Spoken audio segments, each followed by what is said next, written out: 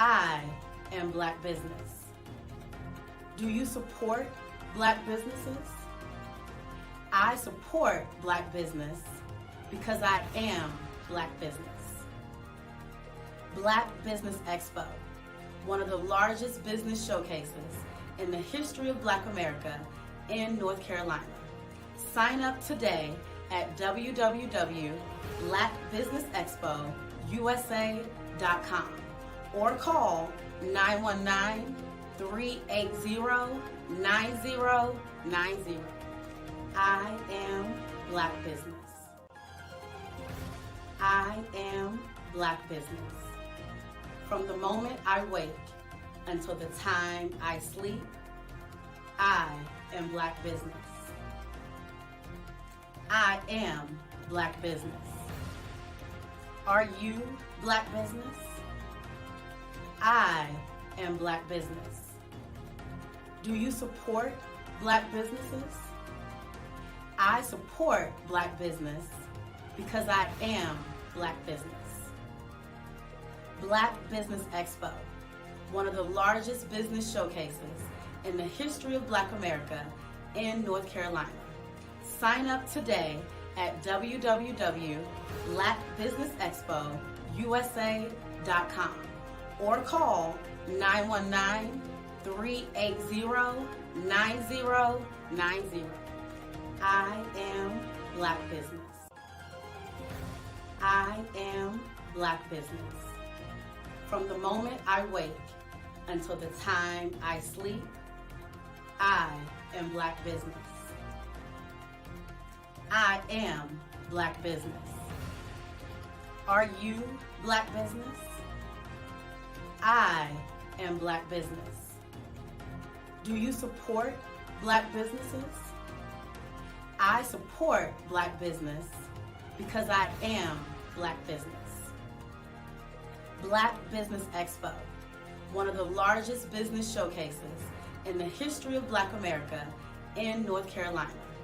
Sign up today at www.blackbusinessexpousa.com or call 919-380-9090. I am Black business. I am Black business. From the moment I wake until the time I sleep, I am Black business. I am Black business. Are you Black business? I am Black business. Do you support Black businesses? I support Black business because I am Black business. Black Business Expo, one of the largest business showcases in the history of Black America in North Carolina. Sign up today.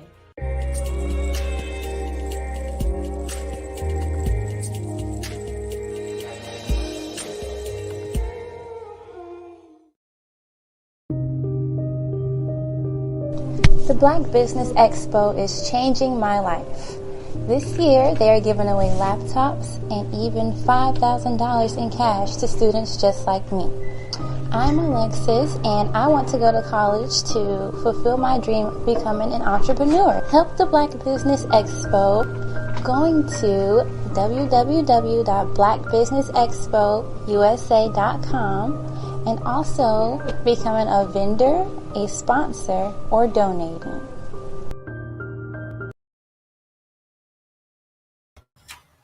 Good morning, good morning, good morning, good morning. Oh, what a great day in the beautiful city.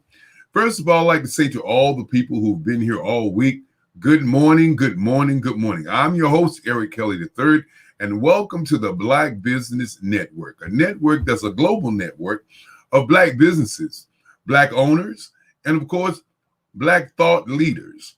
Today, we're going to have a great day with guests from all across the world. We have guests from Las Vegas, Nevada, New York City. And of course, not only New York City, we have guests from Singapore.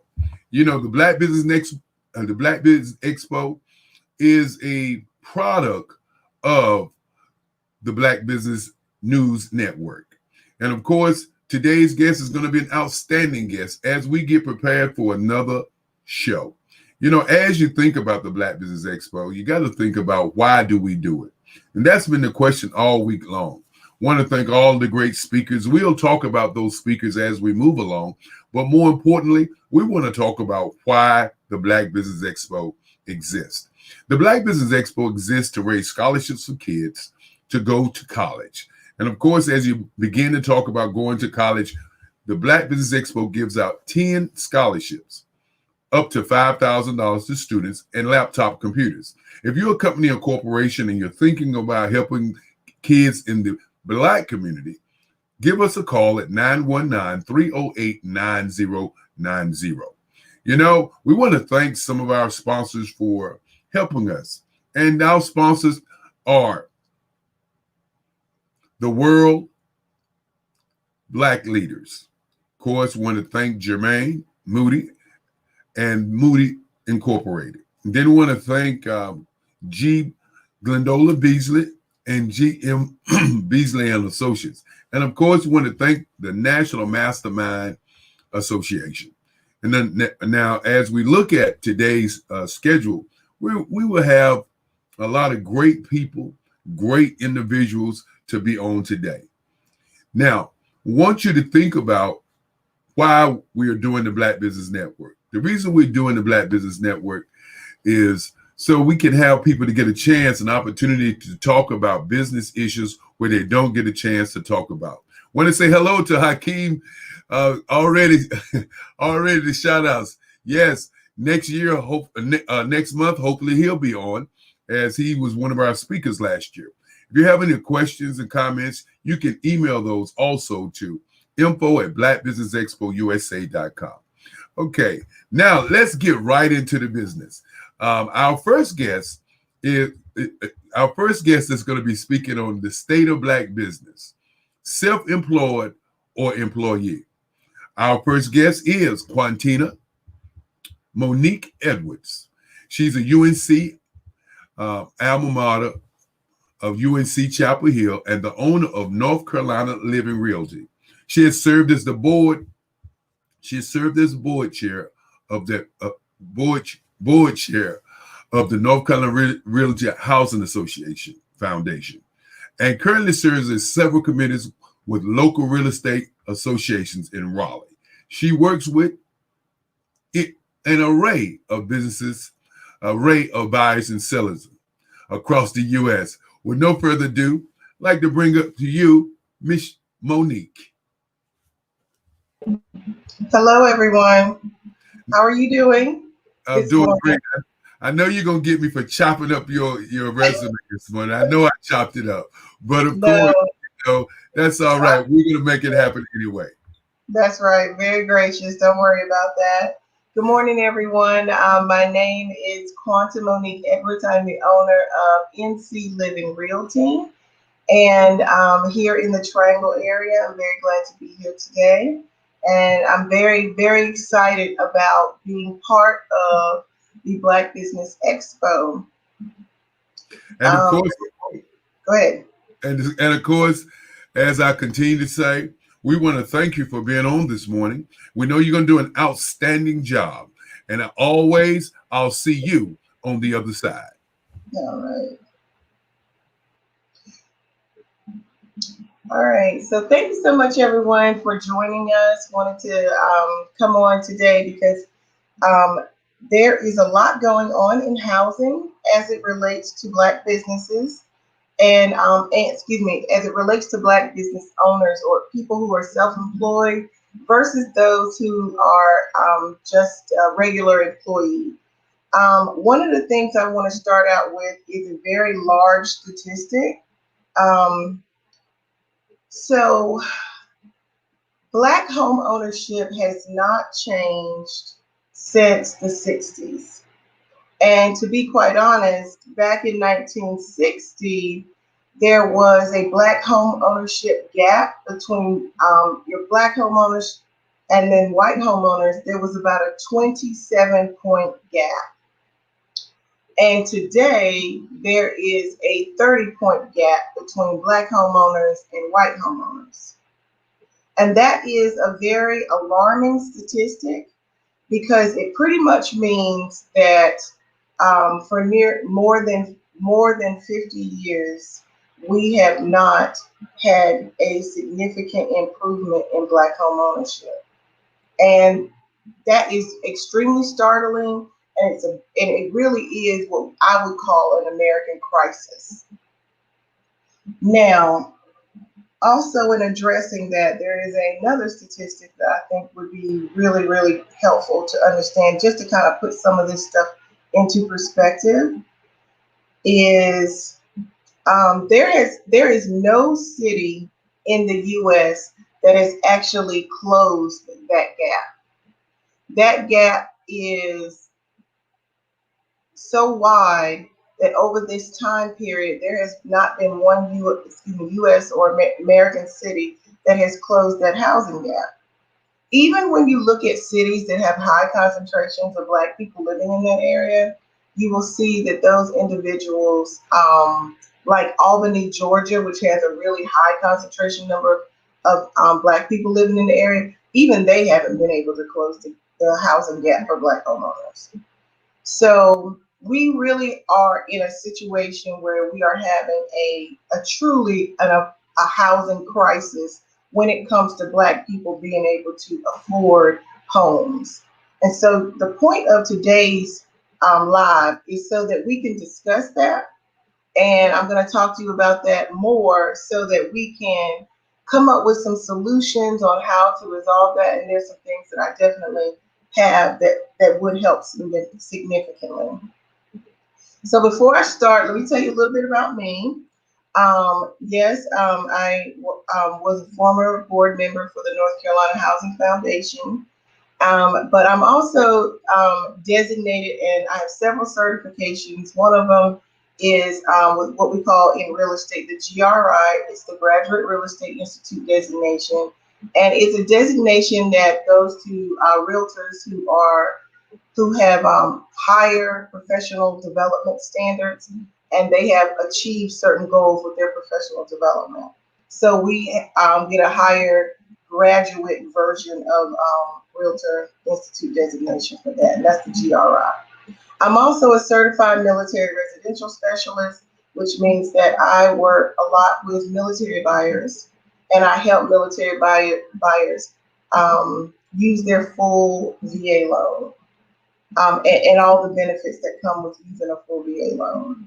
I'm also an at-home with diversity designee, which means that I have a higher level of fair housing experience as well, and that I use that experience to help best with my clients. And then, of course, one of the things that I am very proud of is that I am a 2020 North Carolina Real Estate Commission Philip T. Fisher awardee. This is an award that the state gives to a realtor who has performed on a high level when it comes to their own personal and professional development. And I've done that, and I got that award back in 2020. So that gives you a little bit about me. And so let's get into exactly how we can help self-employed individuals purchase homes, as well as those who are employees. And then I'll make sure I go through all of those things. So before we can move toward that, we need to first get an understanding about loans. Okay, so I'm going to cover two loans right off the top that are very similar, but they are very different. So the first thing is the loan is USDA. So you have to understand that a USDA loan is covered at 100%, and it is a loan that is designated for purchasing a home in more of the rural areas. When we talk about 100% on these loans, I want you to keep in mind that the 100% really only means that the contract sales price is being covered at 100%. But when it comes to your closing costs, you are still responsible for that portion. Okay. And so the next loan that's very similar to that is a VA loan, and the VA loan is covered at 100%. And this loan is also, it falls under kind of very much similar criteria like the USDA loan does, in the fact that it covers 100% of the sales price. It does not cover the closing costs. And this loan for VAs is specifically and only used for veterans. So there are some exceptions around the 100% being able to cover everything when it comes to the loan. And the exceptions is if the appraisal is valued above the sale price, okay, then a buyer or borrower is able to wrap their closing costs into the loan. But it's only under those circumstances. However, if your house is at a contract sales price of $200,000, but you were to have an appraisal and the appraisal comes out to be $200,000, then there is no additional funds for you to increase on your loan so you can cover your closing costs. So I hope that makes some sense, because that is a question that that loan officers and realtors get a lot in the business. And we want to make sure that you understand that 100% only covers the contract sales price. So it's the price of the house. Okay. All right. So we're going to move on to the remaining portions of the loan. That is your FHA. So when it comes to FHA, what FHA is referring to is the Federal Housing Administration. And this is a loan that can be used in any area. So it can be urban or rural. You can use it wherever you like. Now, the lender covers 97.5%, and there is a 3.5% that is needed to be covered by the borrower. So it means that the lender is only going to cover 97.5% of the contract sales price.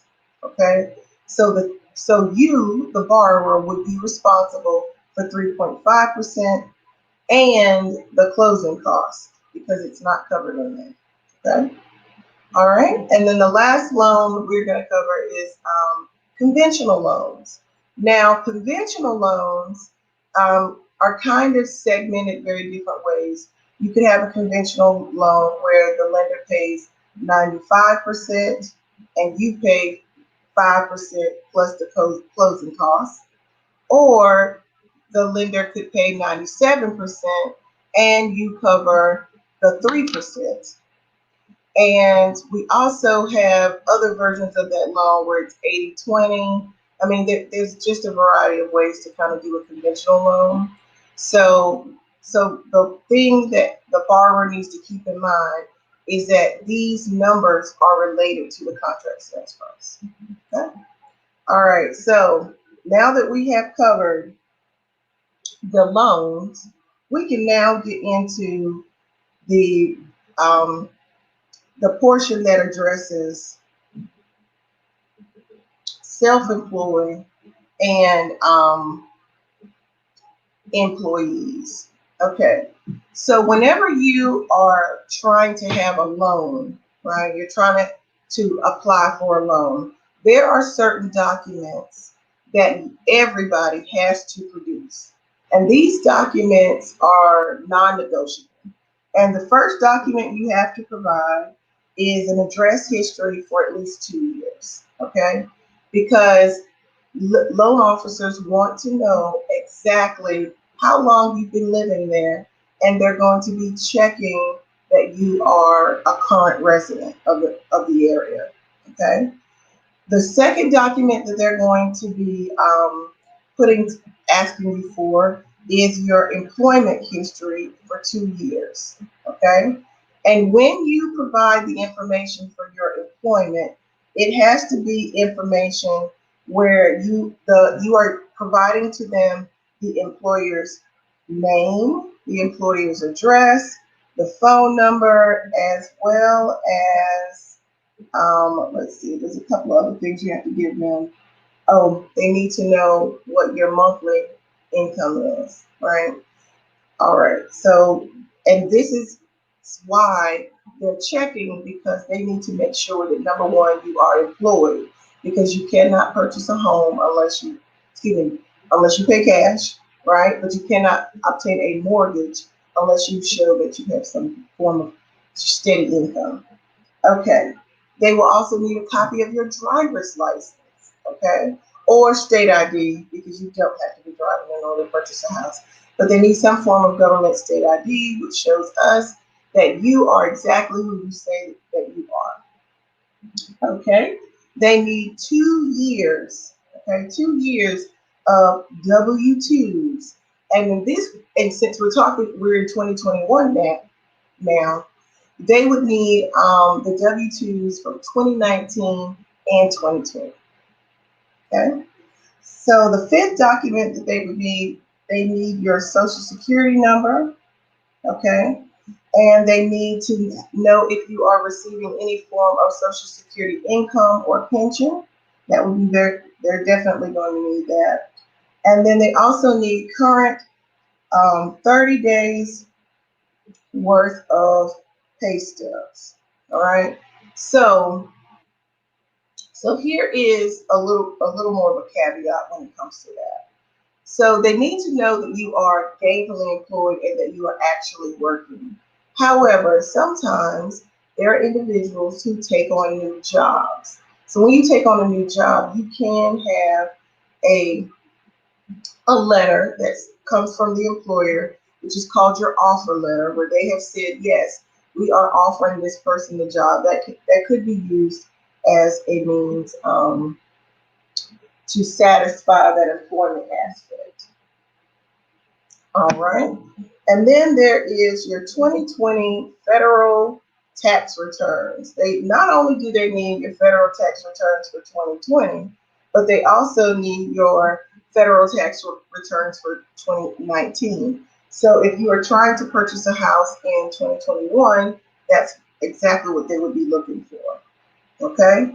Now, when you submit your taxes for all of those years, you need to make sure that all pages of your W-2s of your taxes are signed. A lot of people do turn those in because you do electronic submittal. Some people don't ever sign their taxes. But in order for you to get a mortgage, you have to sign your taxes. You have to sign every page that requires a signature. Okay. You also need 60 days of bank statements. So I want to be clear about this particular aspect, because there are times where a client may ask for 60 days worth of bank, a person may ask for 60 days worth of bank statements. One moment.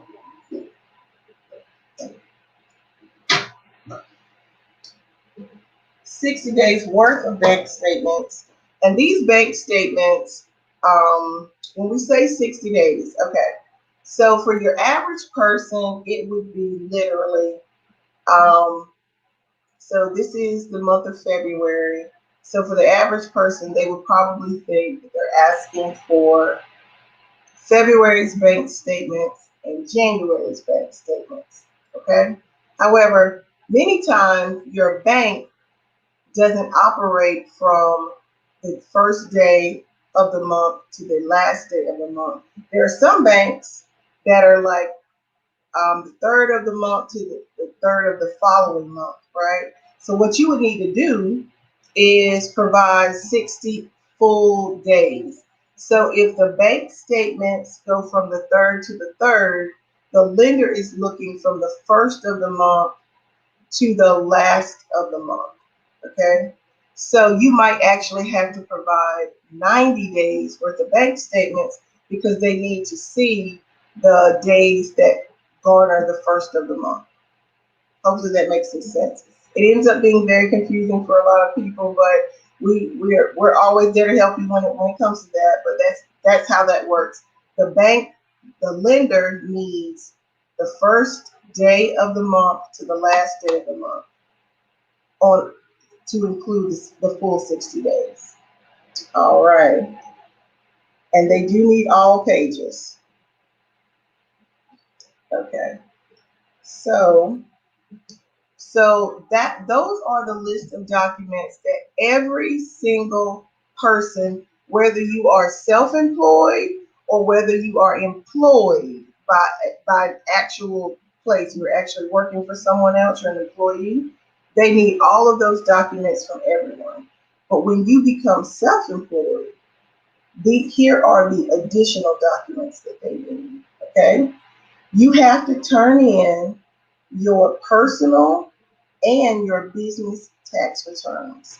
That's an aspect that a lot of self-employed people have a little trouble with, because sometimes when you are turning in your personal tax returns and your business tax returns, they don't always align financially.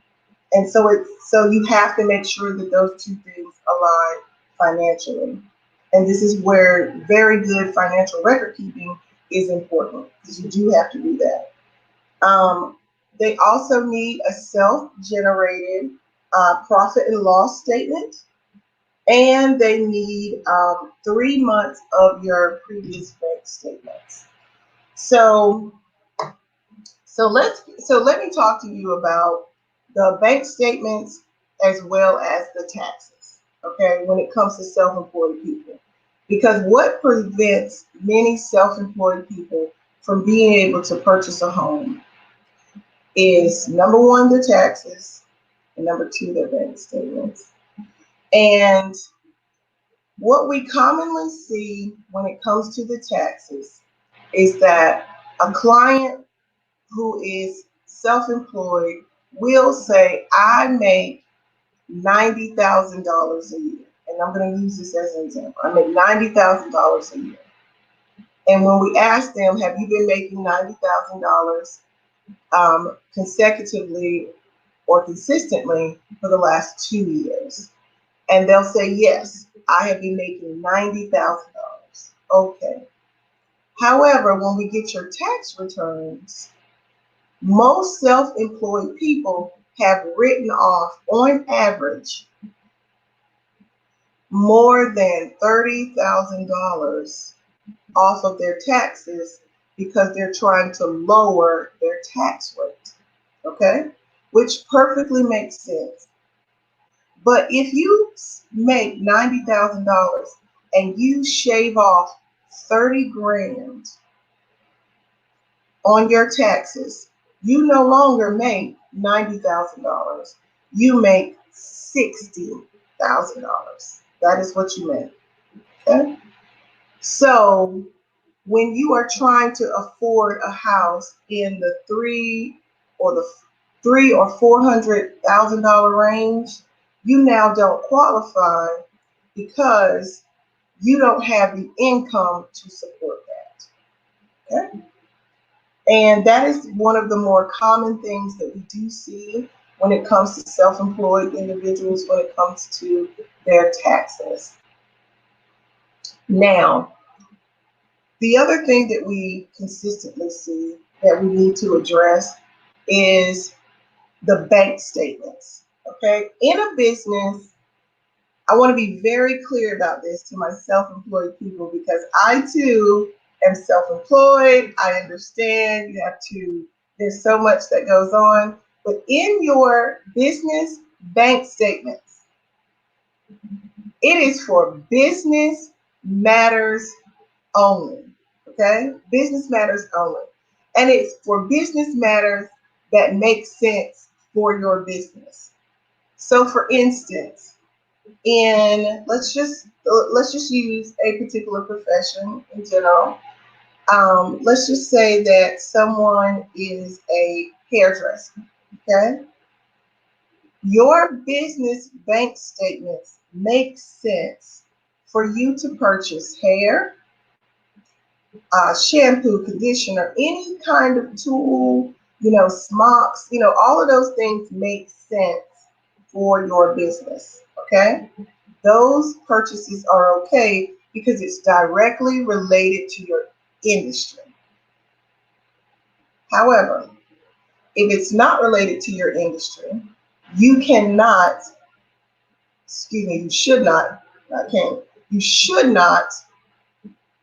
be purchasing things that are not directly related to your business. And one of the things that would be extremely contrary, right, would be something like buyer is a painter, okay? But when we look at his business statements and accounts, what we are finding is that there are some purchases there, maybe for jewelry, maybe daycare, or not clothes, because some painters' clothes could be purchased. But like if you're purchasing things that clearly don't come from there, like if you're purchasing clothes from Sears, Sears or Belks or JCPenney, I wouldn't recommend it. Or if you have things where you are purchasing flowers, some of those things become unapproved purchases for business accounts, and those things can hurt you when it's time for a lender to look at your bank statements, because they need to make sure that your funds line up, and they're also looking at deposits as well, right? Looking at deposits because they want to make sure that there are consistent deposits that are coming through your account from either routine customers, so that you can show a steady financial flow. That is what they're specifically looking for. So we want to make sure that when we are in our day-to-day business, we are doing that. Okay. Another thing we need to work on when it comes to our taxes is making sure that we have a system, because many times the reason that we see so many write-offs when it comes to taxes is the borrower will there's a couple of things we see. So let me think here.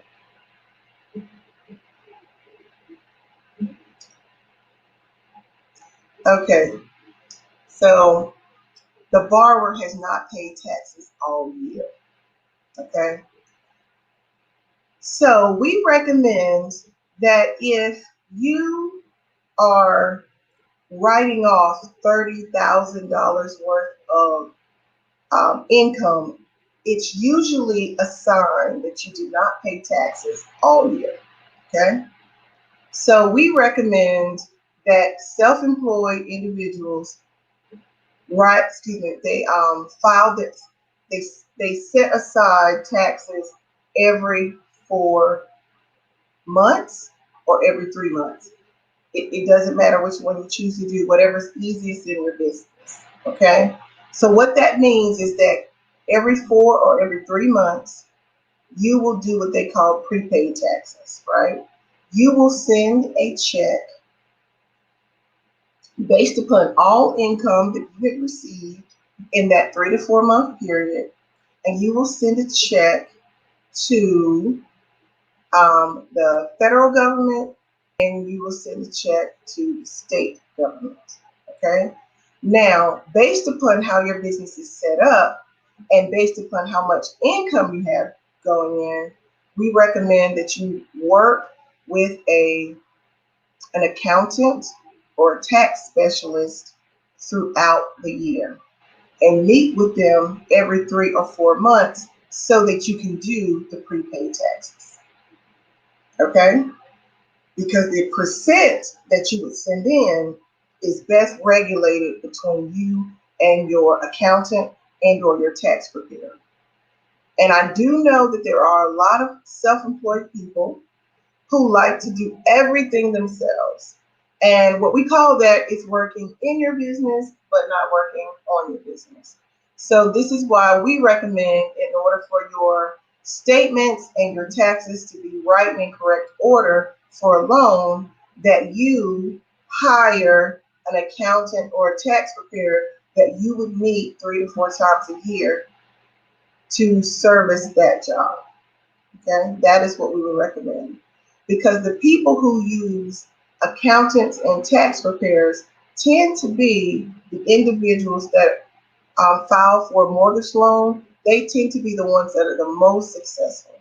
So make sure that you incorporate a bookkeeper, accountant, or a tax preparer into your business model, so that you can manage those things. And there are a lot of them out here that are very low cost. And I think that you'll be able to, you know, get this accomplished, because planning and preparing for a house financially takes time. And the best way to handle all of that would be to operate from the realm of making sure that all your documents are right and correct. Okay. So yeah, so that's what we would be doing.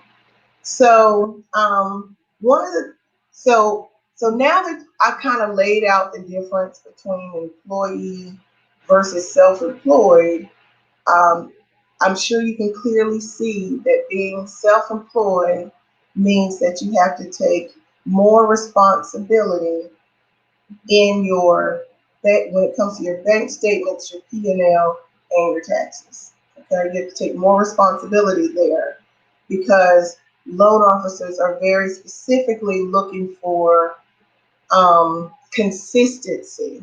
Okay, that's what they're looking for, is consistency. Now, how do we address those kinds of things when it comes to Black home ownership? Okay, so the reason we want to not just raise Black home ownership, we want to do it in a way that, number one, it extends the Black dollar. Okay, when you are using Black businesses, such as if you are a Black business, as well as Black Business Expo, you would work with, let's just say a Black bookkeeper, accountant, or tax preparer. Okay, extending the Black dollar extends wealth in our community. Okay, and the reason we want to do that is because it will close that income gap that is keeping us from being able to purchase a home, because a home is considered a financial wealth or an asset, right? When you extend the Black dollar, you have the ability to now utilize those funds for your own self. Okay, because when you purchase a home, that is a wealth building asset. And the reason it becomes a wealth building asset is because whenever let's say you buy a house, okay? Because in my particular market, here in the Raleigh-Durham area, even the Johnston County and Harnett County area, here in Wake County, in Durham, and just everywhere kind of this little metro area, what you are seeing is that a person can purchase a home or have a house, okay, but then sell it exponentially for more. So what that means is, if several years you purchased your house at $200,000, okay, and now the house is nearly paid off, okay, you might find that your house might appraise for something like $280,000, okay, when $280,000 is a lot of money, because in this particular market, we are finding that people are willing to offer more for those homes. Okay, so as a borrower, you need to position yourself, if you want a particular house, to pay for more, because that's currently what's going on in our market. Because right now we're in a seller's market, so all the borrowers have to position themselves financially more stable so that they can compete for offers. And most of these sellers are getting above asking, and they're getting a lot of money in due diligence. I mean, we are seeing $5,000, $10,000, $15,000, $20,000 being offered in due diligence. And due diligence money, of course, is the money that you would offer the seller, saying that you want them to go under contract with you. So, and a lot of sellers are taking the higher due diligence offers, as well as those that are asking to purchase the house for over asking. So again, the home becomes a wealth building asset, because you are now going to get $80,000 plus $10,000 to $20,000 over, which puts you in about $100,000, and then you're going to also get the due diligence. So you could literally walk away with 6 figures in some instances when you're selling selling the homes. This is how it becomes a wealth building instrument. But if you're choosing not to sell the house, it becomes a wealth building instrument because you're able to pass that asset on to your children. And then it becomes a generational wealth building asset. Excuse me. So, but of course, if you are choosing to do that, we need to make sure that we have a plan in place so that it stays in the family, that the asset, the home stays in the family. So, so now that we've kind of discussed that particular aspect, I'm going to just pause for just a second to see if we have any questions, because I do believe I see some questions over here.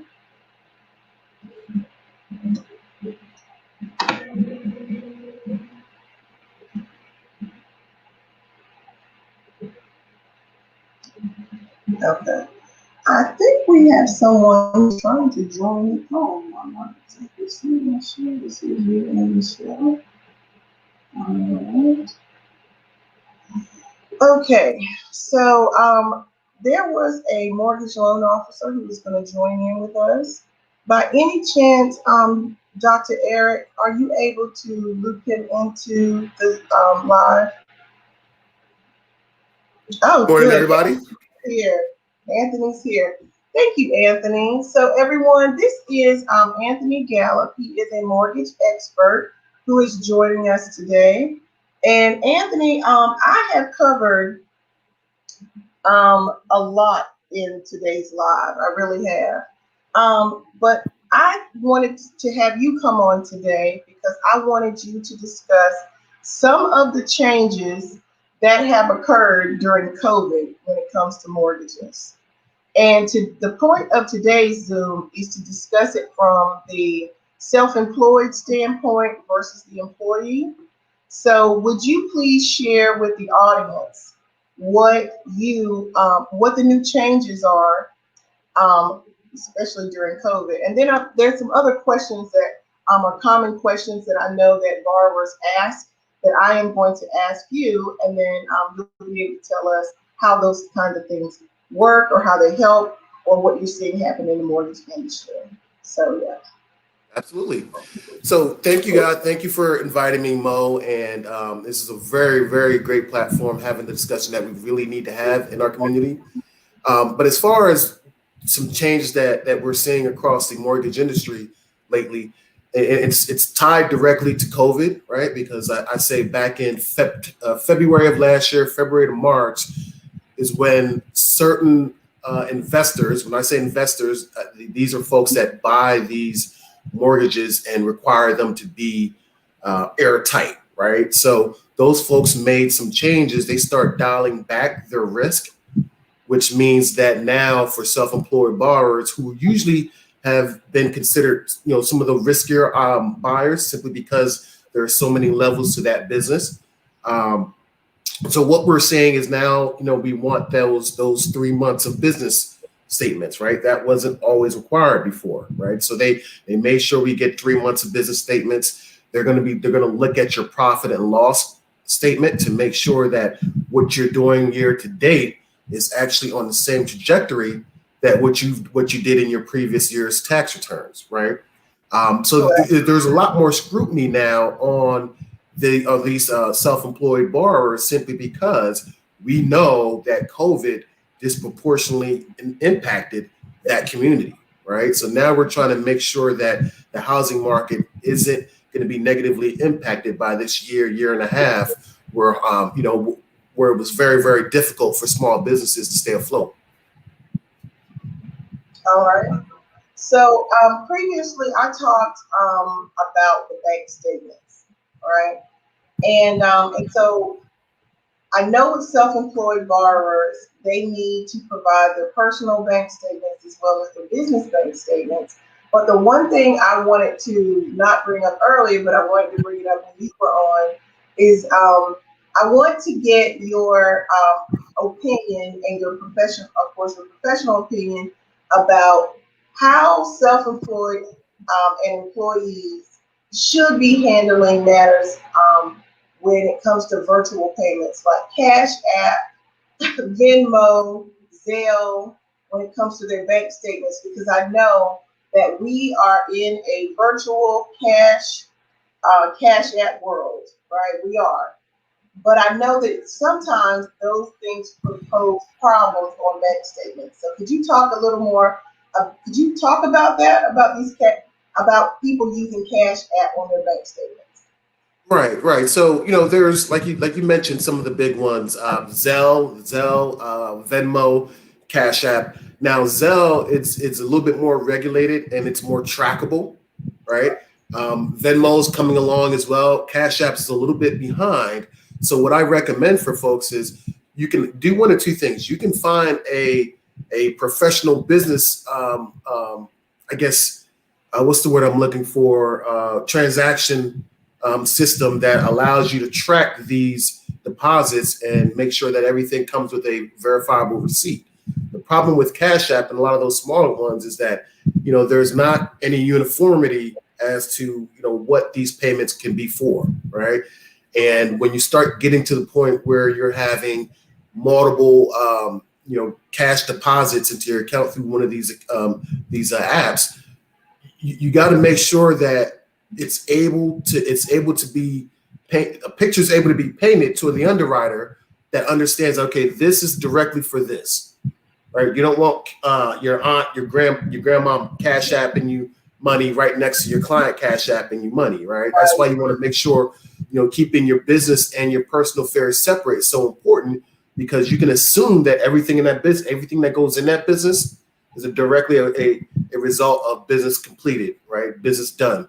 And as far as deposits, you want to always be careful, because any deposit that cannot be tracked, or we can't draw a direct line from the services provided to that money, then you're now looking at money in that account that can't be used, right, or can't be counted.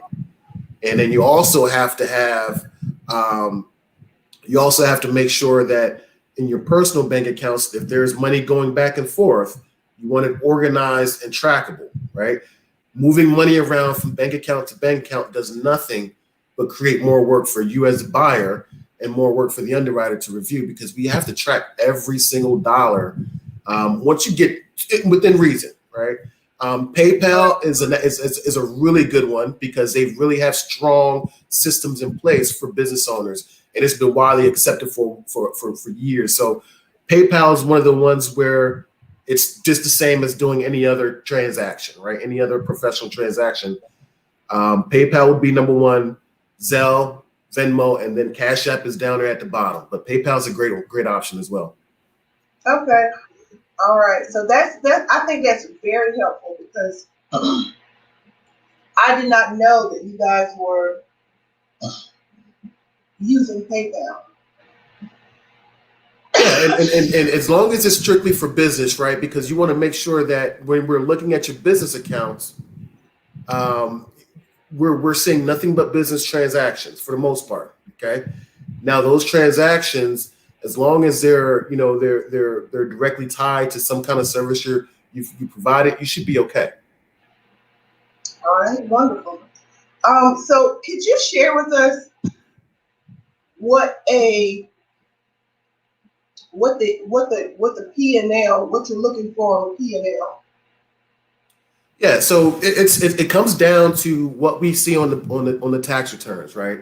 So depending on certain things, a lot of folks will write off a good portion of their income to avoid paying more taxes than they have to. And what you want to make sure of is that whatever number that ends up being, right, that minus your profits minus your expenses. Now, depreciation, some of these can be added back in, but for the most part, that net profit amount, you just want to kind of look at it at a monthly amount. What you do is you take the last 2 years, you divide that number, you add that together, you divide that by 24, that gives you a monthly gross income amount, right? And half of that, for the most part, now some loan products will go below this 50% threshold, but for conventional, for example, any deposit that's over 50% of that gross monthly income that we figured out based on your net profit over the last 2 years, they're going to want to look for those deposits.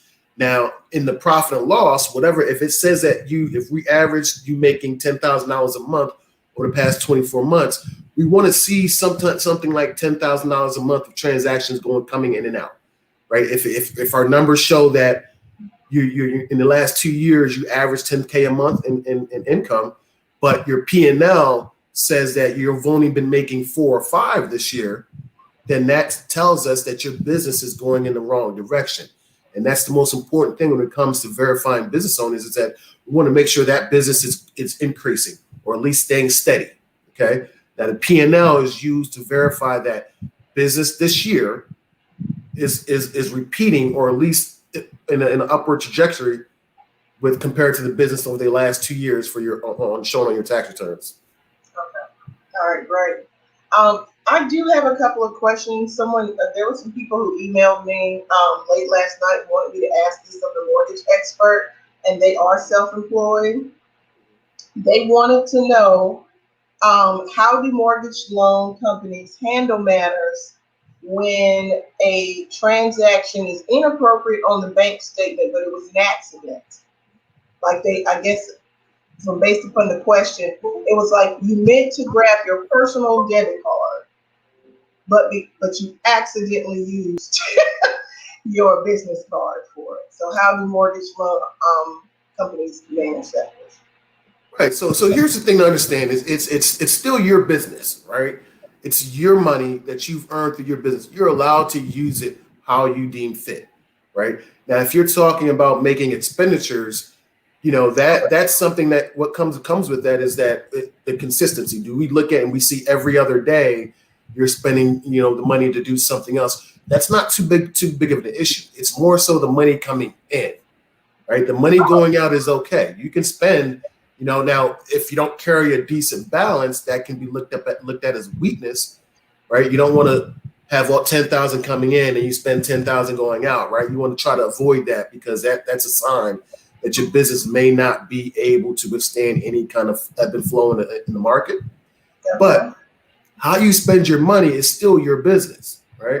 Now, we're more concerned about the money coming in. So if you're not doing something every single day, the underwriter can kind of make sense of it, right? The underwriter is still a human being that looks at it, and they understand we have to use our business money. That's why we're in business, right? But now, as far as money coming in, we want to make sure that money's coming in from the business and not just being supplemented from a personal bank account.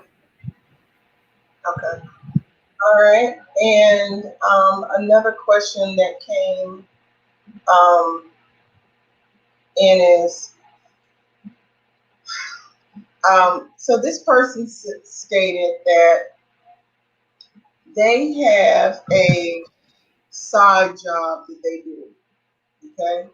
And that they have saved up money from the side job, okay?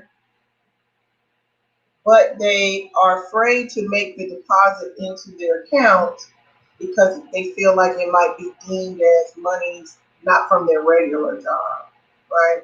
So I don't know how comfortable you are about answering that one, but they want to know how they're asking specifically, how should I handle side job money when it comes to their account? Well, the best advice I can give, because it's a fine line. We're not supposed to advise people on how to skirt the guidelines and get around the guidelines, but it's generally a good idea to, when you get the money, you do something with the money. Don't just stash it up in a safe or under the mattress, because now you end up with a very large deposit that you're trying to figure out how to handle, right?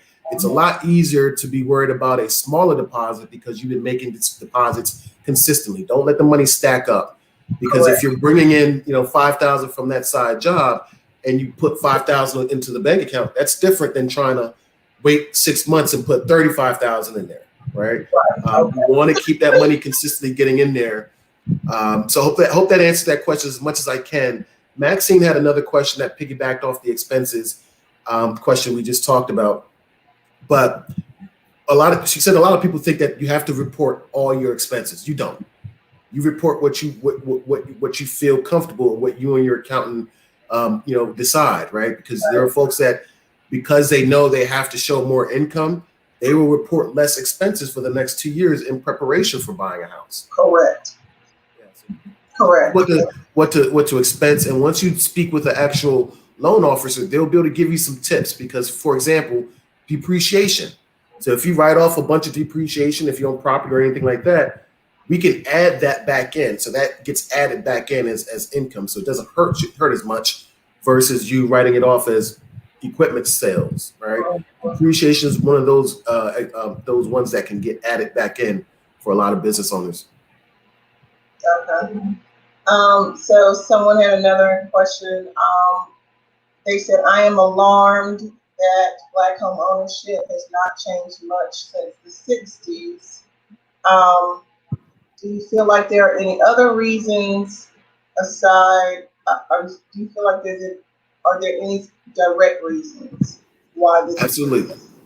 Absolutely. And so I'll let you answer it from the mortgage side, and then I'll answer it from the real estate side. So you go first. Yeah, and this is a big thing. I've been in the industry for about 11, 12 years now, and I noticed this right out the gate. And what I would say, it comes down to education, because we, as a community, it's very rare. The majority of us, didn't quite get this information passed down to us, right? Part of it is just the American condition. There are folks that are in other demographics that also don't get the information, right? We should be in school from the time that these people are children. They should be they should learn the basics of how to be an adult. That's what it is, right?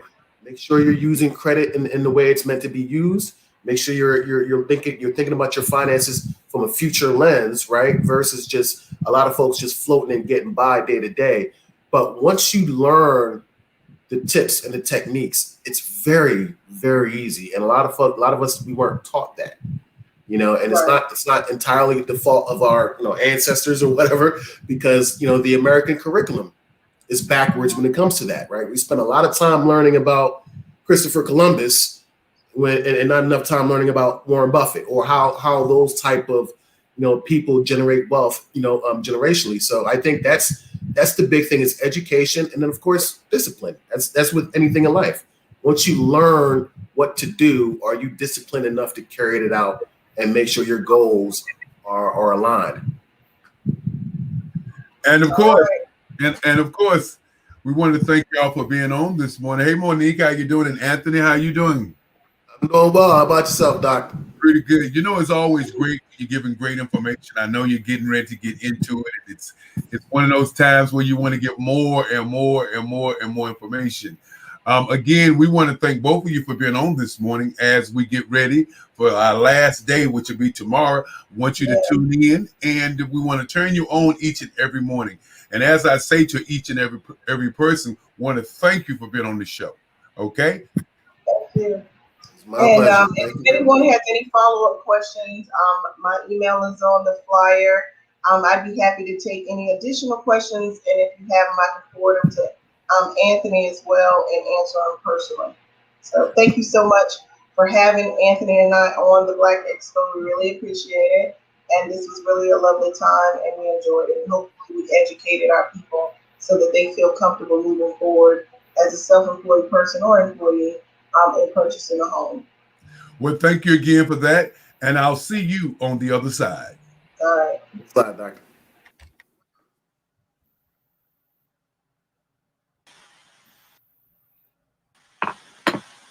Good morning. Good morning. And before we get started, we're going to play I Am Black Business. Mark. Mm-hmm.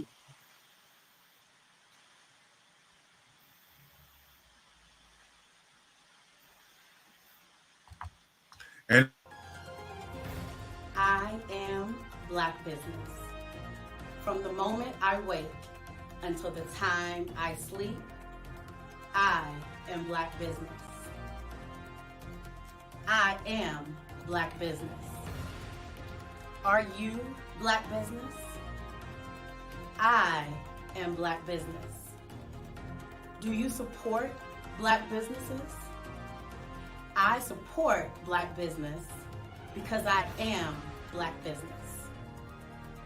Black Business Expo, one of the largest business showcases in the history of Black America in North Carolina. Sign up today at www.blackbusinessexpousa.com or call 919-380-9090. I am Black Business. I am Black Business. From the moment I wake until the time I sleep, I am Black Business.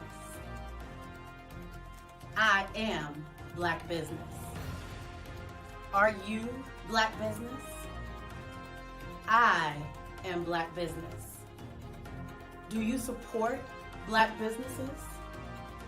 I support Black business because I am Black Business. Black Business Expo, one of the largest business showcases in the history of Black America in North Carolina.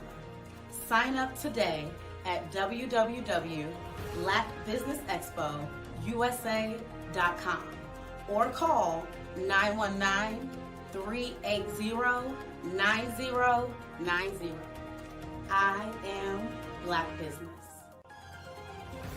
I am Black Business. From the moment I wake until the time I sleep, I am Black Business. I am Black Business. Are you Black Business? I am Black Business. Do you support Black businesses? I support Black business because I am Black Business. Black Business Expo, one of the largest business showcases in the history of Black America in North Carolina. Sign up today at www.blackbusinessexpousa.com or call 919-380-9090. I am Black Business. I am Black Business. From the moment I wake until the time I sleep, I am Black Business. I am Black Business. Are you Black Business? I am Black Business. Do you support Black businesses? I support Black business because I am Black Business. Black Business Expo, one of the largest business showcases in the history of Black America in North Carolina. Sign up today at www.blackbusinessexpousa.com or call 919-380-9090. I am Black Business. I am Black Business. From the moment I wake until the time I sleep, I am Black Business. I am Black Business. Are you Black Business? I am Black Business. Do you support Black businesses? I support Black business because I am Black Business. Black Business Expo, one of the largest business showcases in the history of Black America in North Carolina. Sign up today.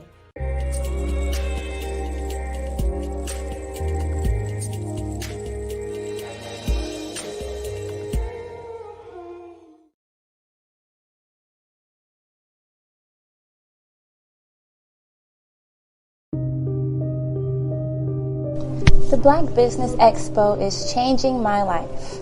This year, they are giving away laptops and even $5,000 in cash to students just like me.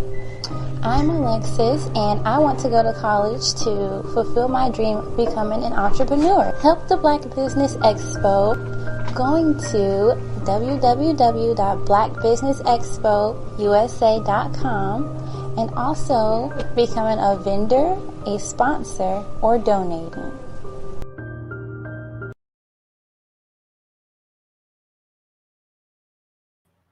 Good morning, good morning. And of course, we got an outstanding guy this morning by the name of Dr. Dennis Rogers. And of course, if you don't know anything about Dr. Dennis Rogers, he has a security clearance, for the U.S. Department of Agriculture. And then, of course, he's worked with the Congressional Black Caucus Foundation, a gentleman who's done great things, not only here in America, but all over the world. Ladies and gentlemen, with no further ado, I'd like to introduce to you Dr. Dennis Rogers. Good morning, Dr. Rogers. Good morning, Dr. Eric Kelly. How are you today? I'm having a great day today. Hey, man, everything looks good. You're looking good. And, one thing we like to do before we get started is to tell you that we really appreciate all the time that you've been putting in all week. A lot of times you give me a phone call and you say you're on the grind. You are truly a guy on the grind, making things happen all over the country. And I understand you have some guests with you this morning, and we're going to sit back, relax, and enjoy the great conversation. And as I always say, I'll see you on the other side. Fantastic. Good to see you, and thank you for having us on the Black Business Network. This is a unique network that deals with business and business issues in the Black 24/7. I'm joined today by Tim Webb. You met him earlier, and he is a top deal advisor. We're also being joined by Ted White, by Dr. Reginald Parker, by Stephen White, by Gerald Bowe, and by Ted Flowers, actually.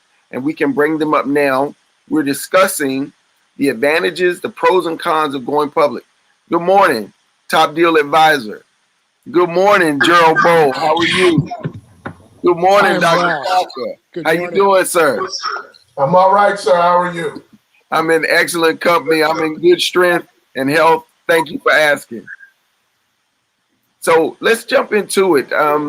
Tim, you and Dr. Parker and I, we've interacted. I've yet to meet Mr. Gerald Bowe. Could you properly introduce the team to us this morning? You're muted, Tim. Tim's overseas at a different time There we zone. go. No, There we I go. know. I was rushing back as well because it's evening time here. Could you crank your volume up a little bit? Yep. Can you hear me better now? Yes, we can. It was down very low. Okay, there we go. So anyway, is that better? Yes. Perfect. Okay. So I'm going to let these guys, they're giants in what they've done and what they do. So what I'll do, I'll just let you know my relationship. I've been working with Dr. Parker for quite a while in the renewable energy space, and we continue to do business together. But he also is recently an appointed director of TLDE, a public company, which I know you know a little bit about Dr. Rogers, and also Gerald who is the current president of TLDE, which is a public Black-owned company at the moment, and hopefully it can stay that way towards the future. And I get to say, I think you picked up the baton as we move from being a private entity into a public entity. So I'm so happy that he's here. But Gerald, why don't you give them a little bit of your background and maybe a little bit about the company, and then Dr. Parker can do the same about what he's doing out here in business, and we can start this discussion. Sounds good. Number one, Tim, thank you for the introduction, and it's a pleasure and honor for me to be here with you. My background is I've done economic development and did it on the West Coast, and did it both at the state level as well as the local level. Worked with development in and around rural development where it dealt with the Timber Initiative. Then from there, I transitioned into economic development as it related to a city where in my hometown, we created and built a urban center where one did not exist before, including building Hilton's first LEED certified hotel. Excellent. We did that on a series of public and private partnerships along the way, and then really energized and put together a city from the plan all the way up to cutting the ribbon on projects. And then my last stop in economic development was with the city of Portland, Oregon, where I put together 2 initiatives for them for a job creation the plan that was put together where we're looking to create 10,000 new jobs, but really zeroing in on for me, two specific industries, bioscience and software. So I built the software initiative that the city of Portland now continues to work on, and their investment in capital for venture capital and new capital for software projects went from about $23 million when I started the initiative. By the time we had finished it, it had gone to over $230 million of venture capital coming into that market. And for those that don't know, and Tim has been out on the West Coast, Portland was a flyover city. Things were happening either in Seattle or the Bay Area, but not happening in Portland. So that was the initiative that I helped put together and got on the ground. When I got here, through connections with Tim, and I first started working together in the company that I am now. As Tim transitioned, I was asked to step up and be the CEO and president of the company. About 6 weeks after that, we acquired a public company. And so that added a whole different flavor for what we were doing and what was going on. And so not only was I now running a company, but it's now a public company. And on top of that, it is Black owned. And for the most part, most of the folk that we've hired and brought in look like us. And that is the intent that we want to do. We want to create a legacy company. We want to create something in the technology space that we own. We consume, we influence, we make things cool, but we don't own. And so that's one of the other things we really want to do is put together that ownership. And I want to bring a group of folk with me and create a legacy that when they step away, we've changed their economic outcome because of what we've done as a public company. Magnificent. Congratulations on your continued success. And we know it's a team effort, but we really want to highlight the fact that you had the vision and the persistence to continue to pivot and to adjust and to, in the reverse merger, create an environment conducive to collective success. Thank you. That is very much appreciated. Yes. And we know if you're running with Dr. Parker, this brilliant man, this PhD in, is it electrical engineering or what are your engineering fields? Tim, we can't hear you. Chemical engineering is what the PhD is. And however, when I got to Georgia Tech, I wouldn't stop taking classes. So I took classes in industrial engineering, computer science, electrical, mechanical, math, chemistry, physics. So I've learned a lot in all engineering fields. And I'm thankful for those professors and also graduate students. Excellent, excellent. And you're serving as a director, a member of the board of the TED company. Okay, great. Well, just share with us what you can share with us at this time. All right, so you got a sense of my background. I'm undergrad, MIT engineering, grad school, PhD engineering, Georgia.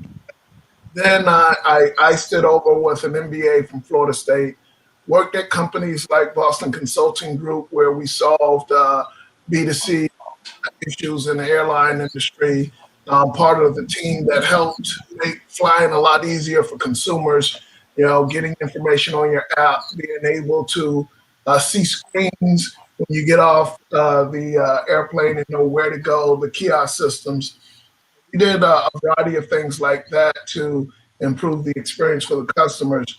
But when we did an overhaul of Atlanta on how to improve it and grow it, you can see what's happened in the city from the year 2000 to today.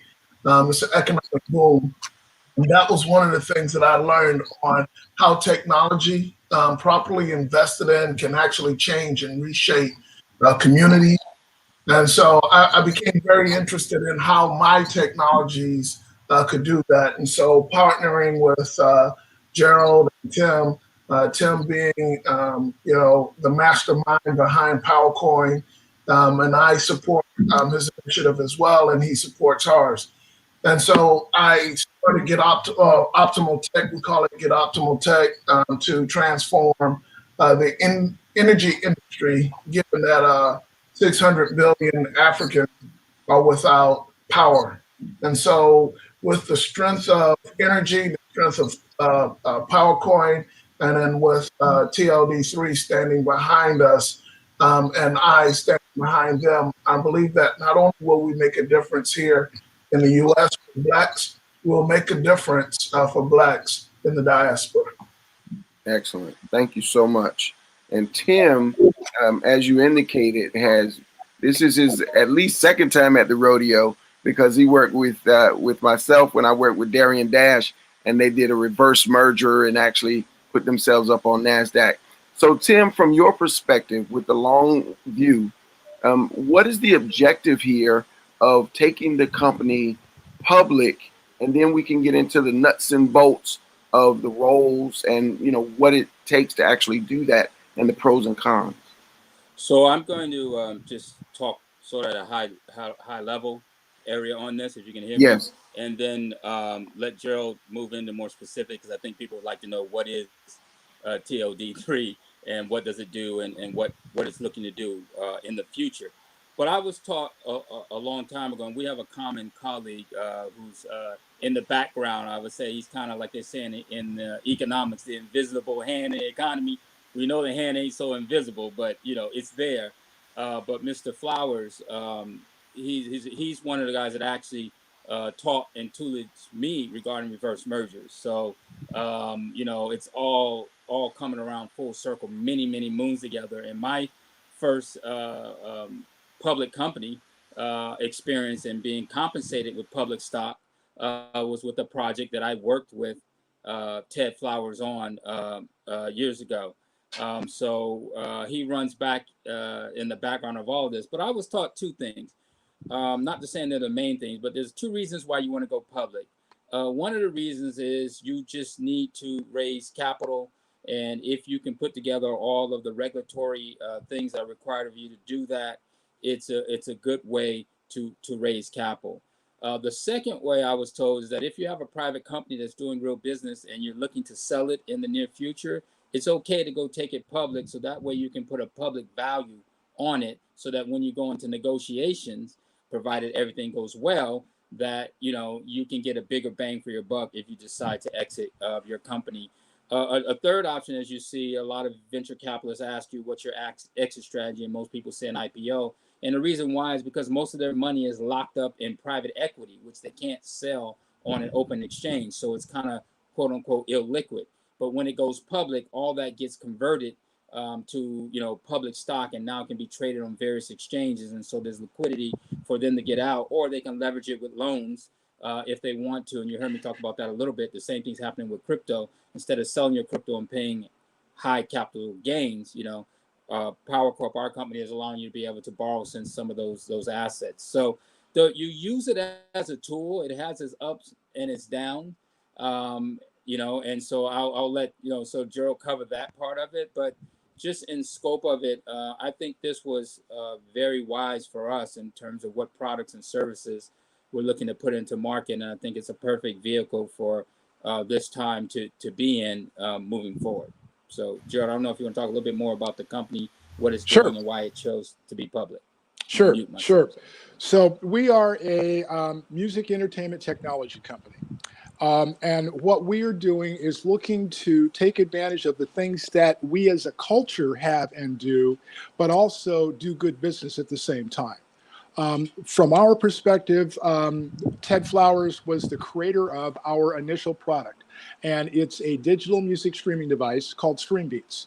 And if you want to go back and think about this for a moment, remember that we all used to go and buy the physical thing.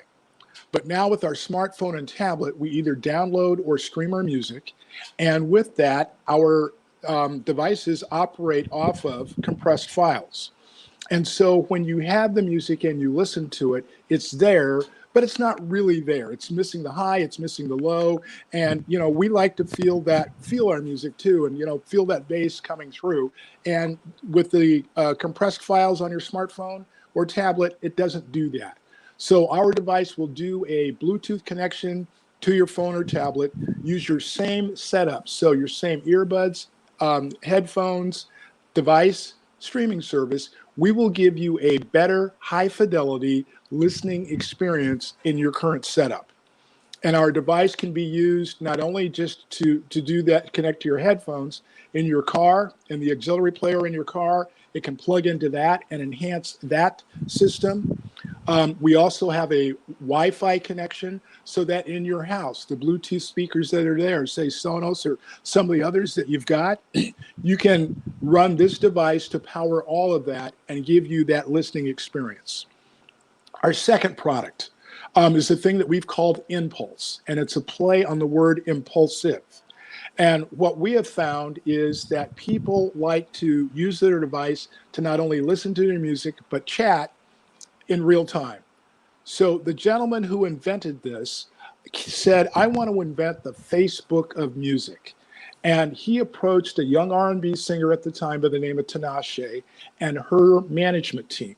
And the thought was for them to go out and listen to the music on Shazam, and then go out to Twitter and under hashtag Team Tinashe, tweet about it, and let's see what happened. So the song dropped at 10 o'clock in the morning on Shazam and debuted at position number 90. Team Tinashe then went and listened to it, went out onto Twitter, tweeted about it.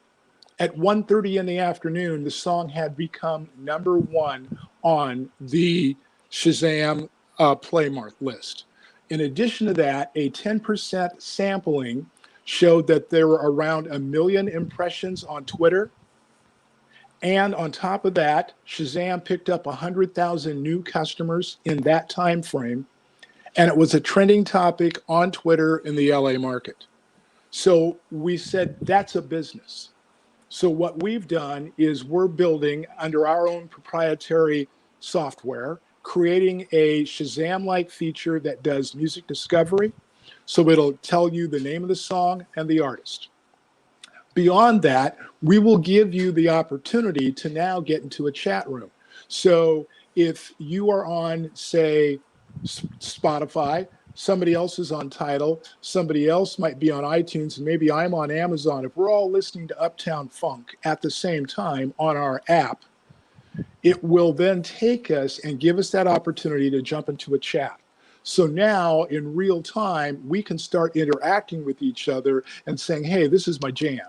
You know, on Friday night when I'm going home from work, I'm putting this on because I'm getting ready to do just exactly like Bruno said. I'm going to kiss myself because I'm so pretty.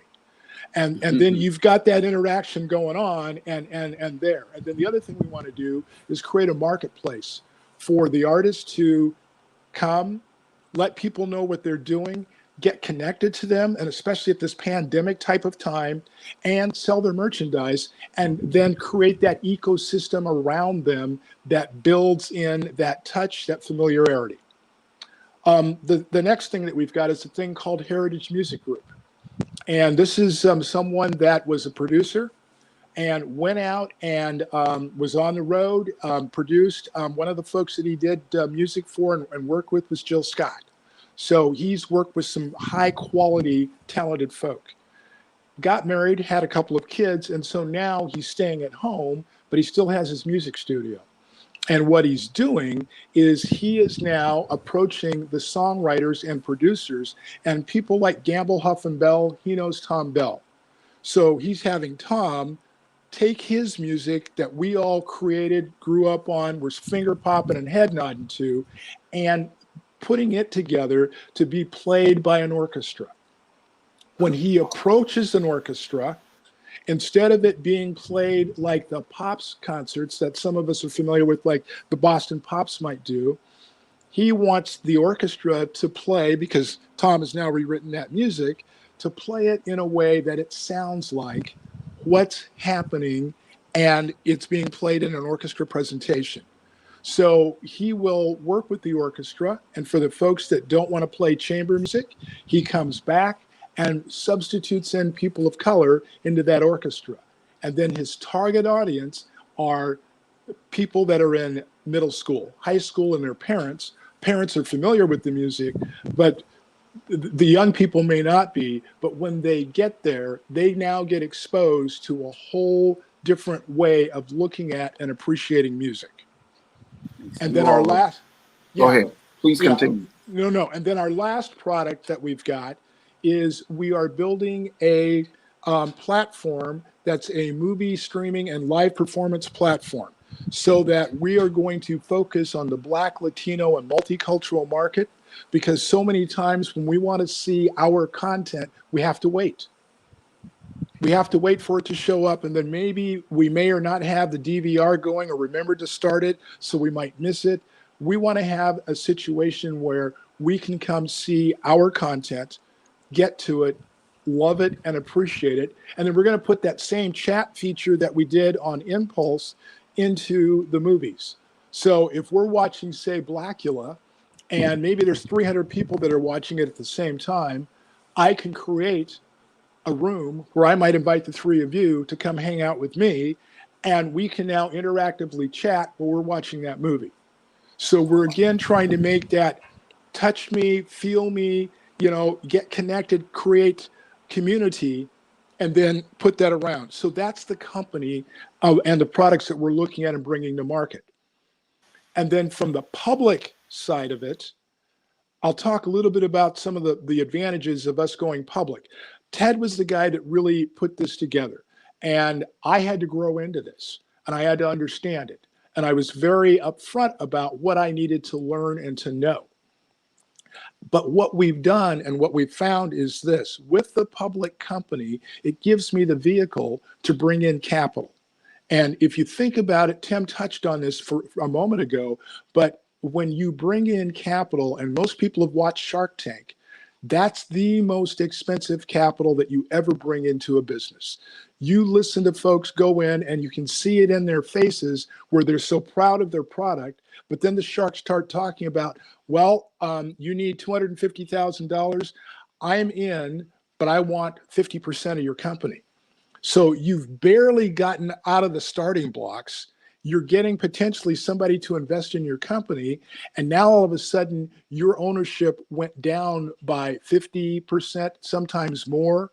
And I've seen sharks in some deals go, what we'll do is we'll take 80%, give you 20, and it's an ongoing 20. We'll give you residual based on the sales, but we're going to bring a different management team in. And people are not really ready for that. And so a lot of good ideas get stopped right at that point when that capital starts showing up like that. So the advantage that we were able to do was come up with a structure that allowed us to bring in capital, bring on people, and our trade, our consideration is the stock. And that's a very different situation than most of us are really exposed to when you're building a company. Usually you've got a great idea, but nobody really schools you up on what the structure needs to be so that you maximize the opportunity from an economic standpoint based on the hard work that you're putting in. Excellent. Well, thank you. Those are very innovative products that you have there. Let me jump in and add a little bit to that, okay, sir? Just on February, Philadelphia Inquirer, Raj Gupta, former president of Roman Haas, which got acquired by Dow for an unbelievable amount of money, he went into entrepreneurship. And he said, I am leaving private equity because it's too expensive, it's too hard, and they sit on your backs while you're trying to build a company. And he went in and did a public offering. He said, because people rally behind good products and the public markets are more fair and more just and more balanced, and the money is cheap, and you can push and accelerate a company for the good of everybody who's invested. So your initial question that you asked, Tim, there are other people in the market who are echoing everything that Tim, Gerald, TLDE is doing. And it's just a smart way of running your business.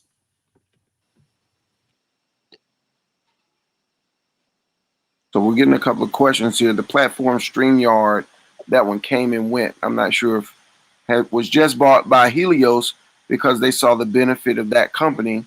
And then there was an earlier question regarding YouTube and how it kind of kicked people off of using their own music.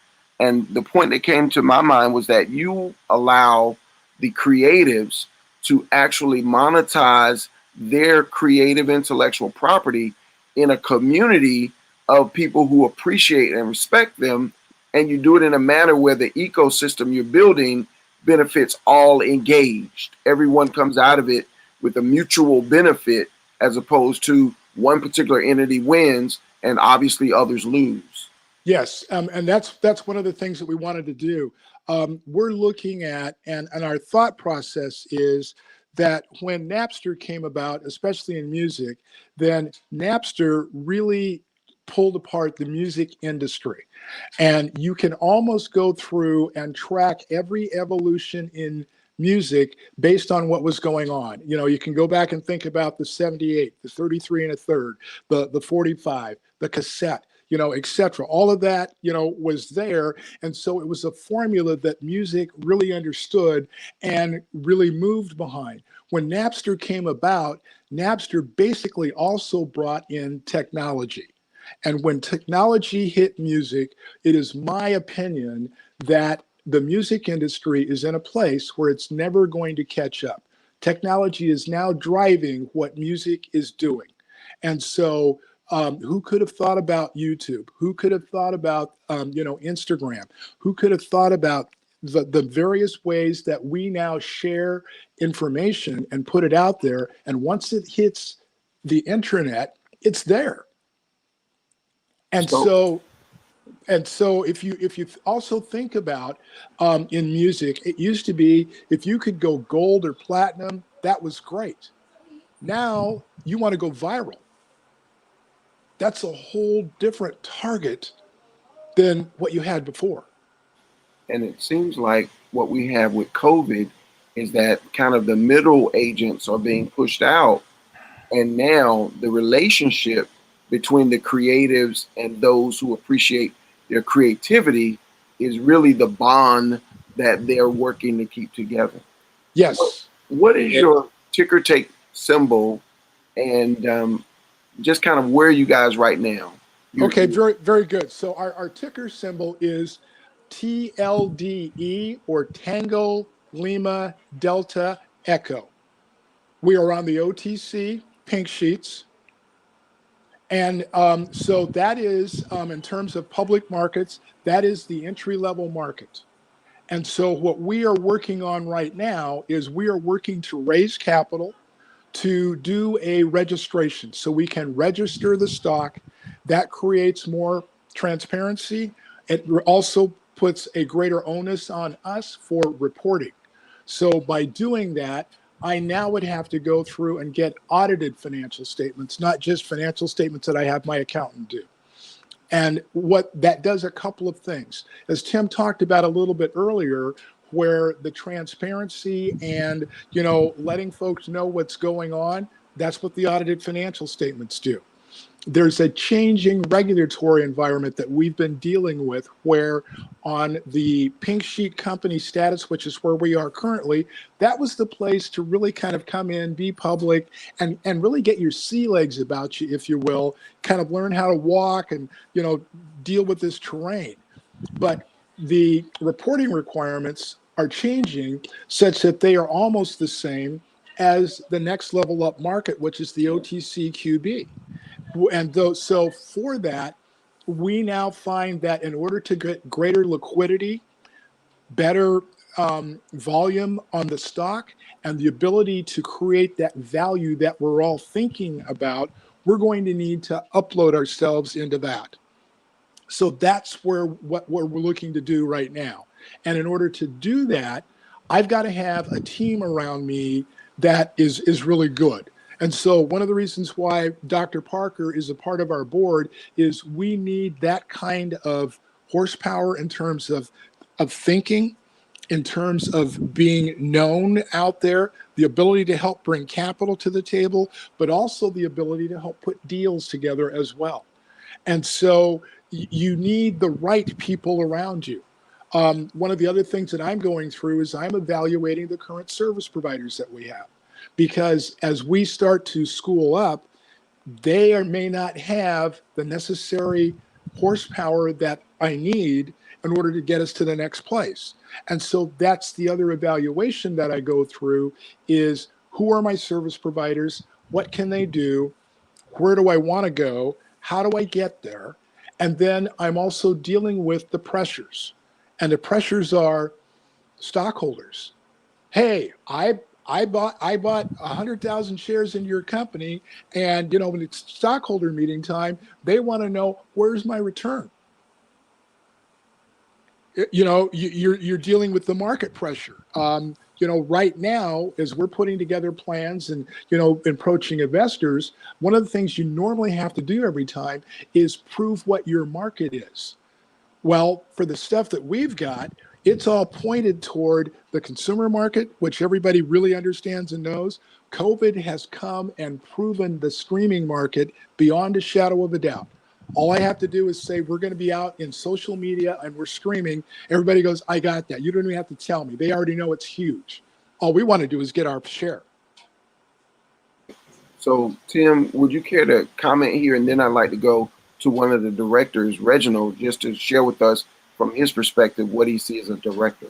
Tim? So there were two things that I wanted to mention, and Joe is starting to get to that part where we said on the title of this, pros and cons, right? So I want to jump at that, but before we get that, I do want to tell you how Stream Beats is really seriously for creatives a wonderful tool. I got the opportunity early on to sit with the creator of that, and right, I got you, copyright free music. And one of the things was that we had an independent artist on there, and she literally explained to us why this is so much better than some of the other services that they were just talking about.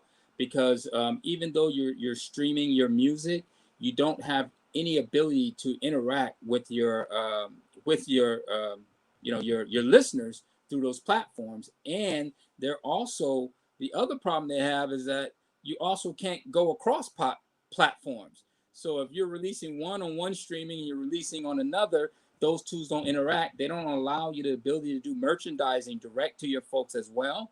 So that's another thing. I mean, they told us about watch parties and things like that that you could do with this tool. So this is a very significant tool. And I just saw the questions coming about how do this, the basis of this company is about respecting the independent, artists and making sure they're able to maximize. All we are is a tool and a vehicle to make that happen. So I just wanted to emphasize that's where the company is going. It's not trying to be a centralized, control people's rights. It's just trying to create a highway, a platform. We talked about that in crypto, the other meeting we had, just being a part of the tools that help this thing work. So I wanted to mention that. The other side I want to talk about going public is that you need a team. Gerald is right. This is not a solo event. When you decide you want to go public, you need a team. You need a good lawyer. You need a good accountant. You need some business people out there that can pound. You need a good marketing strategy. You need to get PR out there so people can be attracted to your stock as well. So you need to farm out the proper team and the proper strategy in order to make that happen. And so adding board members like, Dr. Parker is a big up for the company in terms of its technology prowess and where it may go and other things. Dr. Parker is very also well known, not only in renewable energy and chemical engineering, but he's also very good in artificial intelligence and machine learning, which was called neural networks way before it got that title. And so we'll be able to bring those things to the tools as well for the company. But just going on the cons real quick, and I'll wrap it up there, is one of the things that you have to disclose a lot. When you're private, there's a lot of deals you can do. You can will and deal, but when you come public, you have to be very careful. If you cannot put your deal, and this is where I got someone that I would say I will use a better word. So I would say my former wife that's big in politics. She was trained that, look, if it cannot sustain being on the front page of the Washington Post, don't say it. Just don't say it. So it's that kind of standard you have to have in transparency when you do it. That's why these deals are so hush-hush, right? That's why Tesla, right, with Elon Musk, why he did that deal with Coinbase, because Coinbase didn't have to report what they did, right? So he could do the deal in the background, and then the deal's done. And then when he got to his 10Q or 10K, he basically, which are the annual and or quarterly reports you have to do to the marketplace, he then revealed what happened, right? So you have to be very strategic how you release deals, do deals. And the other part is that you're always on a timeline to investors want to see, why isn't the stock rising? Why isn't the stock rising? Why isn't the stock rising? So in your mindset, they're always looking for you to perform better and better and better. And that kind of gets on you after a while. It's like, okay, we're supposed to be at $1. Why are we not at $10? Why are we not at $20? Gerald, what are you doing, man? Well, you know, and so you have that constant pressure of people wanting to see it. So what they try to do is they try to get the expectations down for the, you know, the quarterly call, and then exceed that so that they can keep winning most of the time. So those are the things you just got to think about if you're interested in being public. Well, thank you. I know our audience is taking in a great deal of this quality information, and the videotape will re-air. But talk to us, Dr. Parker, from a director's perspective. You've seen a lot. You put together teams. Just share with us your point of view. Coming in from that, when I was asked to come on a directorship, I took about a week. Actually, I took a little bit longer, Gerald, to tell you, because I had to think about, as a founder in the private space, you know, what would be the implications, and how do I make sure that I walk a narrow road, being private and public at the same time, private with my own entity and public with TLD. And so in my mind, it was a huge opportunity to help an African-American based public company take it to the next level and beyond. Rich technology, and there were parts of my network that were dormant because they had nothing to do with energy, but had everything to do with B2C, had everything to do with sounds that I could actually help these guys. And I said, you know, we're entering Black History Month. This was the middle of January. You make Black history now. The future for Black history is what you do now. And so joining the board was a conscientious step of creating a legacy for everybody involved. Not only me and my family, but all the families that are at the table and all the people that we would impact. My second daughter, my second child, her middle name is Jazz because of the impact that we've had on music. And that became something that drove me to impact this. So I see Ms. Maxine Pearl asked the question, how do you educate yourself on this? And as a director, I had to make sure that I educated myself. I had to read what was out there. I did get an MBA, so I understand these things a little bit better. But look, the best education it comes from asking questions until you know what until you already know what the answers may be, right? So you have to ask. On LinkedIn, get in the groups. When you can get a professional, when you can talk to an MBA, a CPA, a JD, you get those questions answered. Talk to a Dr. Rogers. You know, these are ways of getting at it. And the biggest con, as that we alluded to, is one, the pressure of what are you doing next quarter? What are you doing next year? And it's hard to see into tomorrow, but you have to, you know, formulate plans that you can execute on and deliver. You have to disclose. And these deals that we're talking about, you usually keep hush-hush, not because there's anything nefarious about it. It's because you don't want your competitor figuring out what you're doing, right? You know, people come, I don't see your stuff on your website. Well, as a private company, I don't put it out there because I'm not giving my competitor any information on what I'm doing, right? So Maxine Pearl just asked, how can you invest? And I'm going to let the President Gerald take over. Very good. So there are a couple of ways to do it. For us, you can contact me directly, and we can put together, we've got a couple of various ways to do that. And we welcome that because that gives us the opportunity to have more capital right now to fuel what we want to do. And for that, we come back and we'll compensate somebody via stock. So we might use a convertible note as a way to do that. We might do a private placement memo where we just do straight equity. So we've got a couple of ways to do that. And then the other way is, should you so choose, is to go out through your brokerage account and find the ticker symbol TLDE and buy stock there. Both are helping us because that starts increasing the overall volume in the marketplace, and that makes a difference. To give you an idea as to that, if you go back to this summer when the Buy Black initiative really got out there and hit social media, we went along and our stock was trading at probably about 10 to 12 cents a share. And for a brief minute, it went up to $8.99 a share. That was because of all of the activity that was happening in the marketplace. And I took a picture of that because I'm not there yet, but I took a picture of that because that's my goalpost. That's where I want to get us to. We picked up a investor relations firm here about 2.5 weeks ago. Our stock was trading at 9 cents prior to that announcement. With that announcement, we went up to 24 cents a share. And for a brief minute, a week later, we were at 40 cents a share. So we're starting to see the things that, people are getting interested in what we're doing, seeing that there's potential there. COVID is helping to educate them around thinking differently as to how we deal with entertainment, intake of our music, interacting in community. And so those are the things that are giving us that opportunity. But what we want to do is we want to be a legacy company. So we want to be around for a bit. We want to do something that makes that history, as Dr. Parker talked about it, but you don't make history until you start doing something today. Right. So the opportunity is there, everyone listening, to really get in at the ground level. I'd like to ask the question because you talked a moment ago, Dr. Parker, about the balance between a private company and a public company and you really operating in both spaces.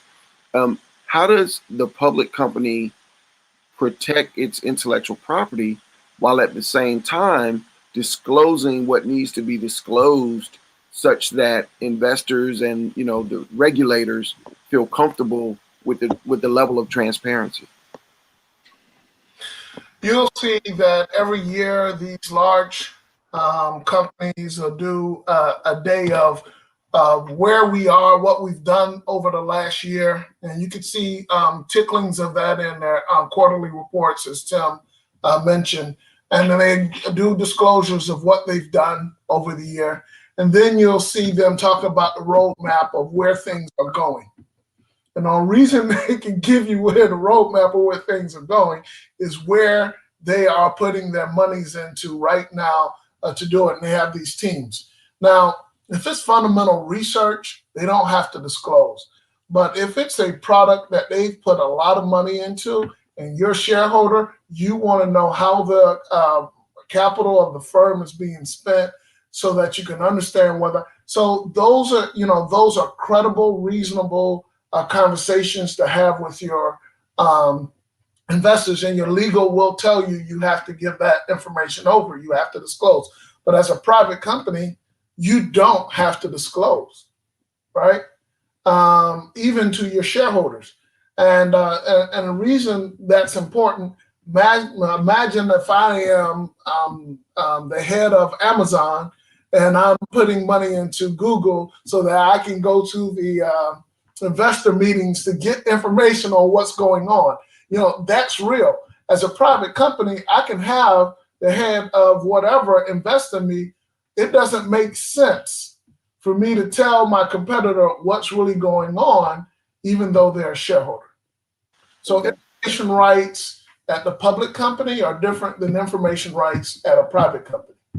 Excellent. Thank you.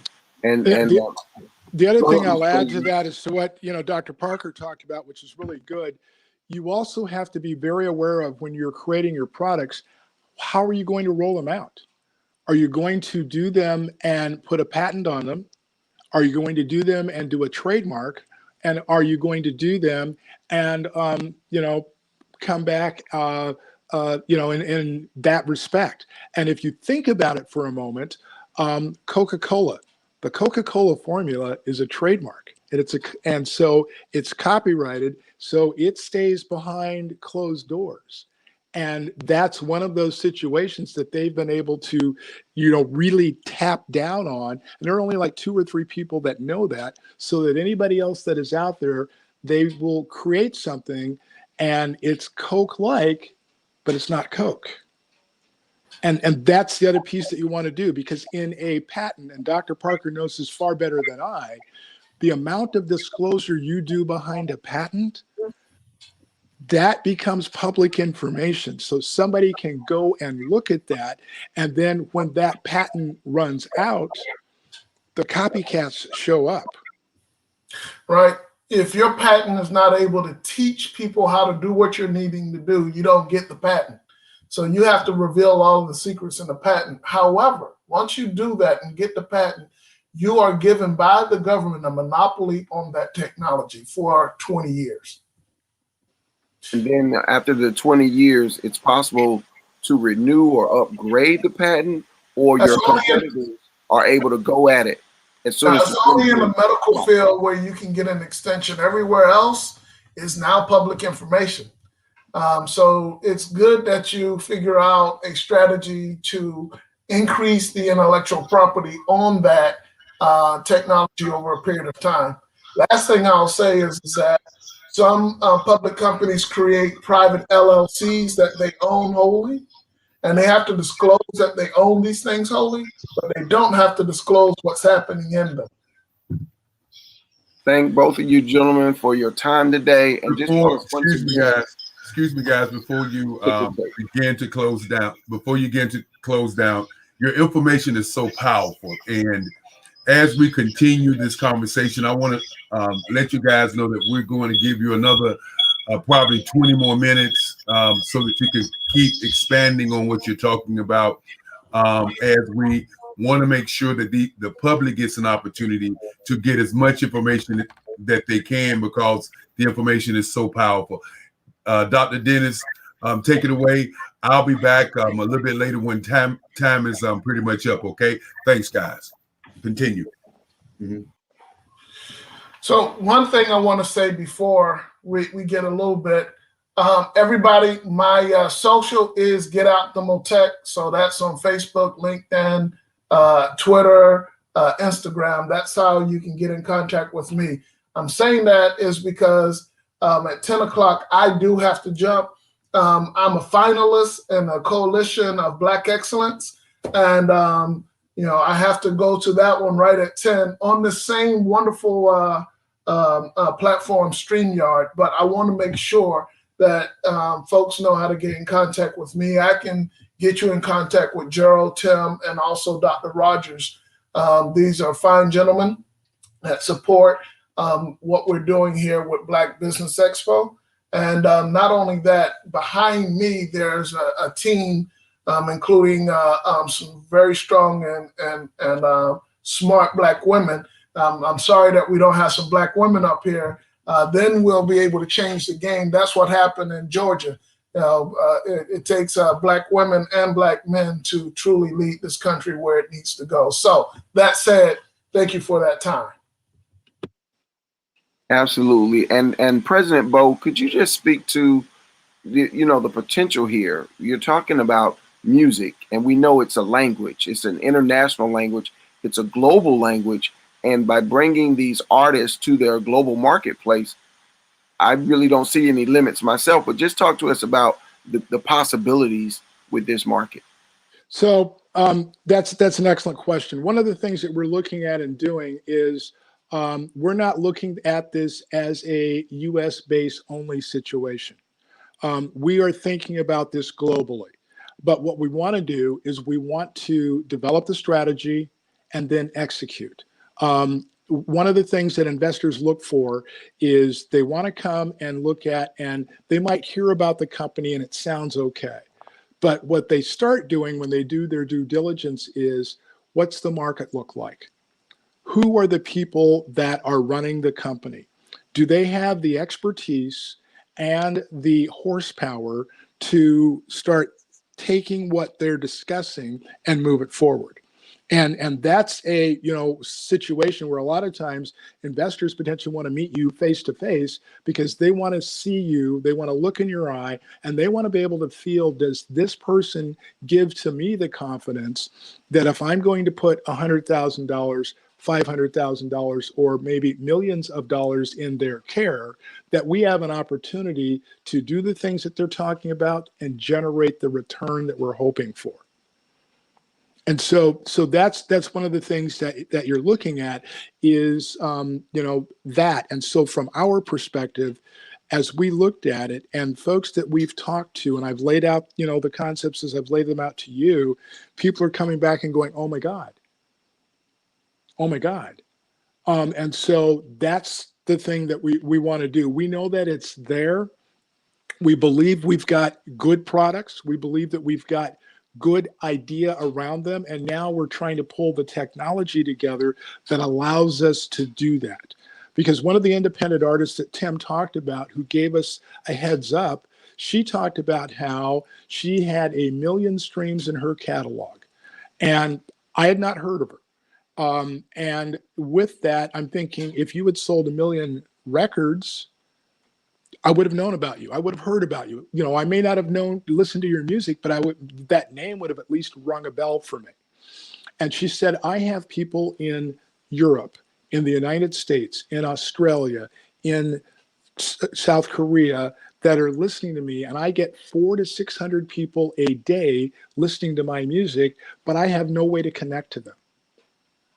And she's somebody that's here in the US, and she's, semi-global already and just barely there. So the opportunity for us, if we do it well, do it right, and we get the right people around us and we go viral, it's a very large opportunity. You are muted. Looking up, I'm trying to verify a fact I have in my head. I remember reading a Rolling Stones, looking at a Rolling Stones magazine cover, and it said T-Pain, I do believe, was the first artist with 1 million stream, with 1 million downloads of his music. And I remember how, Prince at one point, because he sat on the board of Warner Brothers, Prince was the first artist to put his music online. And then at the end of his life, Prince was the artist who refused to have his music online because he didn't have the key to monetize it. And it wasn't until after his departure from Earth that his music hit online. So operating in the digital space with the various other players and having the type relationships with the creatives, with the artists, is essential. How do creatives interface with you, people listening or watching, that they make great music, they have audiences, they like to connect? How do you all manage those or develop those artist relationships with the company? So that is something that we're working on now, and that's an excellent question. We know of a number of people either within our sphere or on our board that know some pretty high influenced creatives. And so as we're pulling things together and getting our product in a place where it's really demonstratable and that people can really see it, we're going to approach them and we're going to sit down and have conversations. And as we have those conversations, we're going to tell them our thought and idea. But the other thing is that people are becoming better entrepreneurs and business people as this grows. If you take a look at it, and my numbers are going to be off, but most of you will remember, was that when Beyonce was doing Coachella, she took a reduced amount of money up front in order to take more money based on the streams coming downstream from that. And so that's a part of where you're starting to see people get a little more entrepreneurial in the things that they're doing. And that's the sort of thing we want to be able to do, is sit down and talk to folks. We know that, and I, in my economic development days, I worked with a company called RentTrax. You won't know them, but they controlled some 80 million set-top boxes around the world. What they did know is they may not know your home address, but they knew your viewing habits. And I was watching ESPN one Saturday. One of my neighbors was a co-anchor for the 10 o'clock news. And so I would watch her because it was a way to keep in contact with what was going on. And she was a pretty nice person. And on watching ESPN, I'm expecting commercials that are going to give me Audi, BMW, Miller Lite, Budweiser, those types of things, Home Depot, Lowe's. And then all of a sudden, I get a commercial for the local Fox News channel in my hometown on ESPN. Those two don't compete, and they don't come together. When I went back in to sit down and talk with these folks on this business retention case, they talked about how they pulled your data based on your viewing habits, sold that information, and then packaged up commercials based on your viewing habits that now came to your set-top box. Yes. So what we want to do is take that same sort of approach based on your listening habits, that we're going to go tell you if you're into smooth jazz, and we're going to go give you some more smooth jazz folks to talk about. If you're into T-Pain and, you know, some of the other rappers, and we're going to give you some of those folks to look at and think about, so that we have a way to, you know, one, keep you engaged. But the other thing is, if I gather that information, that is gold to advertisers, because I now understand what my listeners do, and that will bring dollars to help monetize my platform. Excellent. So, correction, T-Pain is the king of ringtones. He was the one with the first million ringtones. Michael Jackson was the first musical artist, according to the quick research, that had 1 million downloads in a week of his music. But you're entering into big data, which is awesome, because the future is in big data. And the way that when we go to, let's say, a grocery store, and they say, oh, use your code and you get a discount, and they keep up with what you're purchasing. Next thing you know, you're getting invitations or coupons to purchase more of that product. We find ourselves literally bombarded with with people bundling our data. So they're bundling where we go on Facebook. They bundle what we buy at the local grocery store. They bundle who are our friends in our social media. And next thing you know, they say they know us. And there's some of us who resist the need to, you know, put ourselves out in the public. I went through a conversation yesterday about the whole idea, you know, you need to let people know. And it's like, well, there are levels to this game, right? So it's good to see that from a business perspective, you all are able to leverage, or you're looking to leverage the data mining, the quality of data that's out there, because what it does is it allows you to really tailor your offerings to the consumer. It's like the difference between a tailor-made suit and an off-the-rack suit. And when you're providing what the consumer desires, it's not selling, it's sharing, and the consumer wants it anyway. Yes, and one of the things that we've done is I've got a chief data officer for this reason, because one of the things that I see is, you know, we're going to have to collect the data, number one, manage it, number two. In order for us to do so, if you look at our Impulse platform and our streaming platform, well, that means I have to have that music and those movies, you know, on servers, ready to go on demand. And so that, you know, that storage is one thing. But then the customer interaction, the user interaction, that's the other side of the data that I've got. So I've got data that I need to manage in a couple of ways and make sure that we can spool up when the demand is high, scale back when the demand is low, and yet at the same time be able to take the data, explain the data to folks that are willing to help invest in the company, that we give them a good snapshot as to what's going on. You know, as you listen to Tim and Dr. Parker talk, you know, and Dr. Parker really kind of emphasized what a public company has to disclose. So when shareholders come in and they're asking for information, you've got to be able to explain what that information looks like, why you're doing the things that you are, how you're going about doing it. One of the cons, if you will, about being a public company, as the president CEO, whatever I say is part of the thing that could be on the front page of the Washington Post or the New York Times. And so in that, I have to go along and be able to say things that we can back up and that we can do. So if I say that we're going to make an acquisition of XYZ company in 30 days, that has to happen. If it does not, then me and the company are now at a place where we can be in litigation. And go ahead. And one of the things that happens, and especially now, we're getting people that are looking at us. And the reason that our investor relations firm found us was we're clean. Our financials are all up to date. We've got no lawsuits going on. We have nothing in the background that would cause anybody in doing due diligence to want to walk away because it's a dirty deal.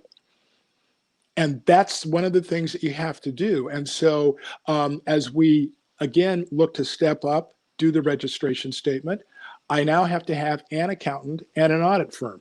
Well, my expenses just went up immensely for that.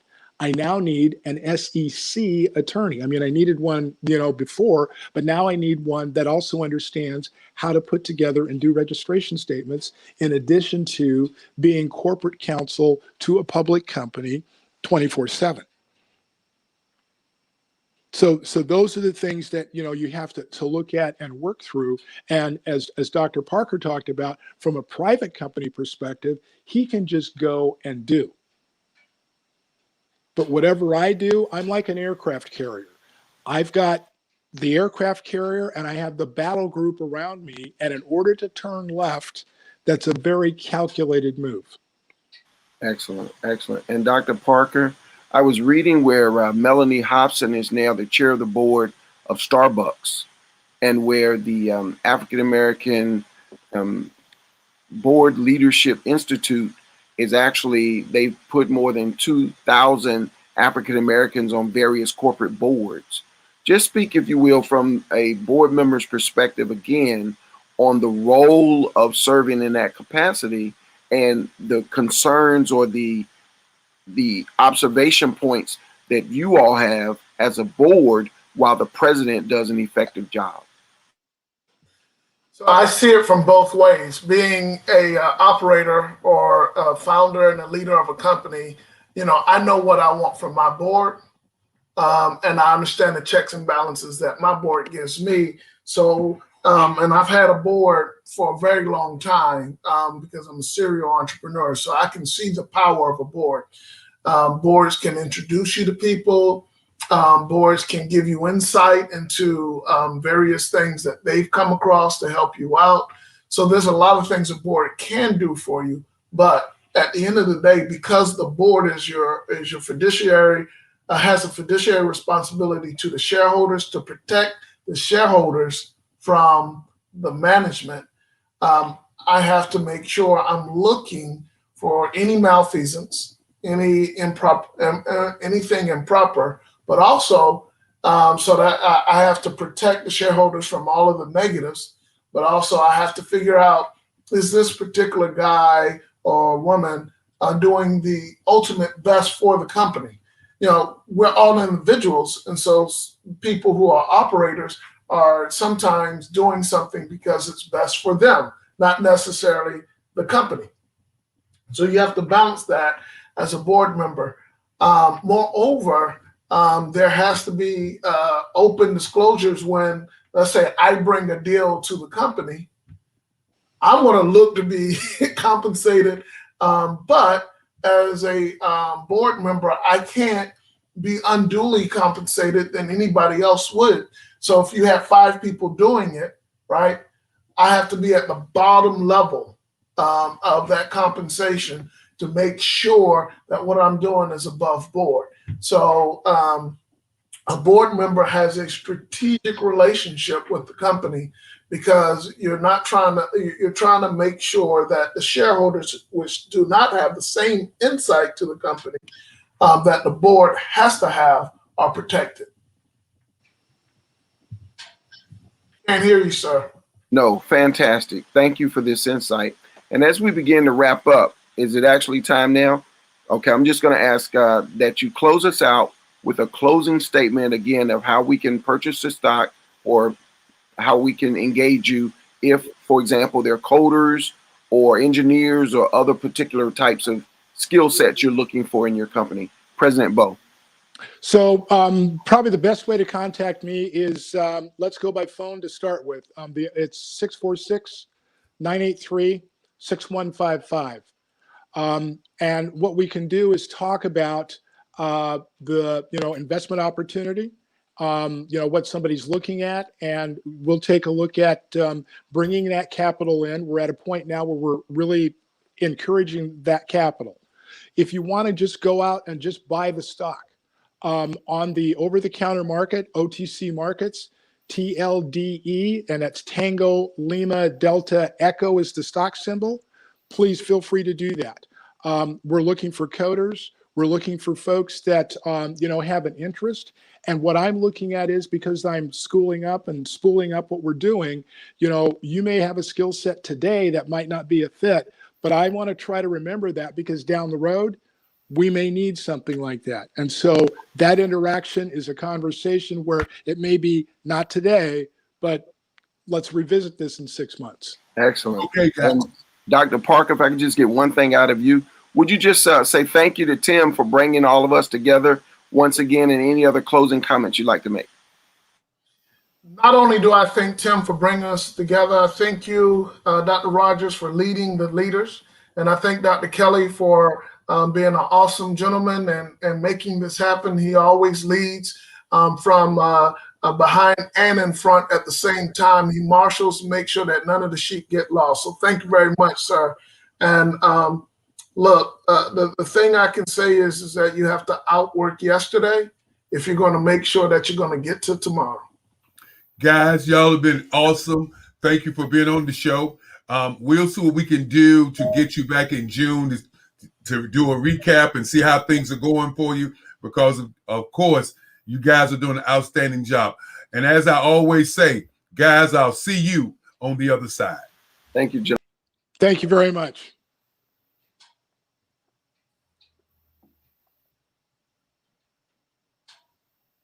And as we go to our scholarship, young lady, we'll be right back after this. The Black Business Expo is changing my life. This year, they are giving away laptops and even $5,000 in cash to students just like me. I'm Alexis, and I want to go to college to fulfill my dream of becoming an entrepreneur. Help the Black Business Expo going to www.blackbusinessexpousa.com and also becoming a vendor, a sponsor, or donating. And of course, as we're moving on, Saturday is one of those days. I know you're back at the house. You're kind of watching what's going on. The Black Business Network is a network, a global network that brings information from all across the country. And as you just saw, you had an opportunity to listen to somebody's business, to listen to somebody's dream, and then to look at that dream and see if, in fact, you want to be involved. As I continue to say, with over $1 trillion in our community, if we all took that money and put it in one pot, we could close down this country. Close down the world. Now, our next guest is all the way a gentleman who does a lot of great things by the name of Carlos. I call him CBS. We're going to bring him up right about now. Hey, Carlos, how's it going? What's going on, Doctor? How are you doing today, sir? Pretty good. They call you the vision producer, okay? So I know you're going to bring the heat and you're going to bring the vision today. Want to thank you for being on the show. And as I say to all of my guests, I'll see you on the other side. Yes, sir. Listen, I was born by the river, down in a little tent. Oh, just like the river. I've been running ever since. It's been a long, long time coming. Listen to this. But I know a change gonna come. You hear that? Oh, yes, it will.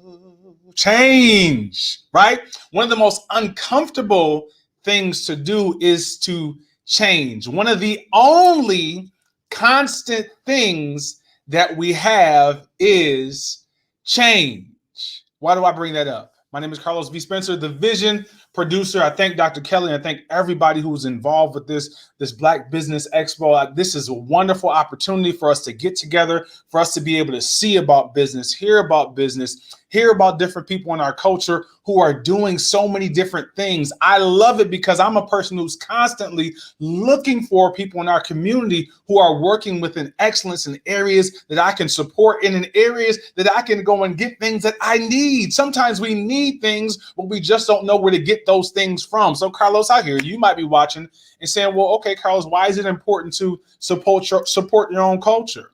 Well, I say it's important to do that because other cultures are doing it as well. And there's no problem when other cultures are staying within their culture to support one another. There's no problem against it. I don't have any problem with them doing that. Therefore, I think it is very powerful and very important for us to be able to support our own culture just the same, especially here it is, so much to say, so little time. We're going to have some fun today, right? Especially when you get an opportunity to do business with somebody who understands where you come from. Carlos, bring that to light. I'm trying. Listen, I was a New York State police officer for about 5 years, right? And you wouldn't believe, yes, I was. Catch that, grasp that. Did he just say what I think he said? Yes, I was a New York State police officer for 5 years, right? I was handling traffic, pulling over cars, going to domestics, going to robberies, burglaries, doing all of that stuff. And I'm bringing this to a point.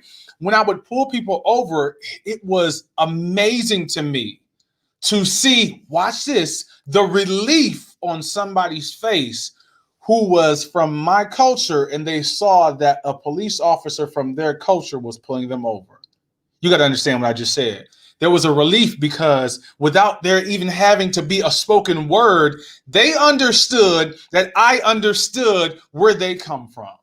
Right? It just made things a little bit simpler. It made things a little bit more relaxed, right? That was an extreme experience, an extreme example to let you and I know it is important for us to support one another, to support each other in business. Carlos V. Spencer, the Vision producer again. And what am I here to do? I am here to help you to produce your vision, right? I am here to help you pull out something outside of yourself to make you better. Here's the thing that I say to a lot of people that I mentor, and don't go too far left with it, but hear what I'm saying.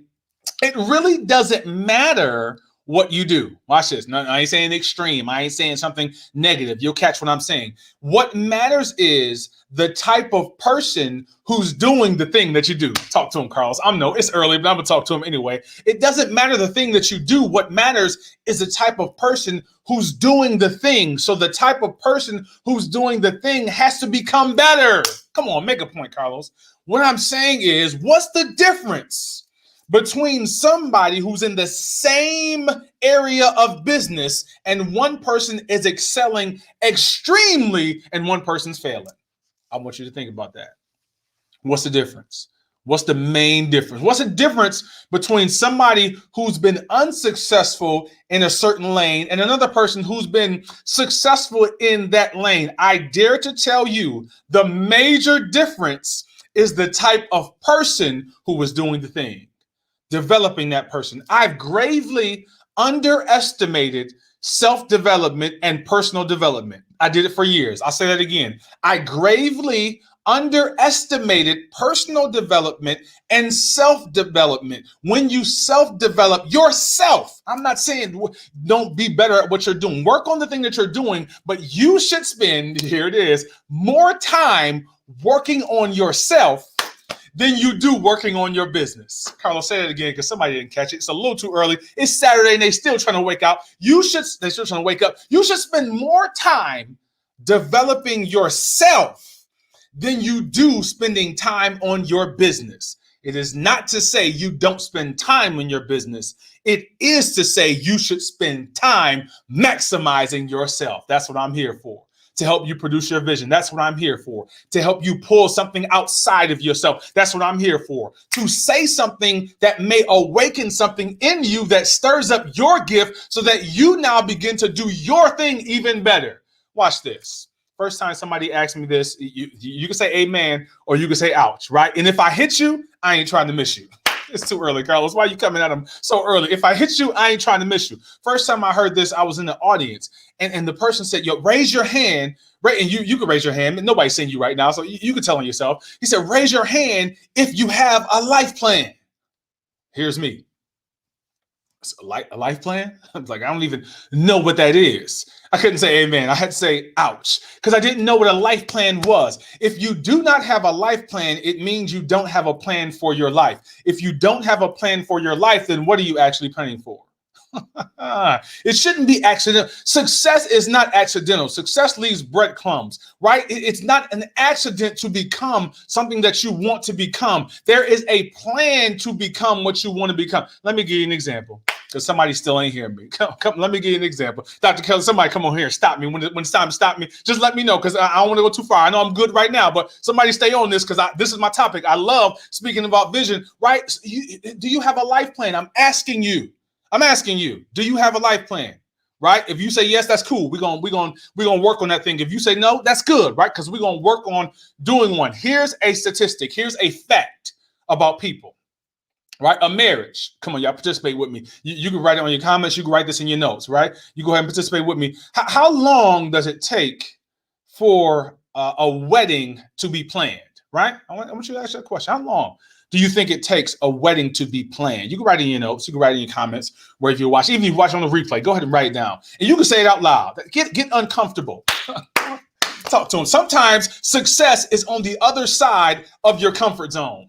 Oh, talk to him. If I hit you, I am not trying to miss you. Sometimes your success is on the other side of your comfort zone. So if you are in your own home and you can't talk out loud to me, then there's some things that you are uncomfortable doing that's keeping you from becoming successful. That's a sidebar. I can't chase that rabbit. Right? So go ahead and say it out loud. How long does it take to plan a wedding? Right, here it is. Statistics show some people say a year. Some people say 6 months. Some would say a couple of weeks. Not too many people would say that. But on average, so this isn't everybody, but on average, it takes about 1 year to plan the wedding. I'm going somewhere, Carlos. I know you are. Just tell them to stay with you. On average, it takes about 1 year to plan a wedding.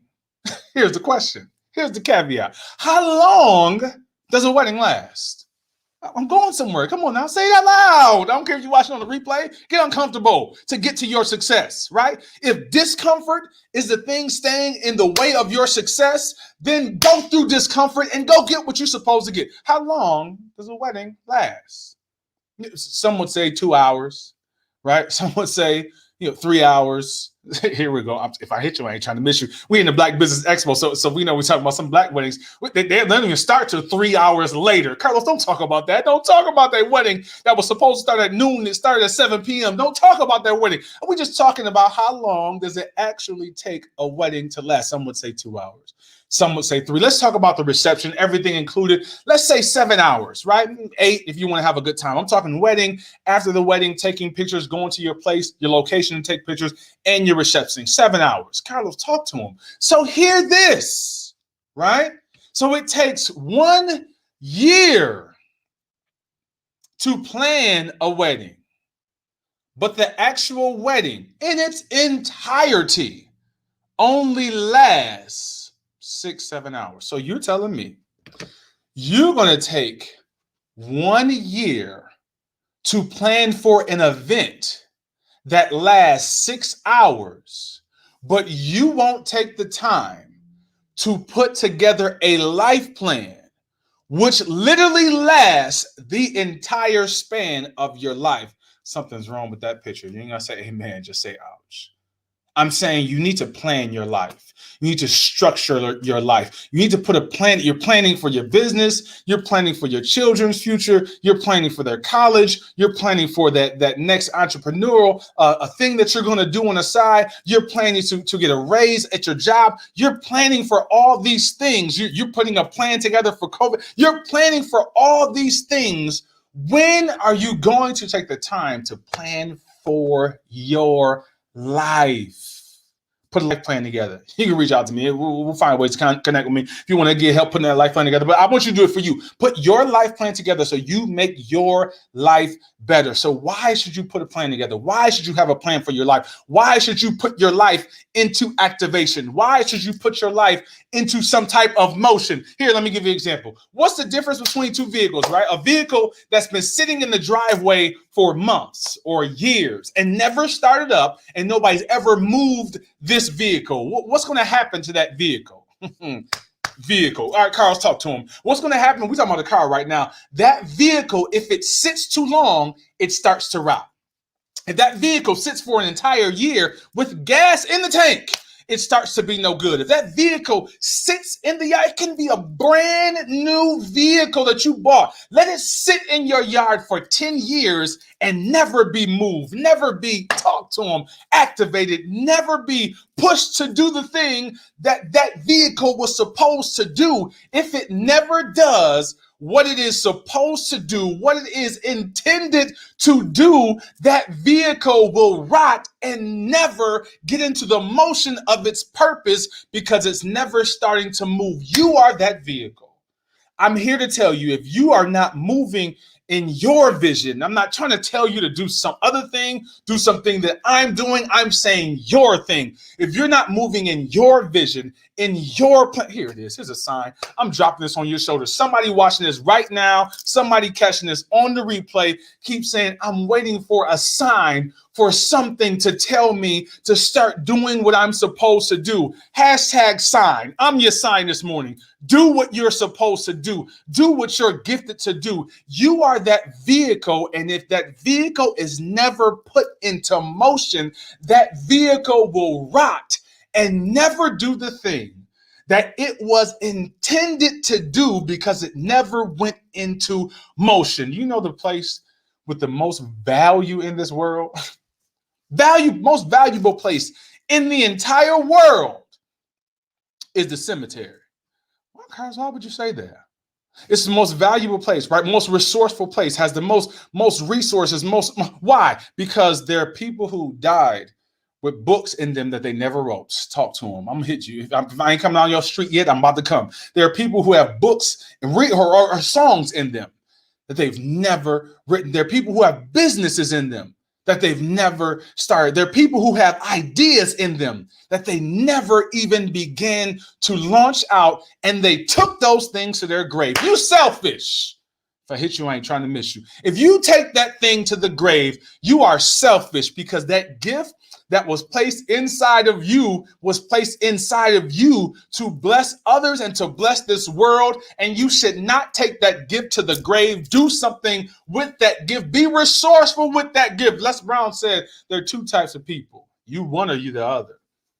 Right? The first type of person, when this person dies, right? Two type of people, right? Two type of ways to leave this world. This first person, they die, and when they leave this world, they leave this world old, and they leave this world accomplished, and they leave this world doing the things that they loved and doing the things that they desired and the things that were put into their own heart, and they live these things out and place these things in this earth, and they're in the room, right? And they're in the room with their children and their grandchildren, maybe even their great-grandchildren, right? And this person goes peacefully. Here's the second type of person. If you ain't that one, you're going to be this one. Don't be this one. The second type of person lives their life, never goes after their dreams, never goes after their goals, never does the things that they are supposed to do, and they're on their deathbed. I love it. Thank you, Les Brown. And they're on their deathbed, and their dreams and their visions come to them and lean over them on their deathbed. And their dreams and their visions, they say to them, we came to you for life, and you did nothing with us. Now we have to die with you. Imagine your dreams and visions, your goals, your plans, the things that you were supposed to do coming on the inside of you. Imagine those things coming to you at the end of life and saying, we came to you for life. You did nothing with us. Now we have to die with you. The Reverend Dr. Martin Luther King, he said, if the world was to go into complete destruction tomorrow, I would still plant my apple tree today. Whew, that's tough. That's a bold thing to do. That's a thing that a leader will do. What do you say that again? If the world would go into complete destruction and chaos tomorrow, he said, I would still plant my apple tree today. That's a mature thing to do. That's to say that even if the world does something crazy tomorrow, I'm still going to do what I'm supposed to do today. Because here's the thing that leaders know. Here's the thing that leaders do. Here's the thing that those who go after their vision and their plan, they understand. Leaders, visionaries, they do things that may not benefit themselves. Talk to them. Oh, that's a mature thing to do. Leaders do things that may not benefit themselves. You got to hear me. Leaders, visionaries, they will do things. Thank you, Dr. Kelly. Look at this. He's a tremendous leader doing something that doesn't necessarily benefit himself. He's doing something to benefit others. That's what leaders do. That's what visionaries do. And you got to talk to him. If I hit you, I ain't trying to miss you. If you're being selfish, if you're not stepping out and doing your vision, living your vision, going after your dream, going after your plan, you're being selfish. Live your vision. How's that being selfish? Live your vision. I'm going to keep saying that over and over again. That's the topic. Live your vision. I want you to live your vision. I want it to echo inside of you. How are they being selfish? You're being selfish because there's somebody who has a gift. There's somebody who has a skill. There's somebody who is looking to be successful in something who needs you to step out and do the thing that you are supposed to do. Talk to them so that they can have their thing to connect with your thing. And now they can be able to work in excellence on their thing, which is connected to your thing, which is helping everything. Talk to them. I'm saying that you are too busy looking at you. I can't do this. I'm not able to do this. I don't know if I want to do it. I don't know if I'm comfortable enough. I don't know if I got enough resources. I don't know if I got enough connections. Get outside of yourself. And when you start going towards that thing, here it is, Dr. Kelly, that thing starts to come towards you. I love it. The Bible says, draw nigh unto me and I will draw nigh unto you. That means when you start to go towards something, it does come towards you. Give and it shall be given unto you. That means somebody is waiting for you to step out in your gift so that they can connect to you, and they can't do what they're called to do because you won't do what you're called to do. Come on. Step out to that thing. Get closer to that thing. I'm going to reference again. I said, give, and it shall be given unto you. Most people, they make the mistake and think that that's just money or wealth. Or I give, and I'm giving, and it's going to be given back to me. Giving is a principle. I'll talk to them. I got to make this point. That means when you give, that thing gives back to you. Sometimes the thing that you are called to do is waiting for you to give to it. Talk to them. I'm trying so that it can start giving back to you. I have a real good friend that plays the piano. I do theater. I do musical theater. Grace and Mercy Productions is one of my companies. I've been doing that for 18, going on 19 years. And so one of my real good friends, we're probably about 10 years ago, we're putting together some music. Ooh, stay with me. Please don't miss this point. And we're putting together some music for one of the songs. I wrote the song. He's putting together the music for the song. And so I'm singing the song, and we're actually in that development process of putting together something that never was there before. I love that process of coming together and coming out with something that was never there before you started. So we're putting this music together. Live your vision. I just felt like I had to say it again. We're putting together this music, and he's playing these chords. And while he's playing these chords, watch this, musicians, you're going to feel me. While he's playing these chords, he's like, ooh, and he hit something. He said, oh, I said, what? He said, did you hear that chord? I'm like, yeah, I heard that chord. You were playing it, right? So in that moment, while he was playing the piano, he had been playing it for years, but in the moment while he was playing the piano, this is so good. Ooh, I got to go back and watch this thing my doggone self. While he was playing the piano, he hit a chord that he wasn't planning on hitting, and it made a sound that made him stop and say, "Ooh, did you hear that?" You missed it. What did they miss? Give, and it shall be given unto you. Good measure, pressed down, shaken together, and running over. That means when you give yourself to something, that thing eventually starts to give itself back to you. He's been a musician for years, and that wasn't the only time he had that experience. Please don't miss this. But while he's playing a piano that he's been working on with his gift, this gift now starts to give back to you because you've given yourself to it. Live your vision. If you don't catch nothing else, you catch that, and your business is going to excel. Give to it, and it will start to give back to you. Some of the things you don't have them because you ain't started to go after them. You ain't supposed to figure it all out. You're trying to figure out all the steps. You can't figure out all the steps. I believe it was Steve Jobs. He said, the dots didn't start to connect until I looked backwards. They missed that one. Say it again. Some of the dots won't start to connect until you look backwards, meaning some of the things may not make sense until you actually start going towards them and after them and look back, and you will start to see, I see how those things made connection, but when I was going towards them, I just couldn't see it. Just because you can't see it doesn't mean that you shouldn't take another step and go towards it. I got a reference from my man Steve Harvey. Live your vision. Steve Harvey is a wonderful book called Jump, right? If you haven't read it, go out and grab it. Go out and read it. He said, I'm standing on the shore of life. And as you're standing on the shore of life, right? Cliff of life, excuse me. On this cliff, right? You're standing on this cliff and you're looking out and you're saying, okay, should I jump, right? Here's a guarantee. He said, if you jump, right, your parachute that you have on is not going to open up immediately. Ooh, this is going to help somebody in business. Somebody who hasn't stepped out yet, and somebody who stepped out and hasn't gone to the next level yet. I'm going to help you go to the next level. I'm going to help you step out. Matter of fact, I'm about to push you off the cliff. Why are you going to do that to him? Because I got to get you into success, into your vision and in your plan. Standing on the cliff of life. And when you jump off, he says, I can guarantee you that your parachute will not open immediately.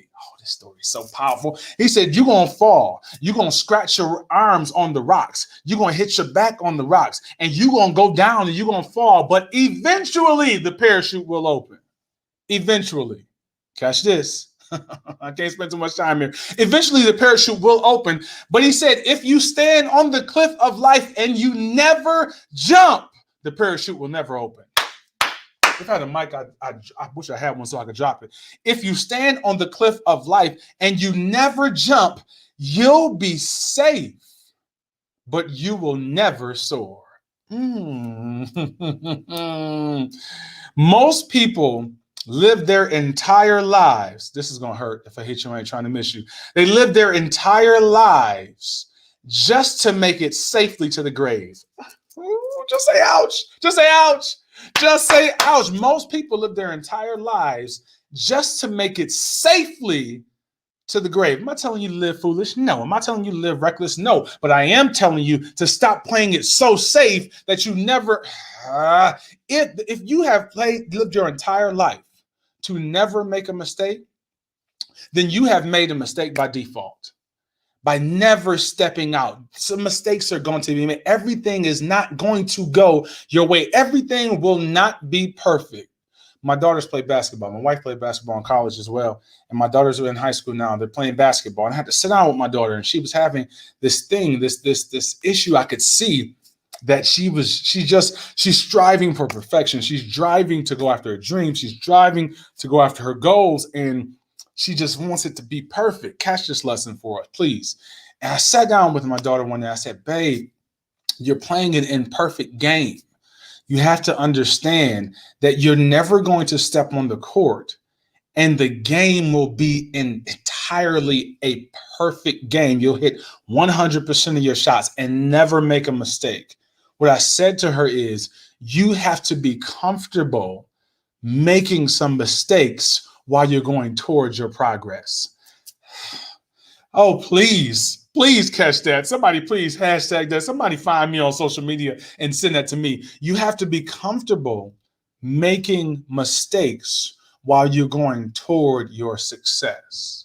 Some mistakes are going to be made, but here it is. Here's when you need to get a mentor, live your vision. Here it is when you need to go after somebody who's doing something that you desire to do. Find somebody who's done the thing that you are trying to do, or find somebody who's further down the road of a path that you're going down, and start to ask them questions of how they view what you're going through. Talk to them. I'm trying.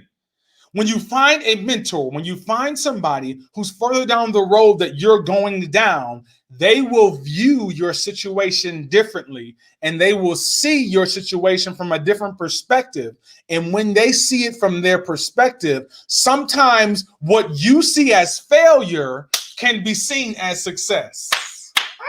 I'm having fun. If ain't nobody getting nothing, I'm getting something. Let's go. Let's grow. Sometimes they will see your certain situation from a different perspective, and something that you've seen as failure, they now see as success, because they can see it from a different level. When I talk to my mentors, when I talk to people who are further down the road, when I talk to people who are down a path that I'm trying to go down, and I ask them questions, and I try to get another perspective from somebody else who can see my situation, right? Here it is. In the multitude of counsel, there is safety. Watch this. But where there is no counsel, people fail. I ain't got time to chase this rabbit, but Carlos, you got to explain a little bit while we talk about mentorship. In the multitude of counselors, there's safety, but where there is no counsel, people fall. That means when you have counselors, ooh, this is good. It's a safe place to fall.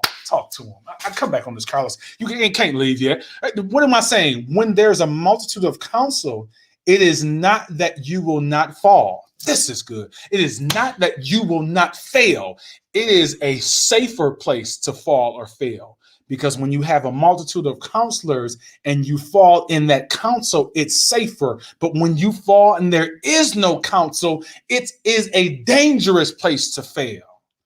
So when you have a mentor who's further down the road, they can see your situation from a different perspective. You ever been in the car?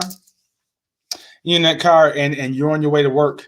And you rushing, right? You rushing, you putting your deodorant on in the car, you brushing your teeth in the car, you get stuff out of your eyes, and you got baby wipes in your car. You a parent, come on, parents, you ain't think I know about it. You wiping your face off while you're on your way because you're running late, so you're trying to do everything in the car. You got lunch or breakfast in the car, you got a breakfast shake, you're trying to drink that. You ever was rushing and then a train came by and you like, this doggone train gonna make me late. Sorry, bro, that train ain't make you late. You wasn't planning for your life, and you didn't plan for your day. You didn't plan for your morning. So you made you late. If I hit you, I ain't trying to miss you. So you're in this car, right? And this train comes by. I've been there. And you look at the train, you're like, it seems like you can't see the beginning of the train and you can't see the end of the train. Like this train looks like it is forever from your perspective. Talk to them. I'm trying, baby. And somebody in an airplane, if they were to go by that same area and see the same train from a different playing field, come on, mentors, and they were to see that train, they could see the beginning of it. They could see the end of it. As a matter of fact, from where their viewpoint is, what looks like forever to you looks very small to them. I hope you ain't missed that. Talk to them. This thing that looks forever to you looks small to them because they see it from a different viewpoint. When you take what you're going through to a mentor and say, yo, this is what I'm dealing with, and it seems impossible from here. It seems like I'm failing from here. A mentor would say, well, from here, it looks like success. From here, it looks like what I went through when I started my business 2 years ago. As a matter of fact, do this and you can shorten the time that you're actually feeling like you're in failure. Mentors will help you speed up your success. Now, I ain't saying they're going to be microwave, but I am saying when you get to a mentor, when you get to somebody who's further down the road, they can help you out of certain situations. Talk to him, Carlos. I'm trying. I got to be almost done. So, hey, I'm going to keep talking. So somebody come over here, shut this thing off. This is good. Mentors, here it is. Here's an example of a mentor. A good one. Here's a good one. Here's your mentors. I'm talking to you too. I'm talking to mentees. I'm talking to mentors. Right? Before this, here, sidebar. It is the mentee's job to pursue the mentor. It is not the mentor's job to pursue the mentee. I just helped your attitude. I just helped your frustrations. They ain't never got time for me. They don't never text me back. They don't be picking up my phone call every time I'm calling. It is the mentee's job to pursue the mentor. It is not the mentor's job to pursue the mentee. The mentor, yes, they're busy. They're busy because they're doing the things that have made them successful. And so they're going to get to you when they're going to get to you. A true mentor, they're going to make time for you, but the mentee's job is to pursue the mentor. Here's a good example of a good mentor. Mentors, I want to help some of you out, but mentees, I want to help you out as well. See, there's this person who was in this ditch. And while they were in this ditch, they couldn't get out. They didn't know how to climb out. How do I get out of this thing? It just seemed like there's no way to get out. So one person came by to help them, and they wrote some elaborate plans, wrote them down, right? Folded them, threw them down to the guy, right? He opened them up and said, I don't understand these plans. Like they were like architectural plans, like engineering, like they're written that type of way, in that type of form. He's like, I just don't understand this. The guy who threw the note and left off. Second person comes down and he tries to give the person instructions, just tries to yell to them of how to get out, but he can't quite hear the information from the guy. So he's like, I don't know how to get out of here because I can't understand you. The guy who was screaming, he left. Third guy comes by. He jumps down into the same pit. The guy in the pit says, yo, you jumped down here with me. Why would you do that? Now we both stuck. Here's the mentor. The mentor said, I've been in this ditch before, and I can show you better than I can tell you.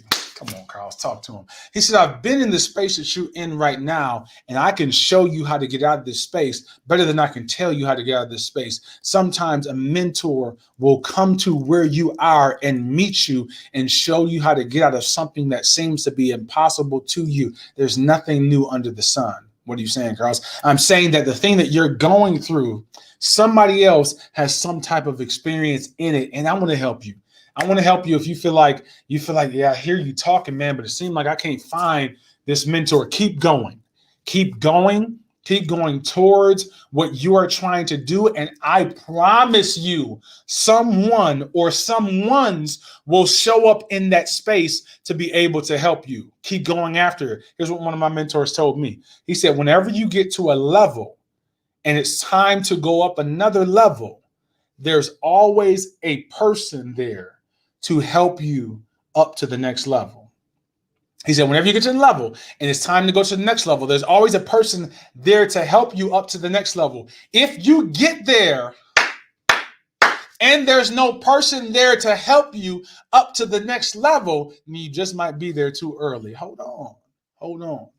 Keep working, keep developing yourself, keep putting information in yourself, keep coming to conferences, right? They said the person, this is a saying, but you'll get the point that I'm saying. They say the bigger the television, the smaller the house. They say the bigger the library, the bigger the house. Carlos, you can't just say that and speed right by that. I'm going to say it and speed right by that. The bigger the television, the smaller the house. The bigger the library, the bigger the house. That means the more information, the more things that you're getting into yourself. Say it, Carlos. I was trying not to. Lift up your head, O ye gates, and be lifted up, ye everlasting doors, and the King of glory shall come in. Watch this.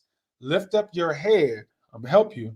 O ye gates. There's an eye gate. There's an ear gate. And there's a mouth gate. You ever wonder why they're called gates? You ever wonder why they're called gateways? What happens with the gate?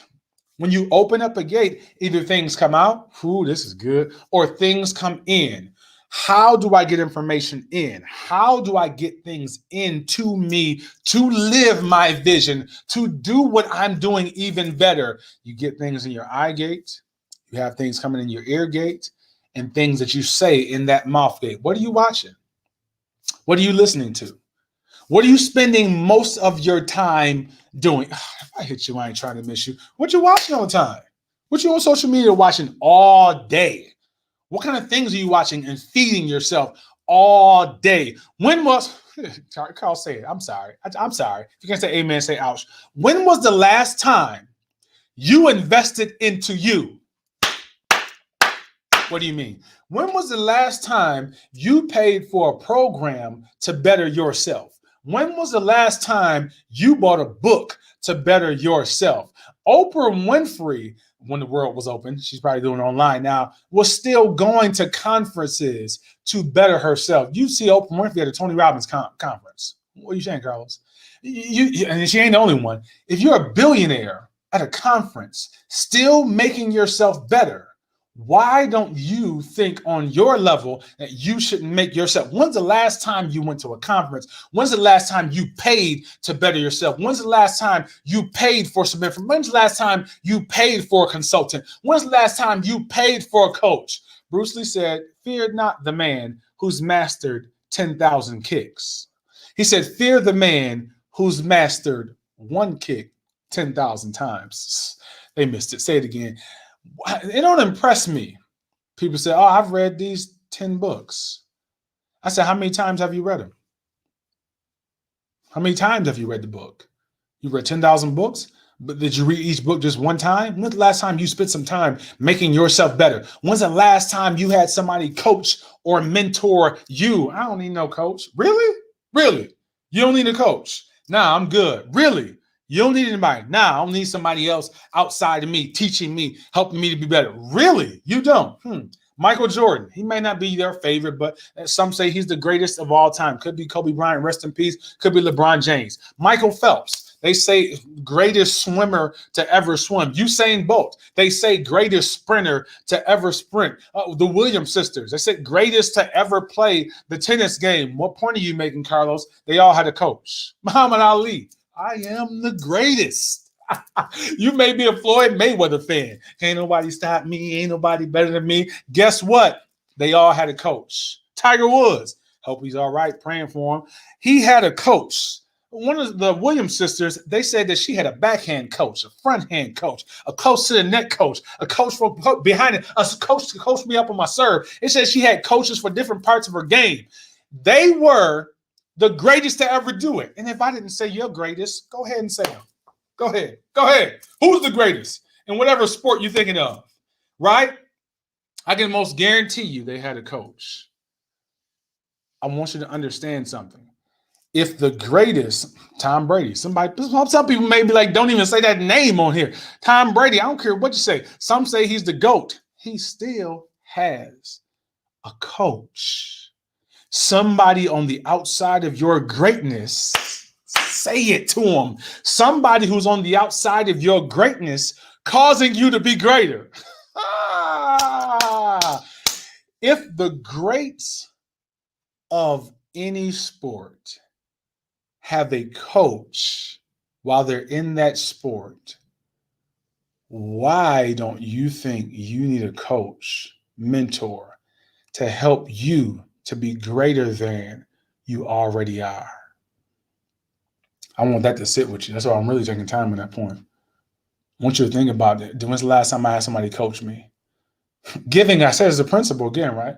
Giving shall be given unto you. Just the principle of you spending money on yourself causes a principle to come back upon yourself.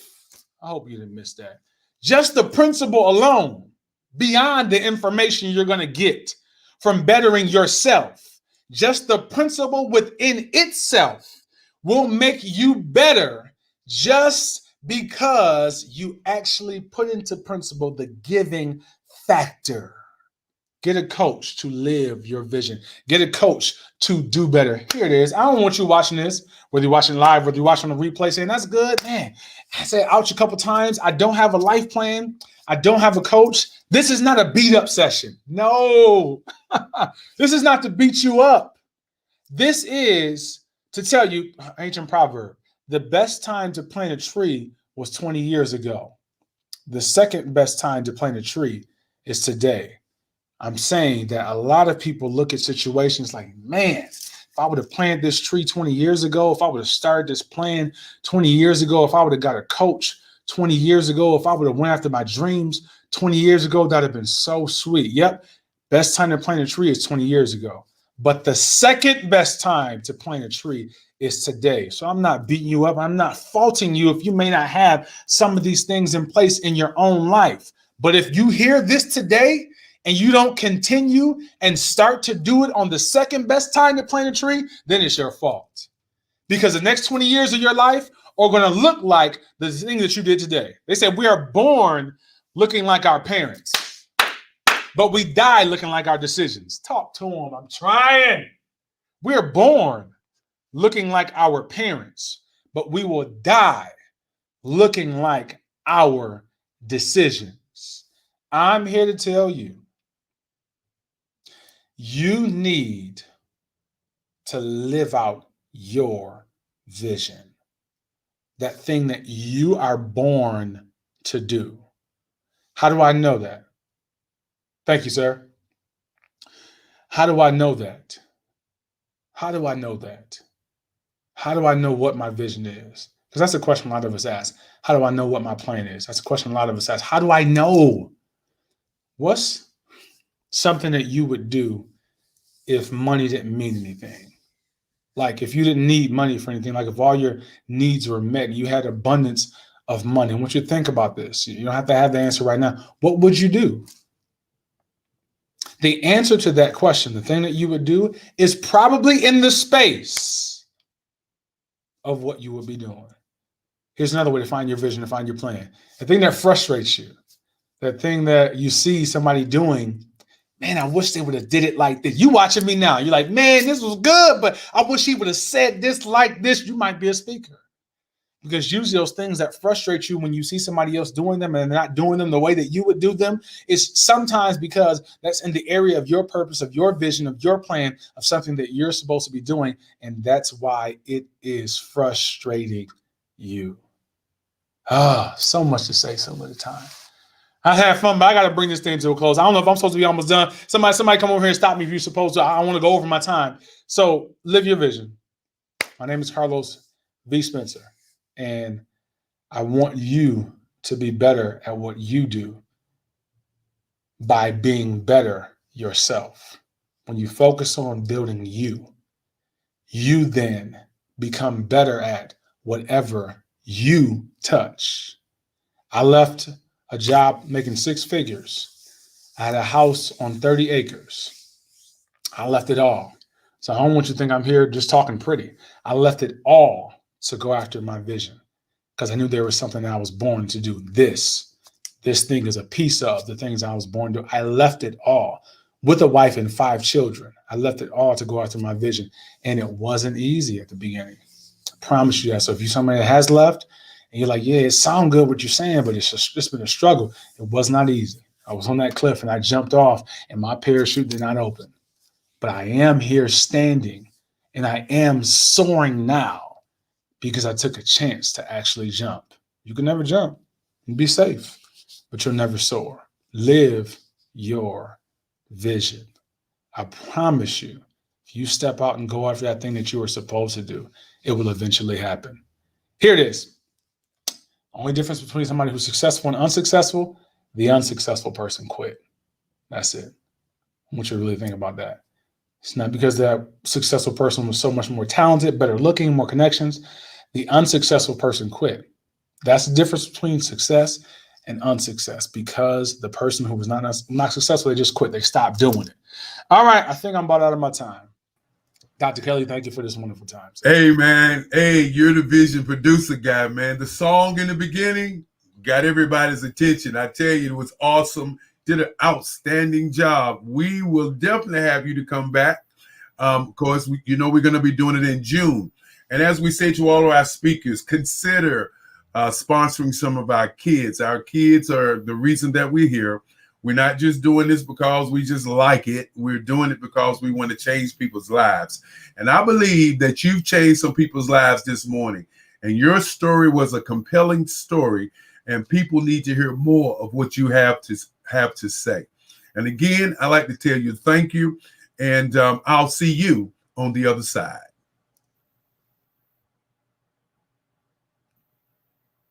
And I'll see all of you on the other side.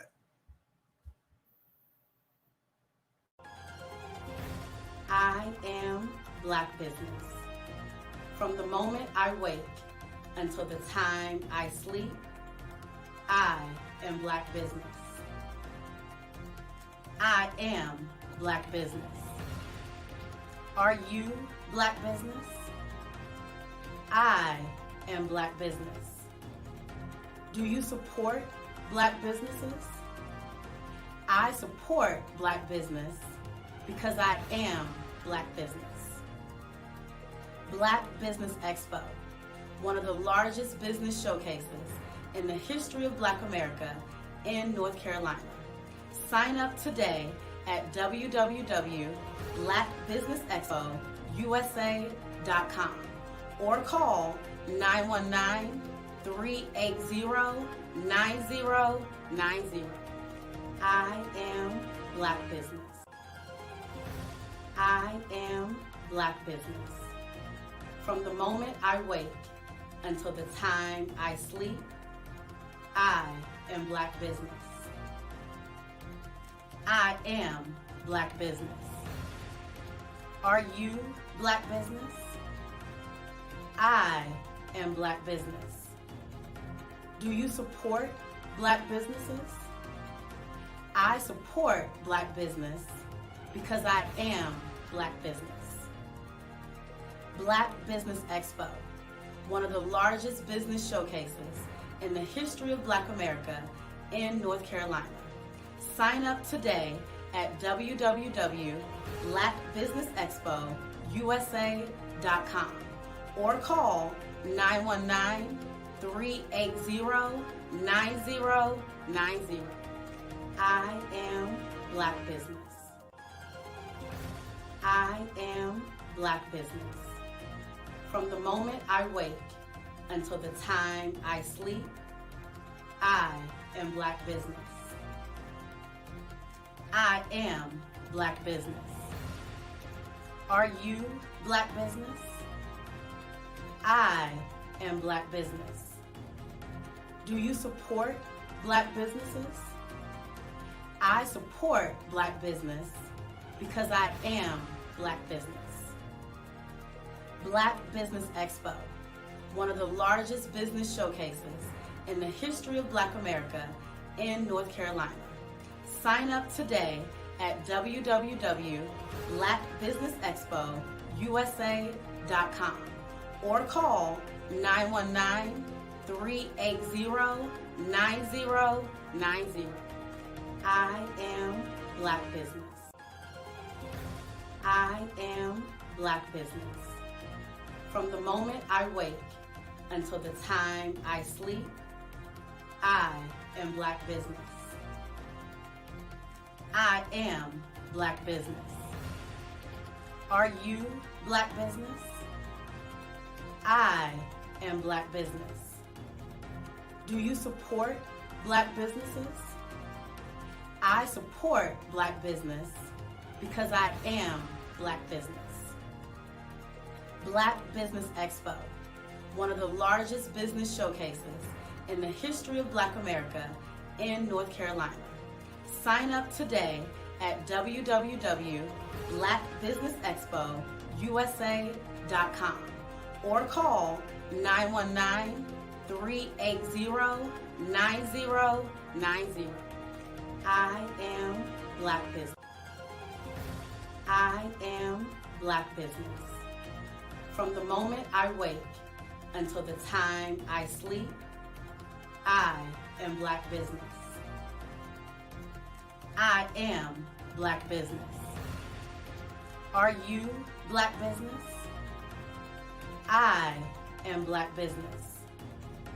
Do you support Black businesses? I support Black business because I am Black business. Black Business Expo, one of the largest business showcases in the history of Black America in North Carolina. Sign up today.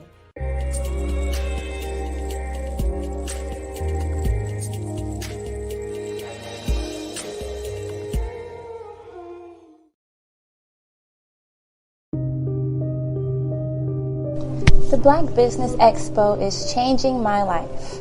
This year, they are giving away laptops and even $5,000 in cash to students just like me. I'm Alexis, and I want to go to college to fulfill my dream of becoming an entrepreneur. Help the Black Business Expo going to www.blackbusinessexpousa.com and also becoming a vendor, a sponsor, or donating.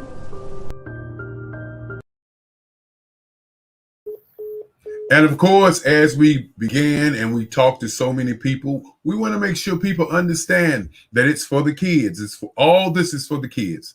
And as we continue to move forward, I'm going to bring up a very good friend of mine by the name of Darlene Drew. Hello, Mrs. Drew. Morning, Dr. Kelly. How are you? Oh, I'm doing fine. You know your transformation table that you've been doing? Yes. Outstanding work. Outstanding work. And of course, for those who do not know, this is Darlene Drew, a member of the Maxwell team. She'll tell you more. And as I continue to say, I'll see you on the other side.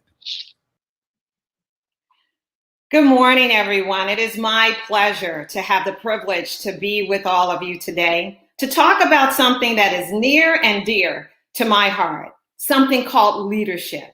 So let me begin by asking each of you, what kind of leader resides in you? What are the lessons that you've learned along the way? What are some of the mistakes that you've made on your leadership journey? What propelled you to decide that I'll take that step and I'll serve as a leader? Each of us, if we've been living life long or short enough, we probably had some experiences with some individuals that were not all that good as leaders. Each of us probably has some life lessons, and I want to share some of mine with you. It begins with my parents. I'd be remiss if I didn't tell you that I'm the product of a large, loving, and perfect family. I grew up on the south side of Chicago, the youngest of 11 children. And it was my parents who were the first examples to me of what leadership was. You see, it begins with my father, and if you would just kind of think about an organizational structure, because my family, the Alexander clan, we were overseen by our parents, just like it's done in any organization. And my dad, he assumed the role that we're so familiar with called the CEO. My dad worked hard every single day, taking care of his children and his grandchildren, and as did my mother. My father walked away from school as a young boy to help his grandmother take care of his siblings. But the lesson that my dad taught me, that he didn't even know, I don't think, that he was teaching about leadership, was lesson number one: lead with a kind heart. It's so important, as John Maxwell says, that we first touch a heart before we ask for a hand. And my dad did that. His leadership style from his heart exemplifies what I call the 3 Ps. What is that? Lead with passion, purpose, and make it a priority. So that leads me to ask you, what is it that you love to do? What is it that wakes you up every single day and you say, this is what I'm born to do. This is what I'm called to do. See, when it comes to purpose, everybody doesn't know it, but your heart knows. If we would just pause for a moment and be silent and hear what our heart is saying to us about what we ought to be doing with our lives, and therein puts us on the path to fulfill our calling.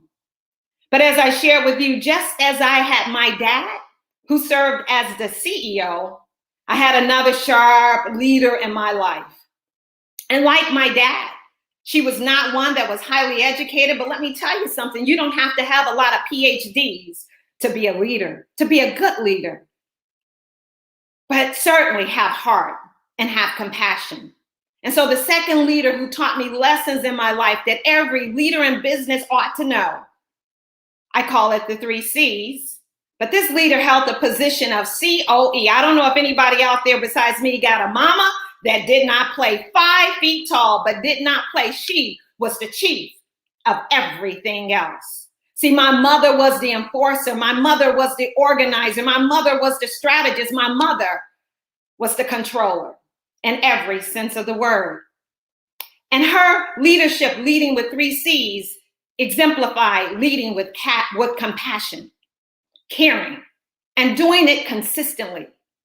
See, people really don't care how much we know, as Dr. Maya Angelou said, until they know how much we care. Leadership is about caring for people. As I watched my parents lead us throughout our lives, I saw them struggle. I saw them sometimes ignored and dismissed. And as a little girl watching my parents, and as I think about the purpose of today and why I said yes to Dr. Kelly, I remember watching those leaders and leaders in the classroom and hearing this message that said to be young, gifted, and Black. Yes, that is enough for me to desire to lead, to look in my home and watch some of the things that my parents faced, watch the things that were happening in my community. And I wondered as a small girl, how can this be changed? And what can I do? That little young me didn't know much, but I knew that whatever I learned, I wanted to teach, which is what we want leaders to do. When you learn, teach. And so I say to leaders, lead yourself well, grow yourself. And in order to grow ourselves, it's important for us to know who we are. What are the core values that define who you are? Is it integrity? Is it trust? Is it forgiveness? What is it that makes up you? Because it's necessary to lead. As I share with you some of my additional influences in my life that were instrumental in me leading, all were not good. See, I can share with you about going on a journey, so committed to live out my life purpose, to do what I wanted to do. But not everybody said, we're cheering for you, Darlene. Some people said, why are you here? Some people said, you will never make it. I don't know about you, but when somebody says to me what I cannot do, what I won't do, it just builds up that momentum in me because I am a product of my family. And so I said yes when many others said no. What about you?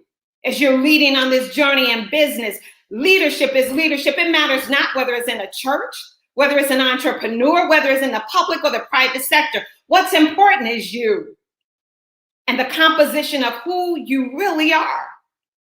I'll never forget the day that I was a young correctional officer, wasn't even sure about what I wanted to do with the organization where I served.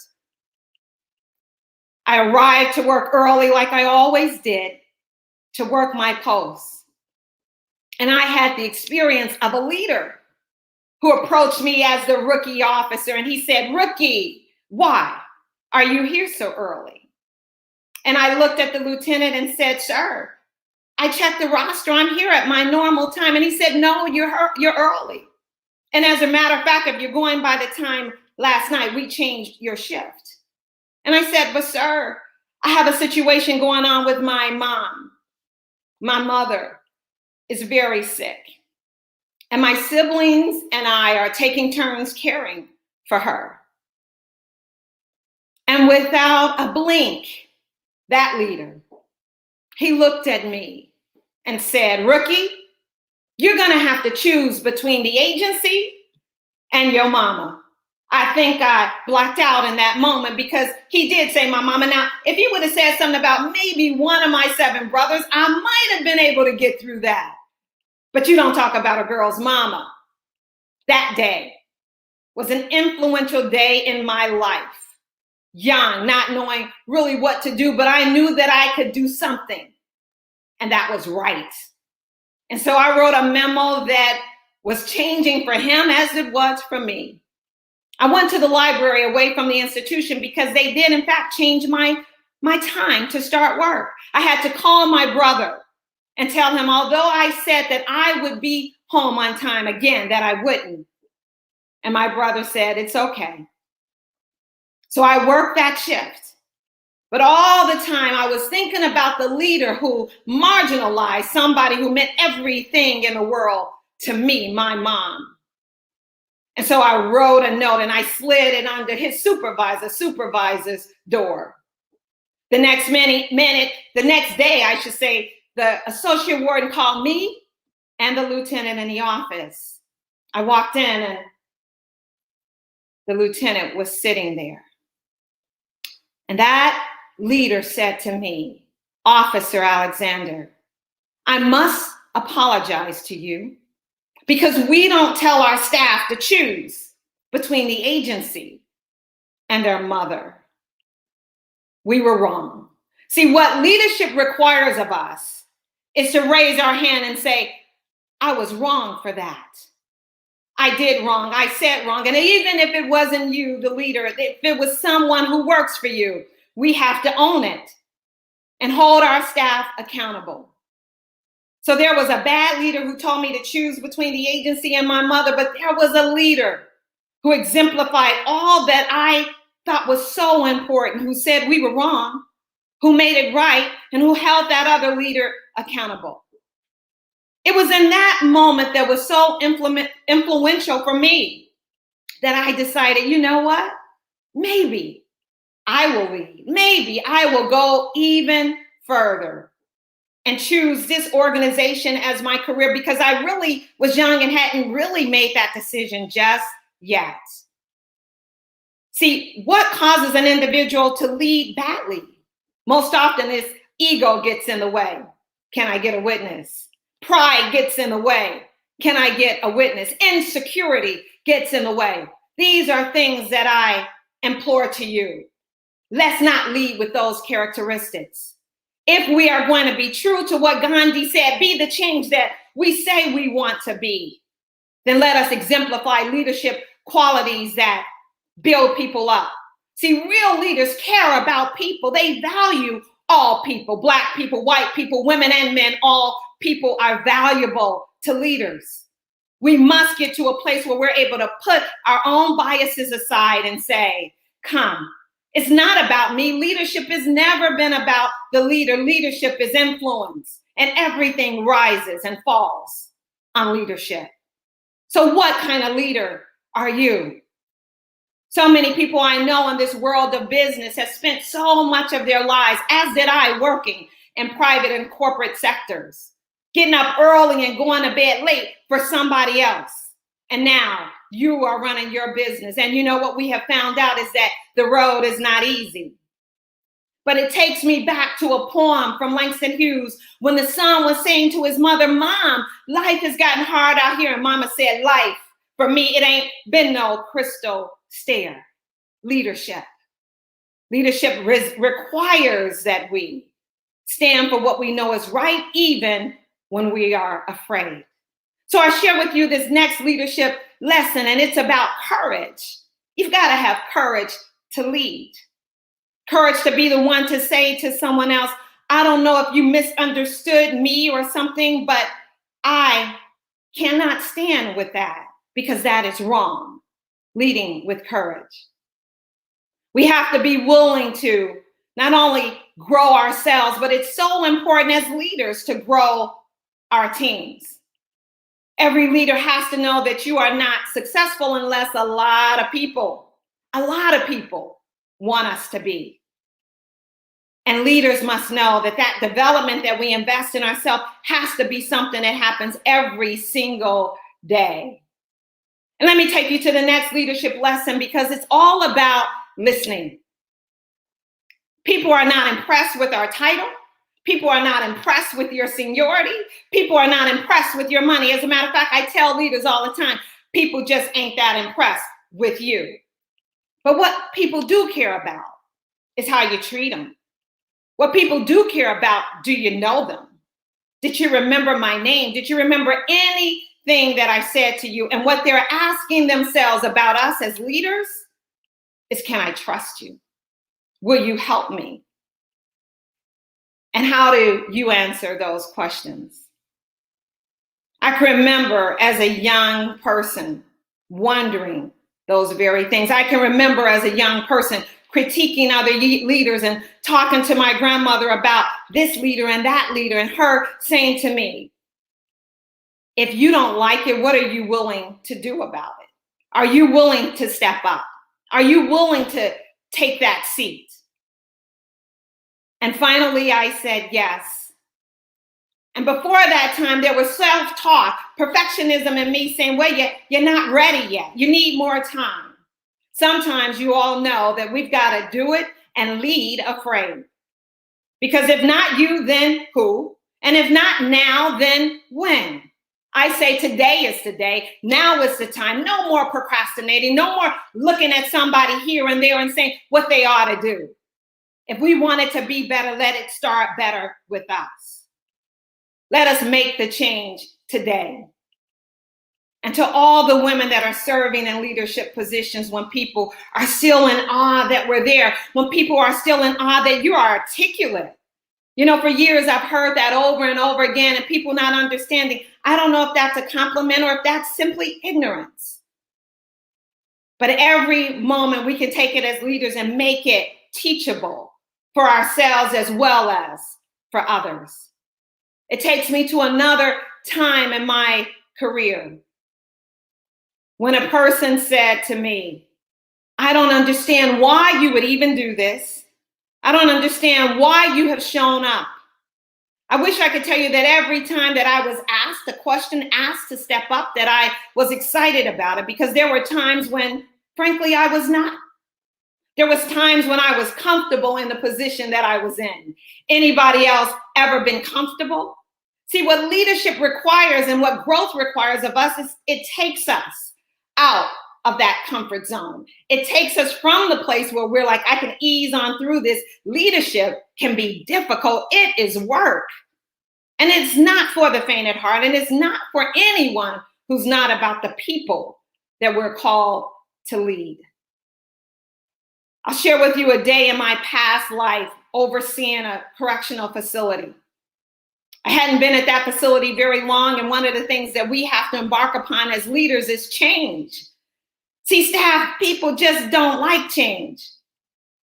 I assumed that position and I saw some things that required revision. And it's not that I just wanted to change, but I knew that change was necessary. But not all people agreed.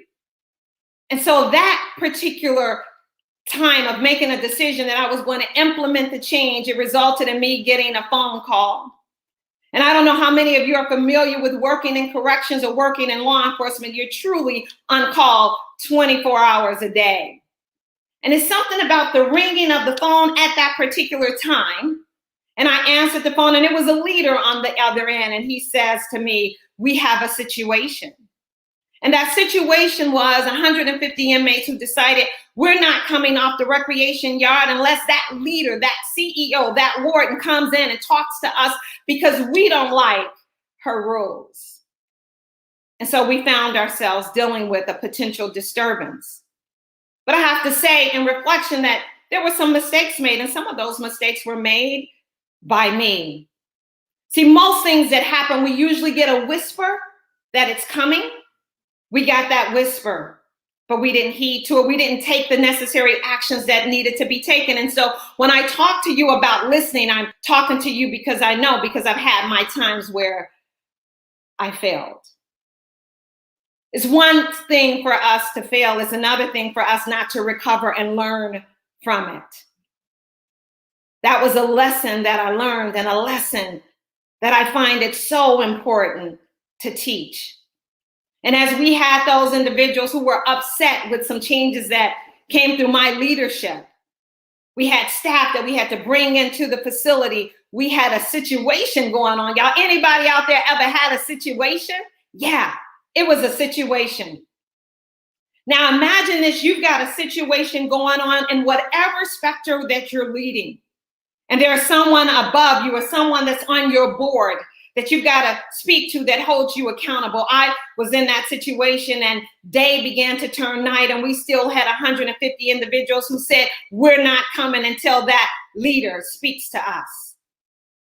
It was a stressful time. And I had to make a call to my supervisor, another leader. And sometimes we're in those situations, we want to know, am I by myself or do I have anybody with me? Because if you're leading and nobody's following you, I got to tell you, brother and sister, you just walking. Because without followers, you are not leading. And so I made the call to my supervisor. And what he said to me was this: Darlene, Wharton Drew, what do you need from me? See, in leadership, a lesson that I offer to you is leaders. It's important that we believe in people and that we tell them. It's not enough to say, yeah, I believe in so-and-so, but I've never uttered the words. Those words from that leader were like music to my ears. He said, what do you need from me? So I say to all of the leaders that's listening, those who are emerging and those who are experienced, pause for a moment today, because somebody out there needs to hear from you that you believe in them. They need to hear you ask the question, what do you need from me? I'll never forget those words. And that individual, because of his care and concern for me, there was nothing that I wouldn't do. Not an additional assignment, not another place that he could ask me was I willing to go, because simply he showed something that is essential for all of us, that he cared. See, as leaders, we don't want to leave those that we have the privilege to lead wondering, do you see me? Do I matter? Do you care about me, or do you only care about the work that I do? Do you only care about the task at hand? So that means you really only care about you. People ask me all the time, what is it like to lead in a prison? It's really no different than leading anywhere else, because leadership takes heart and caring for people, valuing all people, as I said from the very beginning. And more than anything else, letting people know it and mentoring and developing people along the way. The truth of the matter is this: we all have a time where we're going to do something else. Let us not be in these positions and we haven't mentored someone along the way. Leadership is about succession planning, that we're preparing people to take our seats. We're preparing people to be the ones to go in our absence. That if everything evolves around us and nobody can make a decision but us, then we have not served others well. And when it comes to our business, I want to share these things with you that oftentimes get in our way. I call them those competing thoughts of what we can't do. I don't have the resources to do it. You know, you've had that before. The trap that says, I can't. The trap that says, I assume something. The assumption trap. The knowledge trap that says, I thought I would know and I don't know and I don't have time to invest. I said at the beginning that every leader is important for us to know ourselves and grow others. It can be a book. Nelson Mandela can become your friend in a book. We can read ourselves, equipping ourselves to lead. I want to leave you with some leadership principles that have guided me throughout my young and tenured journey as a business person and as a person who worked in the public sector. Too many times these mistakes are made, and I ask you to consider this. As you go on in your journey in your business, as you defy the odds, as you overcome some obstacles that comes along the way, as you reflect back on 2020 with dread, I encourage you to turn those obstacles to the best degree that you can into opportunities to grow yourself, grow others, and grow often. But at the end of the day, if you don't remember anything else as a leader in business that you must do, remember these 3 principles. Don't teach what you don't know. Don't lead where you won't go. And don't ask what you won't give. My name is Darlene Drew. I'm a leadership trainer, coach, and speaker with the John Maxwell team. And it is my pleasure to have had the opportunity to support Dr. Kelly in this amazing cause as we help children live better lives. God bless you. Thank you.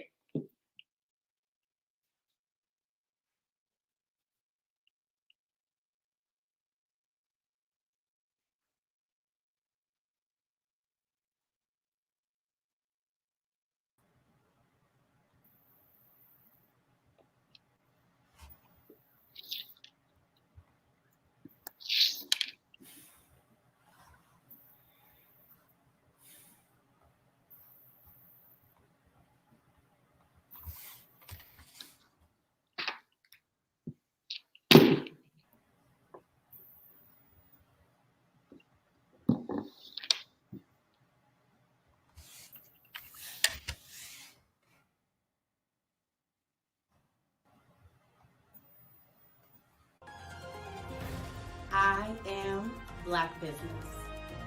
From the moment I wake until the time I sleep, I am Black business.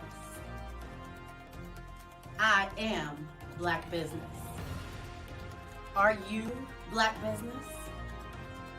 I am Black business. Do you support Black businesses? I support Black business because I am Black business. Black Business Expo, one of the largest business showcases in the history of Black America in North Carolina. Sign up today at www.blackbusinessexpousa.com or call 919-380-9090. I am Black business. I am Black business. From the moment I wake until the time I sleep, I am Black business.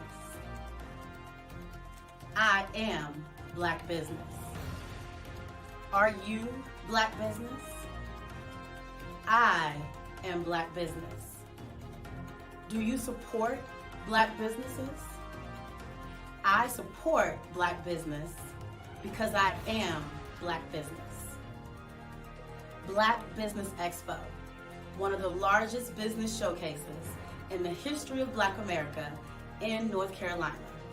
Sign up today at www.blackbusinessexpousa.com or call 919-380-9090.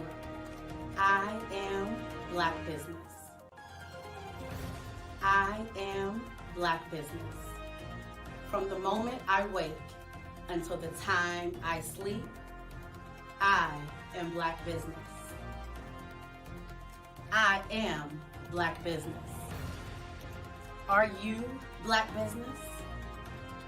I am Black business. Do you support Black businesses? I support Black business because I am Black business. Black Business Expo, one of the largest business showcases in the history of Black America in North Carolina. Sign up today at www.blackbusinessexpousa.com or call 919-380-9090. I am Black business.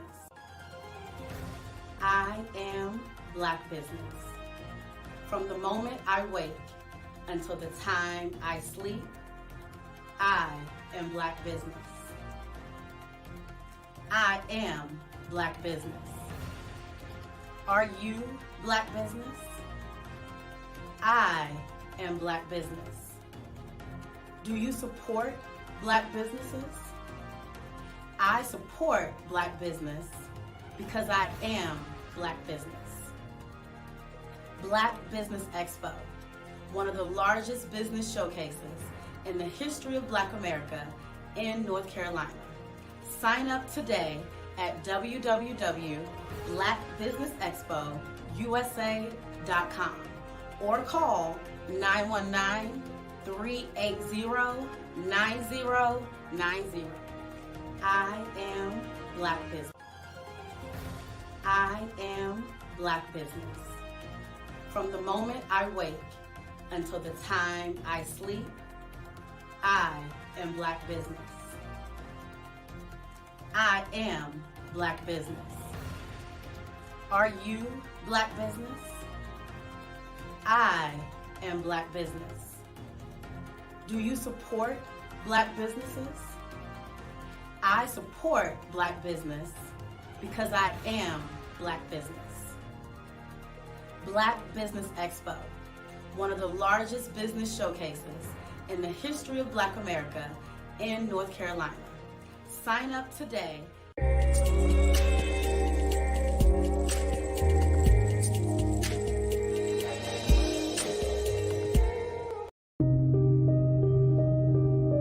The Black Business Expo is changing my life. This year, they are giving away laptops and even $5,000 in cash to students just like me. I'm Alexis, and I want to go to college to fulfill my dream of becoming an entrepreneur. Help the Black Business Expo going to www.blackbusinessexpousa.com and also becoming a vendor, a sponsor, or donating.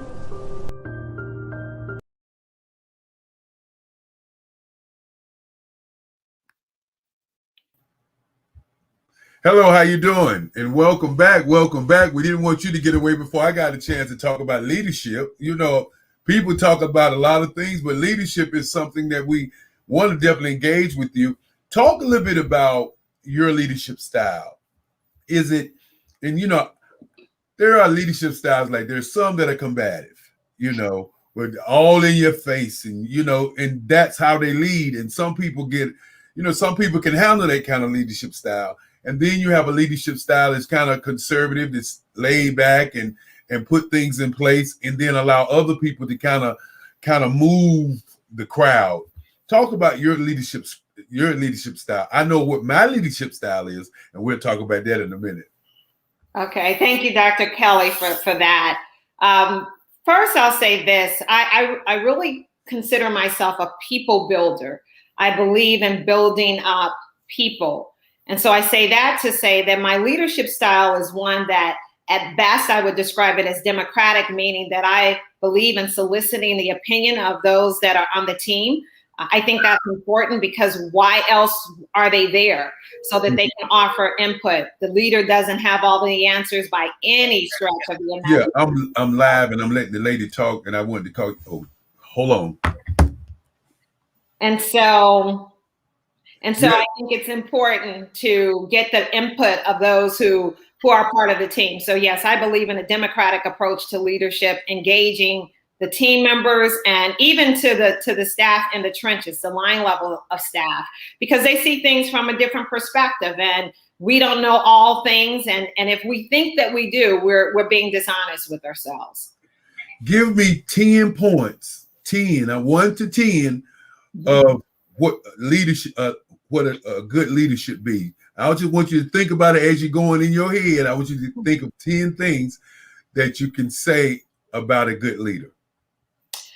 10 things. I think I've said some of them. I think a good leader leads with a kind heart, for sure. A good leader cares about people. I think a good leader is passionate about what they do in a positive way. I think a good leader knows that it's not about the leader, it's about those that we have the benefit of leading. I'm not counting, so I think that was probably about 4.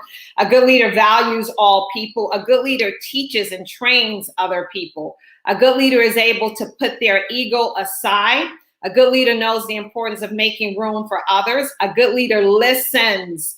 A good leader has courage of their convictions. A good leader will do right when no one's looking, meaning that a good leader has integrity. A good leader invests in himself as well as other people, and a good leader believes in succession planning, meaning preparing others to assume the position so that they can lead as well. And I think that's about 12. That's what I think.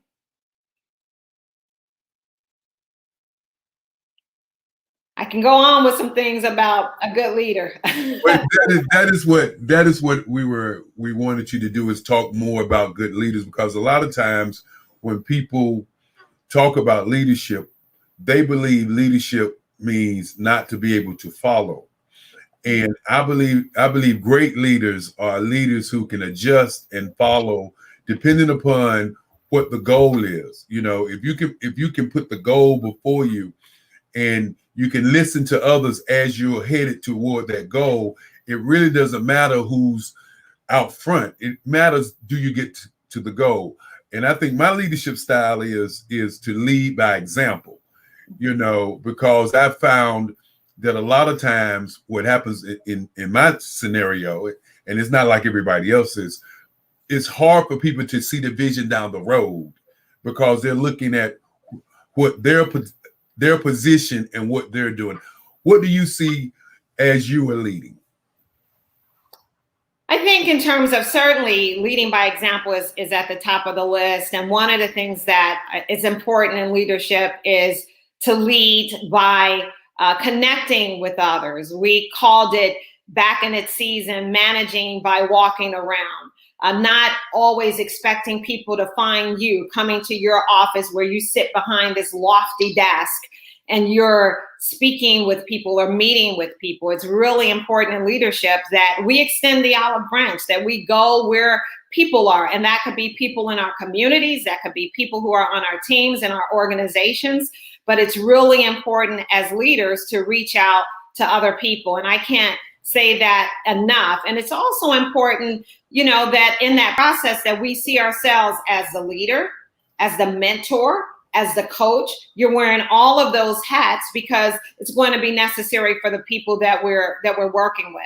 As I'm talking about good leaders, I can think of some that are nationally known for their inspirational leadership. When we think of Dr. Martin Luther King, we think of an inspirational leader. When we think of Mother Teresa, we think of an inspirational leader. When we think of Gandhi, an inspirational leader, not only a good leader, but a great leader. Nelson Mandela, a person who was incarcerated for all of those years. And when he was released, he had a spirit of forgiveness, willing to forgive the people who were instrumental in his oppression. Those are examples of great leaders. And because those are world-renowned leaders doesn't mean that it's not, those same qualities can't be exemplified by all of us. And they are the examples that we can be in order to, you know, help other people along the way, as well as helping ourselves. I think all of those things are very important. And in the course of my career, as I shared as I was speaking in terms of leadership lessons, I've had some great leaders along the way, individuals when I didn't think that I was ready. I wanted to perfect some things and they said, no, you are ready. So oftentimes good leaders will tell you that you're ready when something, that objection in your voice and your head and your heart is saying, not just yet. We're never going to be 100% there, but sitting on the sidelines is not what's going to get us there. It's taking the step, the action that gets us there. And that's what good leaders will do. They'll pull us in and cause us to take those steps. Well, you know, a lot of times people, when they come on the network and I go off camera, they get a little nervous because they think maybe I'm not going to come back.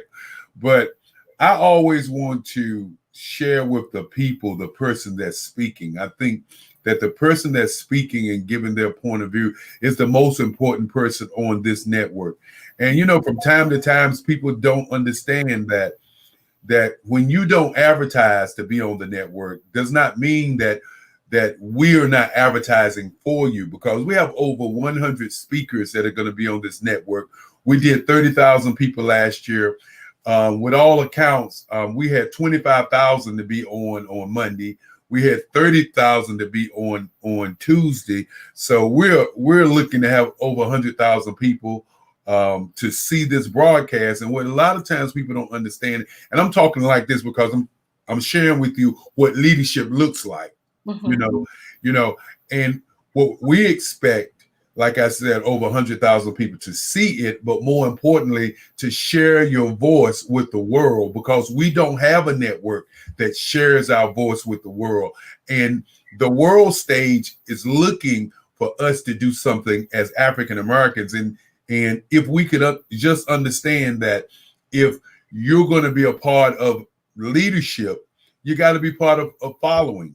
You can't sit back and wait for somebody to give you something for you to turn that key to walk through that door. Correct. Yeah, I agree with you. I think first, in order to be really well-versed and well-rounded as leaders, it requires having followed someone, and hopefully someone who was skilled as a leader. But if you don't have that, if you don't have the skill set to follow, it's not likely that you're going to have the skill set to lead. You'll be present somewhere. And the other thing is, if you don't have the skill set to follow, people notice it, and usually people who can't follow can't lead well. And those are not typically people that others are willing to follow. As I said, it's not enough to simply be in the position or esteem yourself as a leader.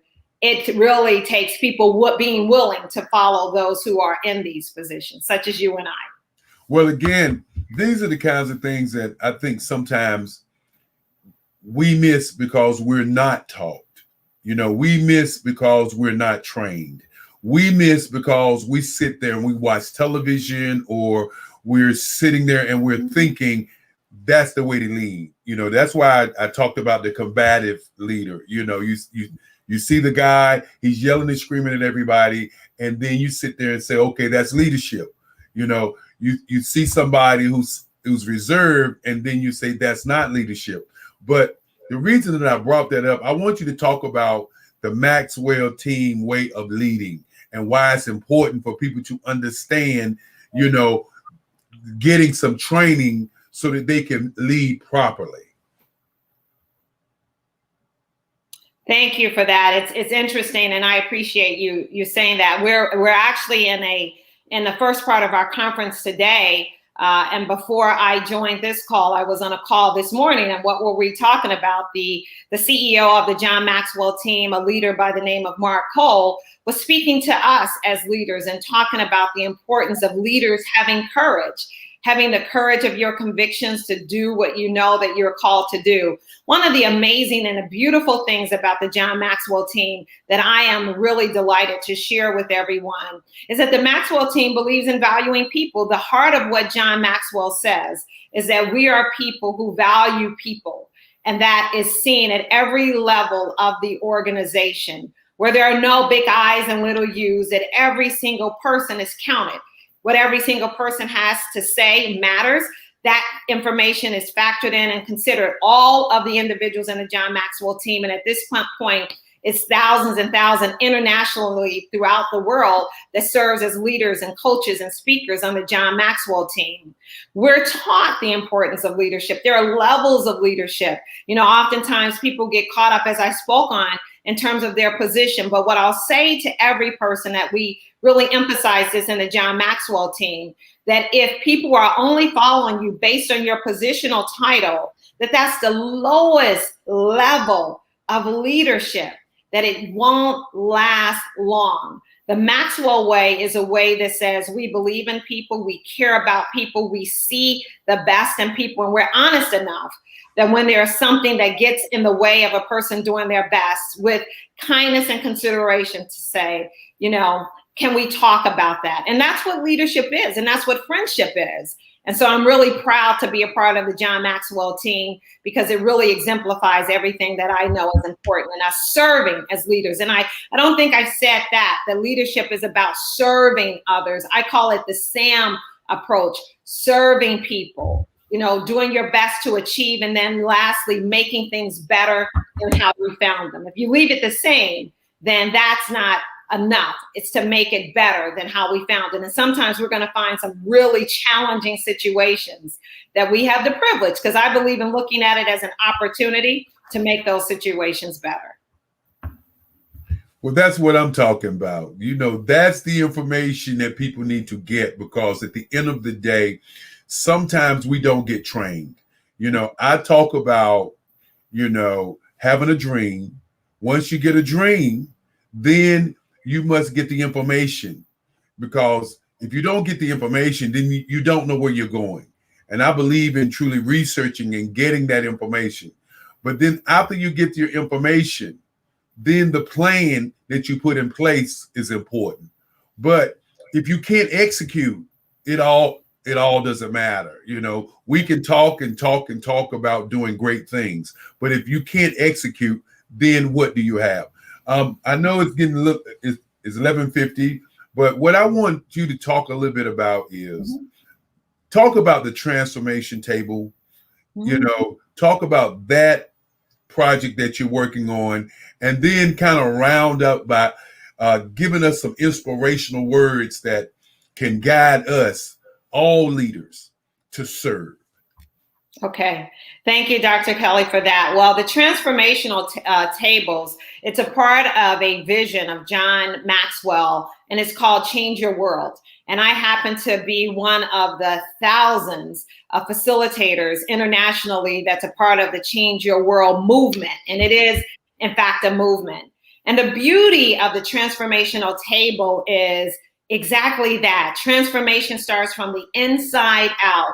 And for those of you who've been through so many different training, this is something that is absolutely different. I've said to so many people who would listen to me that the transformational table, it's a process where we put on the table different values. We started out with the value of hope, and it begins with each person reading these from our content, what hope is, sharing the benefit of hope, sharing how it shows up in our lives.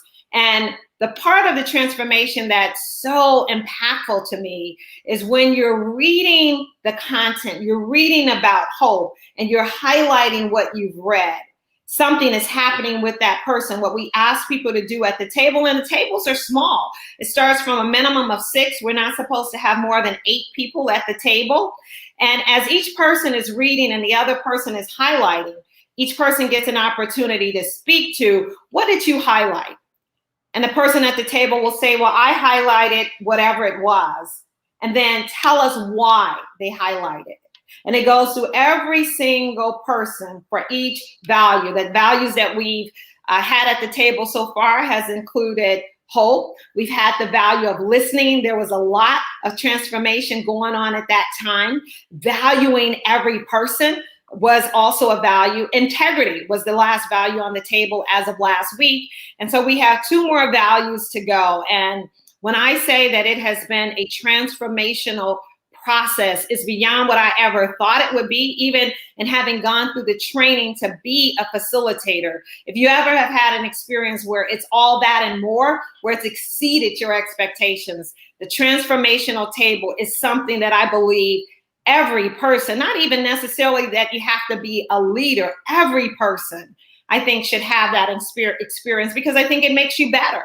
It makes you better in every aspect of your life, from young people to more tenured people, as I like to describe us, can have that type of experience by being a participant on the transformation table.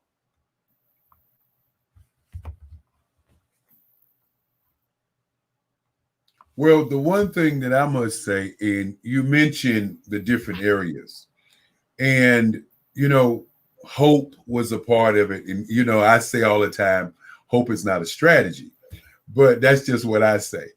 And to talk about that hope really brought a lot of emotions during the transformation table for me, because I had an opportunity to sit down and be a part of your transformation table that you're leading now. But when you got to the listening part, and the listening part was the part of the transformation table that really brought home to me what it's like to be a leader. Because a great leader needs to listen to all parts, no matter what, whether you like it or not. If you listen to everybody, then you're showing that you value people. And I gave the story about Charles McKnight, who sold 30 cars a month. And I know people out there will probably say, Eric, you're exaggerating. But no, he sold 30 cars a month. He trained me, and I sold 20 cars a month. Mm-hmm. But the one thing that he had that far outshined just about anybody on the dealership was that he listened to people. And I think sometimes we don't slow down and deal with different areas of our lives because we're so busy. Well, Darlene, it's one of those times when you got to go, but I hate to go. So what I'm going to do now is I'm going to let you give information so people can contact you and the Maxwell team. And we want to say thank you so very much for helping us, be a part of this journey, the Black Business Network, a new network that is not a network that wants to take over the world. It's just a network that wants to share information. Okay. Thank you, Dr. Kelly. And for all of you, again, anyone that will hear this, that's why I want to thank you for your time and encourage you that you can find me on various social media platforms. If you don't remember, my webpage, www.johnmaxwellgroup.com/Darlene Drew.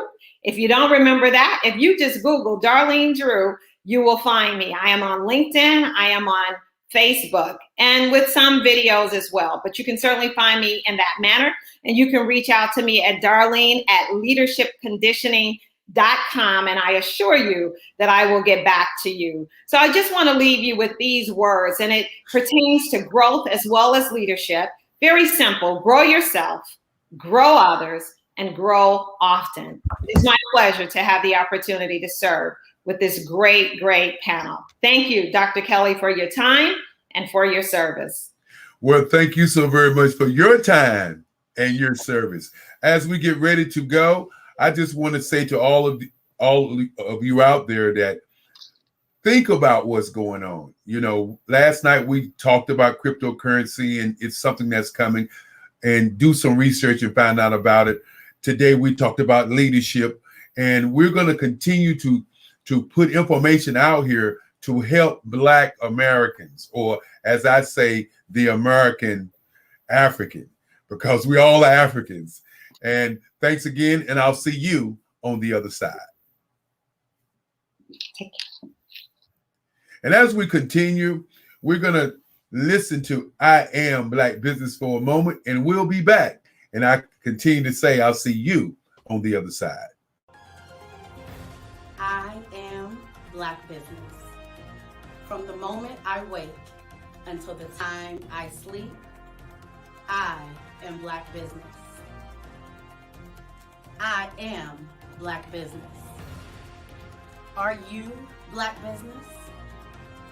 I am Black business. Do you support Black businesses? I support Black business because I am Black business. Black Business Expo, one of the largest business showcases in the history of Black America in North Carolina. Sign up today at www.blackbusinessexpousa.com or call 919-380-9090. I am Black business. I am Black business. From the moment I wake until the time I sleep, I am Black business. I am Black business. Are you Black business? I am Black business. Do you support Black businesses? I support Black business because I am Black business. Black Business Expo, one of the largest business showcases in the history of Black America in North Carolina. Sign up today at www.blackbusinessexpousa.com or call 919-380-9090. 380-9090. I am Black Business. I am Black Business. From the moment I wake until the time I sleep, I am Black Business. I am Black Business. Are you Black Business? I am Black Business. Do you support Black businesses? I support Black business because I am Black Business. Black Business Expo, one of the largest business showcases in the history of Black America in North Carolina. Sign up today at www.blackbusinessexpousa.com or call 919-380-9090. I am Black Business. I am Black Business. From the moment I wake until the time I sleep, I am Black Business. I am Black Business.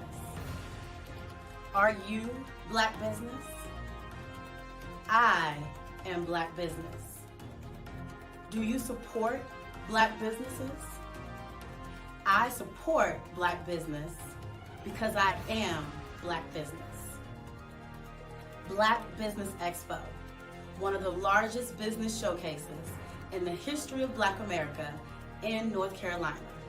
Sign up today at www.blackbusinessexpousa.com or call 919-380-9090.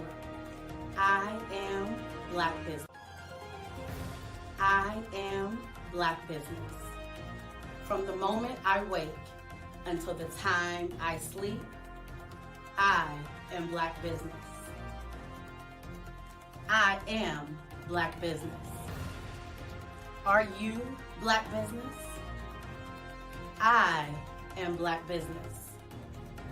Do you support Black businesses? I support Black business because I am Black Business. Black Business Expo, one of the largest business showcases in the history of Black America in North Carolina. Sign up today.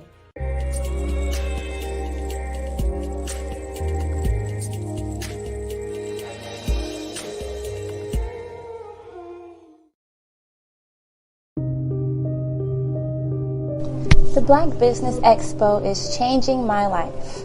This year, they are giving away laptops and even $5,000 in cash to students just like me.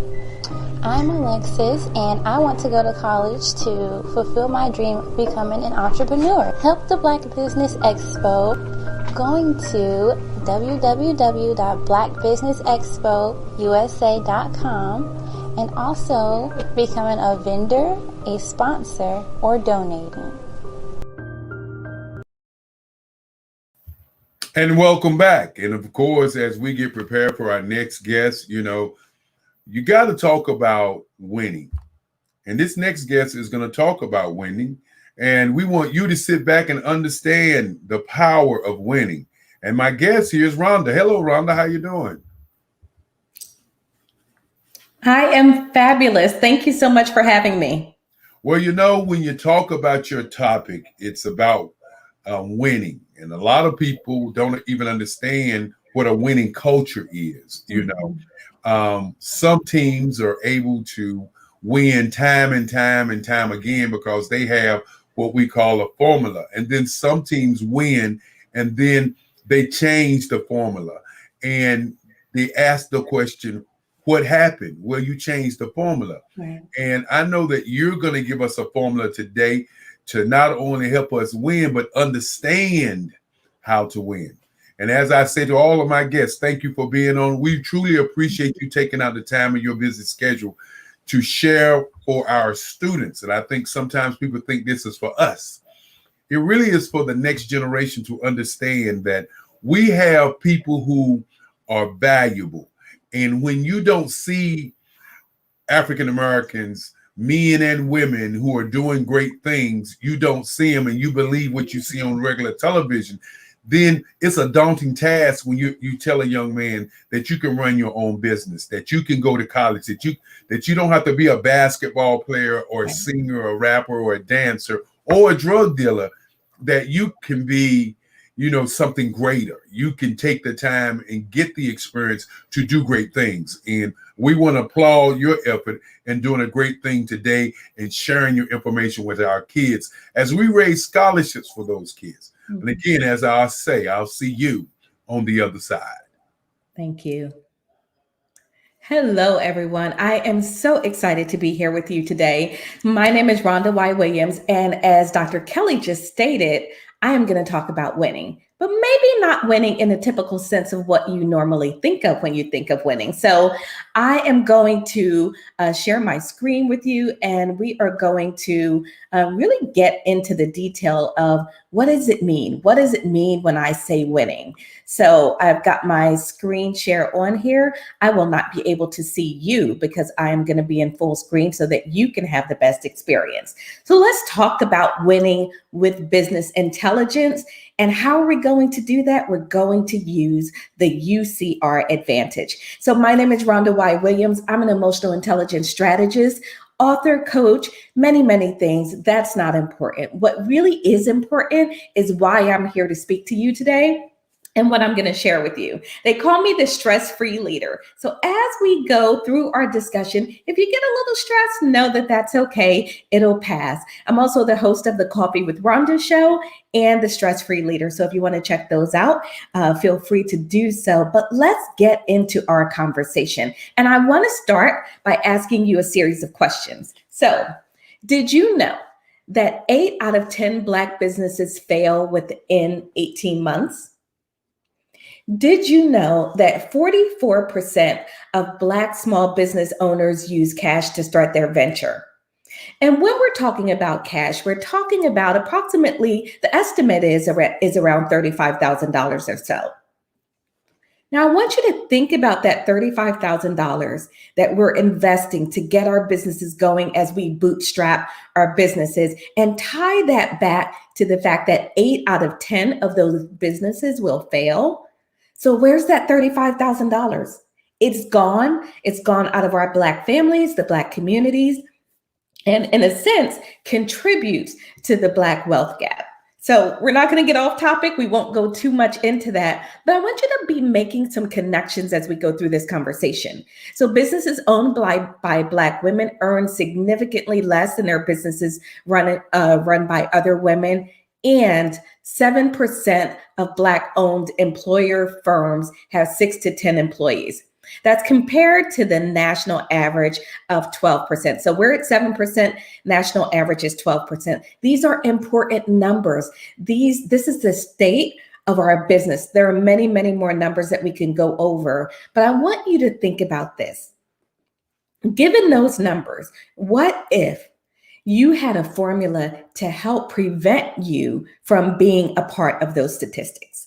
What if you had a formula that was able to help you confidently navigate everything that comes, number one, with being an entrepreneur and being a business owner, but number two, with being a Black entrepreneur and business owner, because we know we have a set of unique challenges that are facing us. So how are you feeling? I said I'm going to start off with a series of questions. So how are you feeling? Type that into the chat box. This is important and germane to our conversation today, because we're going to talk about your feelings. And I know, normally it's taboo. Nobody really wants to walk around talking about their feelings, but this is important. So type in the chat how you're feeling and just think about it and process it. Stay in touch with yourself as we go through this conversation. Now, here's another question for you. What's the most important aspect of your business? What's the most important aspect of your business? So as you think about your business and the success of your business, is the most important aspect your product, maybe the product quality or uniqueness? Is the most important aspect your customer service? Maybe it's sales and marketing. Is it you? What is the absolute most important aspect of your business? Okay, you got your answer? So the most important aspect of your business is you. You are the central component that makes that engine run. And so as you think about the fact that you are the most important aspect of your business, I'm going to put a challenge out there for you. As every Black business owner and entrepreneur out there, I want to say that you must invest in yourself at the level at which you expect success. So what does that mean? That means if you are the most critical aspect of your business, I need you to be investing in you, because there's a lot out there that you know, but there's a lot that you don't know. And how do you get those critical skills and that knowledge base that is going to help ensure that you do not end up as one of those statistics? I love this by Dennis Kimbrough. He says, wealth begins in the mind and ends in the purse. See, often we think that wealth begins with our amazing products or our creativity or the service that we offer. When we do that, we leapfrog over the critical aspect that really helps us. And that is our mindset, investing in understanding what we know, really getting in touch with our thoughts and our feelings and our emotions that will then drive our success. So if you are the most important part of your business, who are you, right? How do you show up? You are a complex series of behaviors, of thought processes, of beliefs. So in essence, if you combine your EQ, which is your emotional quotient or your emotional intelligence, combine your IQ, and then that shows up in your behaviors and your actions and the way you communicate, i.e. your personality. This is who you are. So when you come into the room, when you are presenting your product or service, when you are putting your business forward, you are showing up as a combination of these elements. So let's talk for a moment about IQ. You know, when I was growing up, it was all the rage. Everything was about IQ. Oh, what is your IQ score? That's really the measure that we were using to gauge success. So IQ is your intelligence quotient. And your intelligence quotient is really about how you process information, how you think about things, the way that your brain works. Right? That's what your IQ is. Now, the interesting thing about IQ is by the time you reach maybe your middle teenage years, your IQ is fixed. It's done. It is what it is, as they say.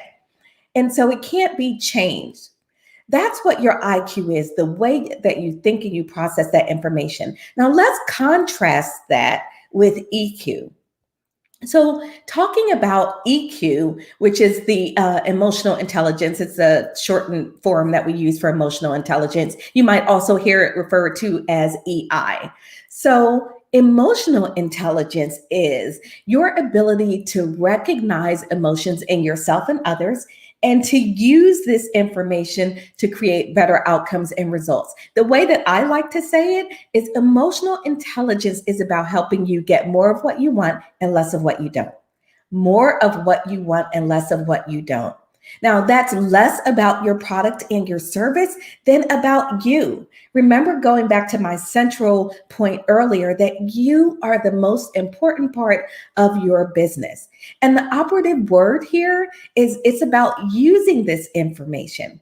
So it's one thing to think that you know who you are, how you show up, but how do you use that information? How do you use it to your advantage or leverage it to your advantage? So let's talk about how you show up. As a business owner, do you show up? Are you taking yourself way too seriously? Do you show up and you are using humor? Are you overwhelmed and stressed? And is that what's showing up? Are you an active listener? Are you showing up as the authentic and transparent leader that you want to be? Are you showing up undisciplined, tired, or overworked? See, all of these are aspects of you in different states, but how you show up has a direct connection to your business. It has a direct impact on your bottom line. So it's important that you know how you are showing up and how others are perceiving how you show up. You might say, you know what? I don't care what anyone else thinks. And I can tell you, as an emotional intelligence strategist, I hear that way too often. I don't care what anyone else thinks. There's a context for that. But in terms of your business, you absolutely care what others think, because it is how they think about you that's going to drive the results in your business. So I want you to think about the fact that when you are dealing with people, remember, you are not dealing with creatures of logic, but we are all creatures of emotion, as Dale Carnegie says. Now, I happen to be a person that thinks I'm very logical. And there are several others that I know that believe this as well. But here's the bottom line. We are actually first creatures of emotion. I do a lot of traveling. And as I head through the airports, you know, they've got all those stores and those shops. And I am tough on my luggage, I will tell you. As I'm traveling through the airports, and of course, this was pre-COVID when I was spending much more time in airports, but I would see a travel bag. And the first thing that would happen is a feeling, right? There's a feeling, a connection that happens first. Now, when I begin to process that feeling of that emotion of, ooh, I need that in my life, then I go to the logical side and I begin to justify it. Well, I've had the current bag for a really long time. I've changed luggage and it's not showing up for me now. Or it's not matching my current state or what I need, or I need something a little bit smaller, right? So now my logical processes, which happen in my neocortex, all of that comes forward, but not until my emotions come forward and trigger something in me, right? So I want you to think about the most logical person that you know. And I'm going to tell you that even that person is first a creature of emotion. So why does that matter? It matters because emotional intelligence is the new business intelligence. It absolutely is. See, back in the day, we had no idea what emotional intelligence was. It didn't even become popular until the 90s, maybe around 1995 or so. So I didn't know anything about emotional intelligence. But guess what? After you finish this conversation, I want you to put that excuse to rest. If you are within the sound of my voice, you now know that emotional intelligence is a set of skills that is essential. It is critical to the success of your business. When we think about emotional intelligence, there are typically 4 buckets, 4 quadrants that we think about: self-awareness, self-management, social awareness, and relationship management. That's how we tend to think about emotional intelligence in those 4 categories. I'm not going to spend a lot of time today going through each of those. Most of you know what self-awareness is: understanding, understanding yourself, understanding your impact on others, understanding your level of confidence, and understanding what you want and need at any given point. Self-management, really, what do, right? How do you manage how do you govern? How do you regulate yourself, your behaviors, and your actions? Social awareness. Are you in tune to others around you? Are you using empathy as you build your team, as you try to create the environment for your team to help you be successful in the business?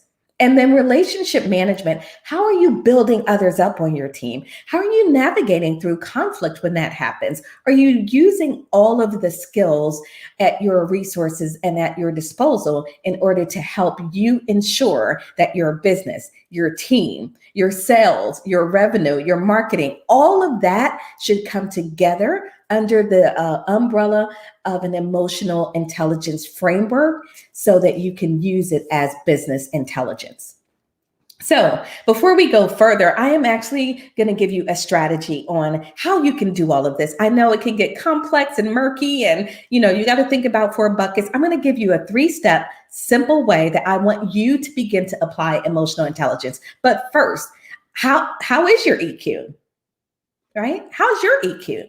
Have you checked it? Not how does it, not, this is not, subjective. Have you taken the time as a business owner, as a leader in your business, as a leader in your own life to check your emotional intelligence? So I want to offer you the opportunity to do that. So if you text the word success to 407-255-2275, you will have the opportunity to take a free emotional intelligence assessment. It's called the UCR Advantage Discovery Survey.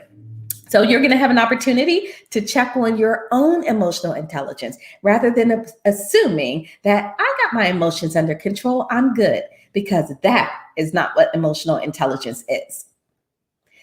So let's talk about it. How do you apply emotional intelligence? I said I was going to give you an easy 3-step process. This formula is one that I developed. It's called the UCR Advantage. And the UCR Advantage takes those 4 categories of emotional intelligence that I shared on the previous slide, and it breaks it down into 3 simple areas for you as the business leader and owner to focus on. The U stands for understanding. And often this is the place that we get ourselves into quite a bit of trouble because we think we know. And the brain is an interesting tool. When it thinks it knows, it stops searching, right? When the brain thinks it knows, it stops searching. Why should I look for answers that I already have? So our quest, our goal is to expand our understanding, is to really dig deep, get below the surface. None of this, oh, I'm doing okay, or it's doing okay. We're talking about doing the work of going below the surface to expand your understanding. I'm going to show you in just a moment how this applies and what I mean in terms of your business. The C in the UCR Advantage is for communication. Now, as an emotional intelligence strategist and coach, what I say is your communication is everything. Your communication should be results driven, i.e., what is it you're hoping to accomplish? That is the basis by which you should build your communication framework, right? You should always communicate based on what you want, what's a more positive outcome, what your objective is. That is results-driven communication. And then finally, the R is for response. What is your response? What is it you're actually doing? I can deepen my level of knowledge and understanding. I can communicate and I can say all the right things. But at the end of the day, when the rubber meets the road, what am I doing? Am I following through? So I will just share sort of briefly with you. This really comes into play for me personally as an entrepreneur and business owner. I had a terrible fear of sales. I can step up and transparently today say it was a fear of sales, but the way that I used to frame it was that I'm just not good at sales. And because I told myself that I was not good at sales, I avoided it at all costs. What do you think that did to my business? I could talk about my product. I could talk about it with passion, but when it came time to close the deal, all of a sudden, I'd get all meek and I saw all of a sudden now I'm really coming from that place of lack and now I'm not sure about how to present this. And it affected my business. It affected my ability to grow. I had to deepen my own understanding of myself. I had to get in touch with what was going on in here, right? What was going on inside of Rhonda to know that, you know what? I have always been afraid of sales because I didn't think I was good at it. I didn't really know how to do it. It felt icky. I didn't want to feel like a used car salesman. I didn't want to feel pushy. I had all of that to deal with. See, all of that falls under expanding understanding. When I began to expand my understanding around sales and what it actually was, the ability to not only serve myself and my business, my community and my family, but to serve others, which is what we as leaders and entrepreneurs do, right? Our goal is service, support, helping. I had to come to that realization. So then I had to understand the communication around that. I had to change my chatter in my own head. I had to stop telling myself that I wasn't good at sales. I instead go through the process, and now we're going to the response. I had to do the work. I had to get better. I had to get systems and processes. I had to invest in training, right? So the UCR Advantage gives you a really positive and practical framework that you can use. So how does this play out in your business? I'm just going to give you some ideas. I won't go through all of this here, but when you're thinking about understanding from your business's perspective, it's important to understand what's below the surface for you, because these are where the blocks are. And oftentimes we just accept our blocks as fact and we don't go deep and examine them. And by doing that, you allow yourself to stay hostage to those limiting beliefs that are not serving you and they are not serving your business. You have to assess your thought patterns here, because you've got to challenge the beliefs that you have. I had to challenge the fact that I was not good at sales. Well, how often had I really engaged in sales? What was I really selling? Right? And so challenging those beliefs, because many of them are simply not true. And then as you go through this, I want to just jump to the bottom of understanding, because this is critical. In the UCR process, there is something I need you to do before you move to communication and before you move to response. I absolutely need you to understand the goal. What is your objective? You have to be clear about this objective, and then it is what forms the foundation and the framework for the way that you communicate and the way that you respond. So in your business, are you using empathy when you're with your team? You know, I think about COVID and the crisis.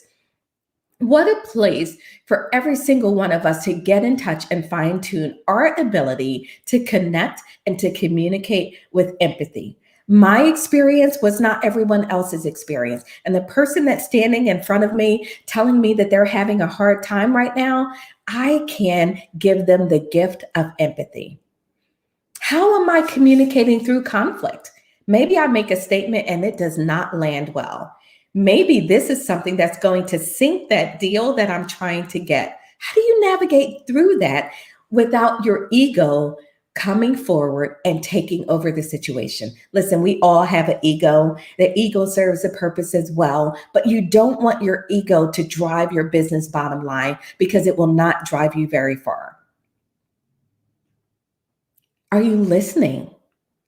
In communication, we do a lot of speaking, right? Most of us love to hear the sound of our own voice. We think we have value to add and we want to say that.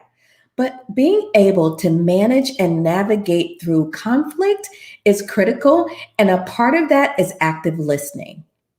Are you listening for what's being said and what is not being said? You see, we humans don't really like conflict, most of us. Well, some of us are okay with it, but the large majority of folks tend to want to avoid conflict. If that's the case, there is a lot they are not saying. And are you listening for that as well, and using your communication skills to open up, create safe spaces in your team, within your customer base, to have those conversations and bring it forward? And then finally, in your business, where is your response showing up? Where is what you do and how you manage yourself? How's that showing up for you? In terms of building your team, creating processes, repeatable and sustainable processes that are going to serve and drive your business forward. Are you still being, here's one for you. Are you still being the chief everything officer in your business? Okay, that's about managing yourself. And that's also about understanding and being able to step back a little bit and understand that just because you can doesn't mean you should, right? Just because you can doesn't mean you should. I can do a lot of things. I've got a wide ranging skill set. In fact, I was talking with someone on the phone the other day, and we're doing a webinar. We are doing a collaborative webinar, and we need a graphic for the webinar. Now, I've been making graphics for years, and I've gotten quite good at it, honestly. And so we're talking about that. And one of the partners on the webinar said, I can make that graphic for us. And my response was, I am certain that you can, and do an amazing job of it. I just want to ask you, is that what you should be doing? Just because you can doesn't mean you should. As a business owner, where is your time best served? Is it best served creating all these little details by hand, doing all of this little busy work, or is your business best served by you setting the vision, creating the relationships, going out doing the promotion and the sales? Where is your time best served? If you are not paying attention to this, it is easy to lose sight of it. I want you to use the UCR advantage and get really confident and comfortable navigating between the U, the C, and the R. So I see a comment here. It's a long one, so I can't read it right now, but thank you for the comment that came in. And then, in your response, the final thing I'm going to say here, and then I'm going to move on, is decision-making is critical, right? Make the decision. Don't hem and haw about it. Don't be too fearful. Use your resources. Do your research. Do some crowdsourcing in terms of knowledge and get people's opinions and then ultimately make a decision and then move on, right? Because we can get stuck and get in our own way. And don't forget to care for yourself through the process, because if you don't, it is very difficult to maintain an adequate level of care for anyone else.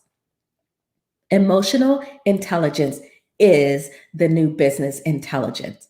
The combination of your thoughts, feelings, communication, and actions matters. It matters, and it will translate to your bottom line every single time. It's great to have an amazing product. It's great to have a wonderful service, but we must, as Black entrepreneurs and Black business owners, we have to understand that wealth begins in the mind and it ends up in the purse. It begins with your thoughts and feelings, and it ends up in your results, because your thoughts and feelings is the start of all things communication and actions and outcomes. So emotional intelligence is the new business intelligence. So I want you to think about your own business. What are some of your greatest challenges that you're facing in your business today? And I want you to identify what that might be. I put a list together for you, just some things for you to consider. Because again, this is about educating our Black entrepreneurs. This is about educating our Black businesses. This is about educating us as individuals, as humans, right? And our children. We have to understand, where are we struggling? And then how do we get the tools, the resources, and the skills to navigate past those challenges so that we can go on our way to success. So these are some areas for you to think about. Are these one of the areas that you're having a challenge in your business? Is it stress? I go to stress because we as entrepreneurs tend to take on a lot. Someone told us that the only way for us to be successful is to work our little fingers to the bone, is for us to work 20 hours a day and to do so with a smile on our face and think that that's okay. But this is for another webinar and another conversation, but that in fact is not accurate, right? It's false. It's a false belief. There are many people who have learned the art of building success without working themselves and their bodies into the point where it can no longer properly serve them. So identify your challenge, and then I want you to apply the UCR advantage. This is important. Wisdom tends to grow in proportion to one's awareness of one's ignorance. Now, that sounds a little bit like an oxymoron, right? But you have to become aware of where you're falling short. I know that there are theories out there that says just focus on your strengths, but our strengths aren't the problem. What's in your way are your areas of opportunity. What's in your way are the areas where you lack awareness. Elevating that to the place that you can consciously manage them. You don't have to make them perfect. They don't have to, rise to the level of your strengths, but you absolutely want to be sure that you are getting those out of your way. In summary, emotional intelligence is business intelligence. Business intelligence drives operational intelligence. Operational intelligence is informed by relationship intelligence, and relationship intelligence is the key to building sustainable revenue, long-lasting businesses, and ensuring that your business does not end up as one of those 8 out of 10 that is not surviving past 18 months. You have passion, you have purpose, you have IQ.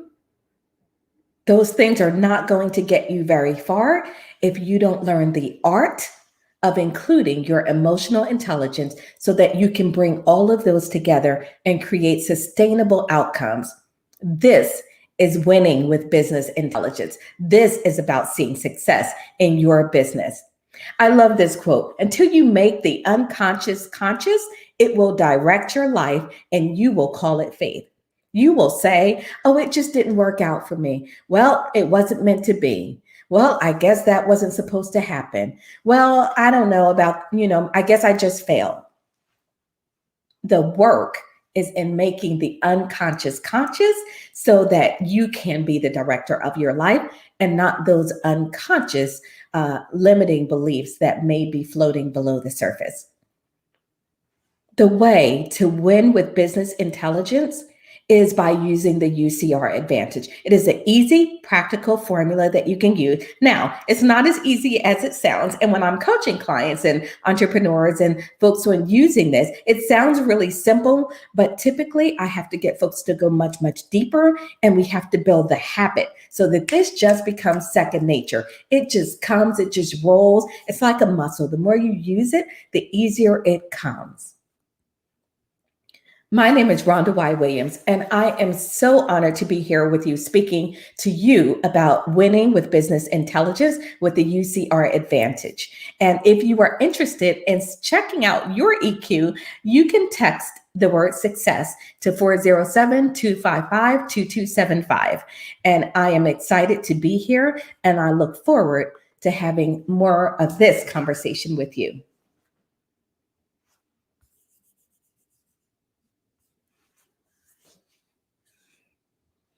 All right, so I see this question here. I'm going to see if I can read it. Oh, I think it was another comment. All right, wonderful. So any questions or comments around emotional intelligence and how you use emotional intelligence, any areas that you might be struggling with emotional intelligence, or really looking to understand more and apply emotional intelligence to your life and to your business. Go into my comments here. My chats. All right, I don't see any questions at the moment. All right, so I assume that you guys all have this down. You know where to find me if you do have a question around emotional intelligence and really how to leverage this and use it in your own businesses.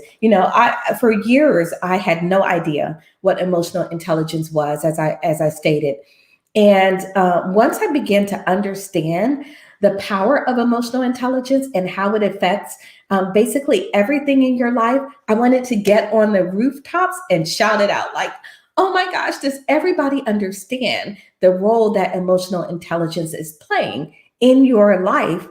And even more importantly, in your success, right? Is everyone understanding the importance of emotional intelligence and how it shows up for you, right? In building your business, building your team, everything that you do, emotional intelligence is the key. And you can use those 3 steps. Mark Lee said, what would you do to inspire others? Or Dr. Kelly said, what would you do to inspire others? So it's interesting. I think the first thing we have to do is we have to help others understand what emotional intelligence is. The name can be a little bit, wonky. People think, oh, emotional intelligence, you're just going to talk to me about my emotions. But that's not what emotional intelligence is. And we have to be very clear with understanding what emotional intelligence is. The second thing I would do to really inspire others is to be able to help them know that emotional intelligence is a set of skills. It is not like IQ, right? I said IQ was fixed. By the time you hit 15, 16, IQ is done. You can't do anything else about that. However, emotional intelligence is a set of skills. So what does that mean? That means you can improve them. You can grow. You can build, right? You can soar with emotional intelligence, and perfection is not the goal. That's the other thing that I would say to folks is this is not about being perfect. This is about getting a little bit better in the areas that might be hindering your success as a business owner and an entrepreneur. So I think it's important for all of us to understand how we can position ourselves to be successful. And we now know, research now tells us that for every point that you improve your emotional intelligence, you are adding at least $1,000 to your bottom line. And if you increase it so much, you're adding up to $27,000 to your bottom line simply by doing the work to improve your emotional intelligence. That's huge. So we have to understand what that is, what it means, and then it doesn't matter what you know if it does not inform what you do. I'm going to say that again. It doesn't matter what you know if it does not inform what you do. Knowledge is not power. Power is the application of information, the application of emotional intelligence. Simply knowing about emotional intelligence is great. Cool. That really does nothing for us. I know that I shouldn't eat French fries, but I love them and I eat them anyway, right? So simply knowing something doesn't really mean a hill of beans. It is what you do with that information that becomes critical. And I see another question here. What impact can your company make on the world? This is really interesting as you think about the impact that we are making at the Dream Life Leadership Academy. My goal is to help business leaders and entrepreneurs become more emotionally intelligent, because we know that that is the crux of success, right? That is where success lies. And so if we are not using emotional intelligence simply because we don't know it, we haven't been taught it, certainly not really taught in schools.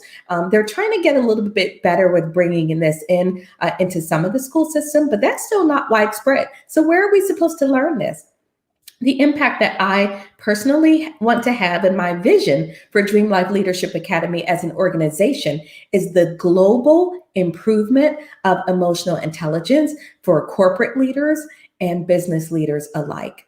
We have the opportunity to improve our emotional intelligence because it is going to make the difference. And we don't want to see so many of our Black businesses fail, right? We know that there are a lot of systemic issues that contribute to that.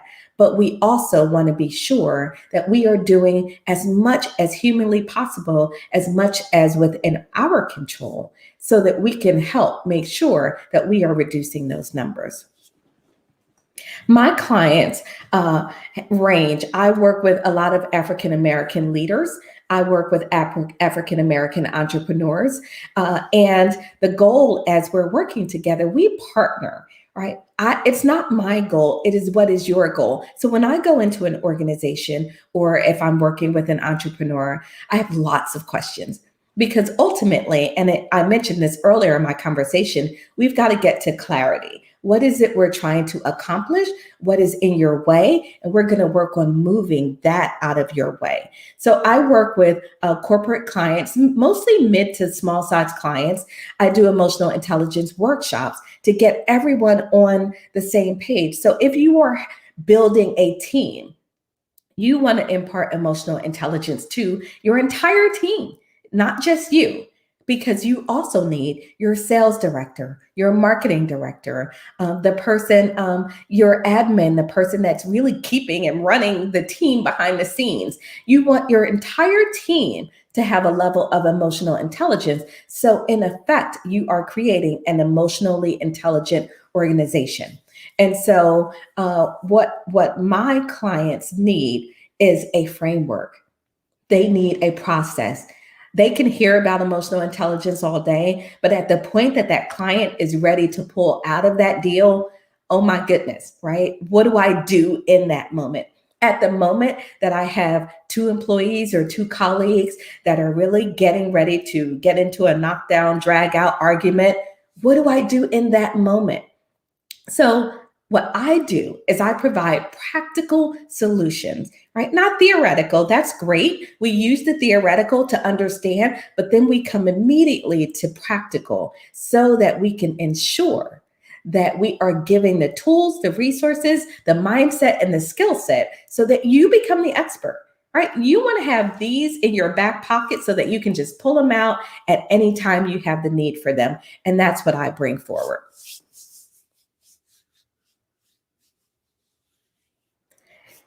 Some of the most critical changes that we have to make is in awareness. Okay? You don't know what you don't know. I don't know what I don't know. So it's a journey of curiosity. It's a journey of seeking out feedback.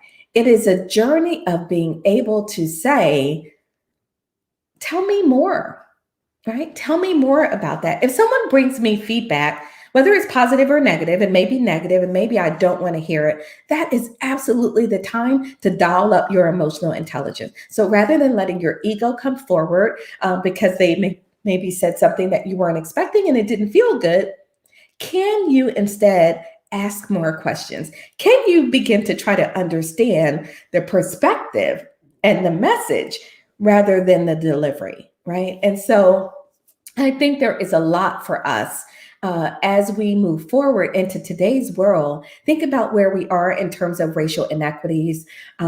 Many organizations looking to enhance, elevate their level of diversity within the organization, looking to create inclusive and environments where people feel like they belong. All of that has a foundation in emotional intelligence. That's just one piece of it. This is my own personal opinion. Emotional intelligence is one aspect of that. But it's an important aspect of it, right? We've got a lot of structural areas that we need to address, but we can absolutely begin by understanding us. Who are we? At a time in my life, I had to ask myself, how am I complicit? How am I contributing to the problem? Now, as you can imagine, it's a hard question to ask. It's a hard question to answer. Ask yourself, how are you contributing to either the stagnation or the blocks in your business? How are you complicit? How are you contributing? It's not a judgment. It's simply about understanding, because what you don't understand, you cannot fix. What is the number one way we can make a substantial difference by using your service? The number one way you can make a substantial difference by using my service is by, number one, understanding the need. Understanding that there is an opportunity to improve the emotional intelligence. As I stated, having an amazing product is wonderful. Having a great service is wonderful. But without emotional intelligence, you will only go so far. So as a business owner or leader, creating a sense of awareness and need for all of us to improve our emotional intelligence, because as I mentioned earlier, perfection is not a goal, it's critical. That is critical. And then I'm going to come in, I'm going to work with you as a leader, I'm going to work with your team. But that's the easy part. The more challenging part is for you to apply the information, right? It doesn't matter what you know if it does not inform what you do. So it is essential, it is critical that you do something with the information. So after I come in and we do the one-on-one work, we do the workshops, we engage, we understand it, we understand the UCR advantage, and then what will you do with it? How will you use it to change processes, to improve relationships, to gain new clients, to build maybe an entirely new book of business? There are lots of amazing outcomes that you can have in your business if you are open to elevating the awareness, and then if you are focused on applying the information. What made you decide to tackle this subject, and how did you get into the industry, and why do you stay? Interestingly enough, for me, tackling this was because I was, as a former healthcare leader and former hospital CEO, I was constantly in positions where I needed to leverage emotional intelligence. But I had no idea what it was. And I think I was doing it, just doing it. But I really began to understand how my life would have been different had someone taught me about emotional intelligence. How I would have been able to differently impact my team had someone taught me about emotional intelligence. Even as a leader, when you think about how we support and serve leaders, most times it is, hey, you're really great at what you do. I think we're going to give you this promotion. Yeah, we think you'll be wonderful at it. For me personally, it was, here's the keys, here's the budget, here you are, and you're now in this new chief position. Well, what support, what training do we get? So I have an opportunity to come in and to now say, I want to give other leaders something that I did not get. Right? I did not get any training on emotional intelligence, or frankly, any leadership training to begin with. So for me, that my passion project, my passion vision is supporting leaders globally to help them apply emotional intelligence. And whether that leader is in the corporate setting, or if they're an entrepreneur looking to expand and build their business, that is my passion. What are some common misconceptions people have about your services? And how can we combat these misconceptions and communicate more effectively about what your company does? That is an amazing question. Some common misconceptions that people often have about the work that I do is they think it's fluffy work. They believe it's just touchy-feely. Just by saying the words emotional intelligence, people tend to go, oh, I'm good. That's a common misconception. Emotional intelligence is not about whether you're good or not. It is about your ability to leverage an internal resource that was God-given to all of us, which is our emotions. Our emotions are your number one source of information. If we are not leveraging that number one source of information, we are leaving money on the table, and we are not serving ourselves to the extent, to the highest, greatest good of our teams, of our organizations, if we are not leveraging our emotional intelligence, if we are not investing. If we rewind to earlier in our conversation, what's the most important part of your business? You. So investing in you, improving your emotional intelligence is an amazing place to begin. And that is one of the aspects of what I bring at the Dream Life Leadership Academy. So to communicate more about what we do is really about focusing on the outcomes that Black entrepreneurs want. Well, I go in and I say to Black entrepreneurs, what do you want and what's in your way? What do you want and what's in your way? And then they can work with me to begin to move some of those blocks out of the way so that they can see more success. You've got a passion, you've got creativity, you've got an amazing product. We want to get that out there so that it can serve the masses and serve the world. But we cannot do that if we are not working on self-improvement. And so having conversations like this one is an amazing way to start by communicating the importance of emotional intelligence. That's one place for us to begin.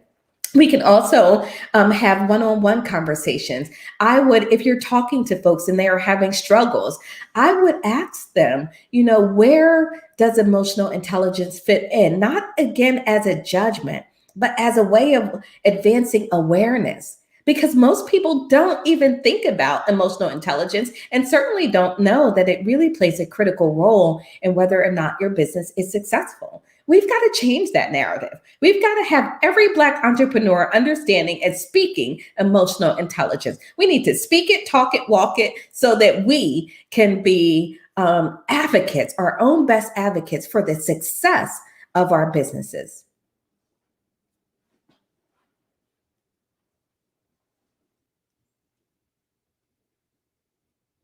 An amazing resource for those who want to learn more about emotional intelligence is there is a book that was written by Daniel Goleman, It is called Emotional Intelligence.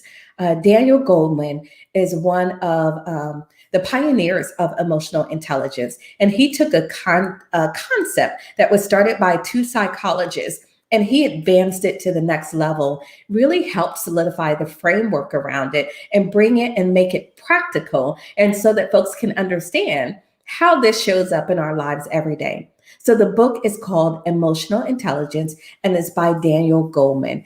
I recommend that as a wonderful place to start to gain a foundation for understanding what emotional intelligence is. There's also another amazing book called Emotional Intelligence 2.0. If you want to learn about emotional intelligence, it's another wonderful resource.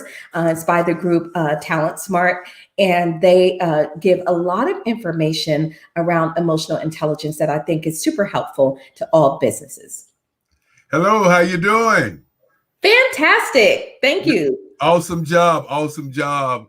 I was on the backside sharing with you that I had a little emotional intelligence to ask you the right kind of questions to get you to thinking about, what was going on, because a lot of times people, they don't take it serious. They don't see what we do as business owners that changes the lives of people and how we form how people think. And so, the questions that I was asking, I got a team of people in here. Y'all don't see them, but they be asking this question, ask her this question.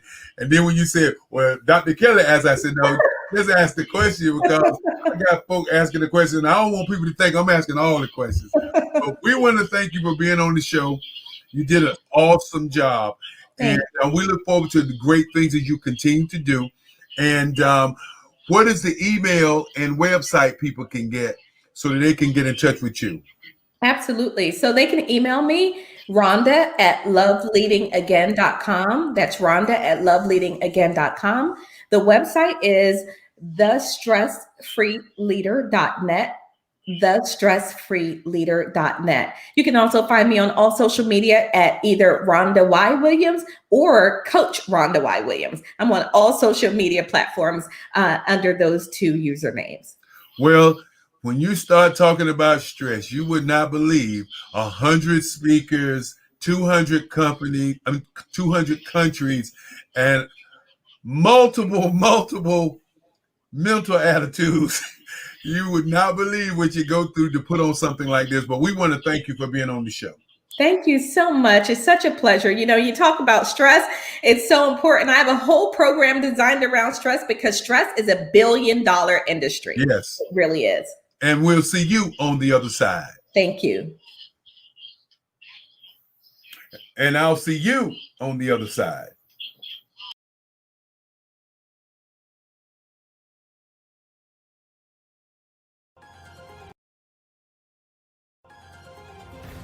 I am Black business. From the moment I wake until the time I sleep, I am Black business. I am Black business. Are you Black business? I am Black business. Do you support Black businesses? I support Black business because I am Black business. Black Business Expo, one of the largest business showcases in the history of Black America in North Carolina. Sign up today at www.blackbusinessexpousa.com or call 919-380-9090. I am Black business. I am Black business. From the moment I wake until the time I sleep, I am Black business. I am Black business. Are you Black business? I am Black business. Do you support Black businesses? I support Black business because I am Black business. Black Business Expo, one of the largest business showcases in the history of Black America in North Carolina. Sign up today at www.blackbusinessexpousa.com or call 919-380-9090. I am Black Business. I am Black Business. From the moment I wake until the time I sleep, I am Black Business. I am Black Business. Are you Black Business? I am Black Business. Do you support Black businesses? I support Black business because I am Black Business. Black Business Expo, one of the largest business showcases in the history of Black America in North Carolina. Sign up today at www.blackbusinessexpousa.com or call 919-380-9090. I am Black Business. I am Black Business. From the moment I wake until the time I sleep, I am Black Business. I am Black Business. Are you Black Business? I am Black Business. Do you support Black businesses? I support Black business because I am Black Business. Black Business Expo, one of the largest business showcases in the history of Black America in North Carolina. Sign up today at www.blackbusinessexpousa.com or call 919-380-9090. I am Black Business. I am Black Business. From the moment I wake until the time I sleep, I am Black Business. I am Black Business. Are you Black Business? I am Black Business. Do you support Black businesses? I support Black business because I am Black Business. Black Business Expo, one of the largest business showcases in the history of Black America in North Carolina. Sign up today.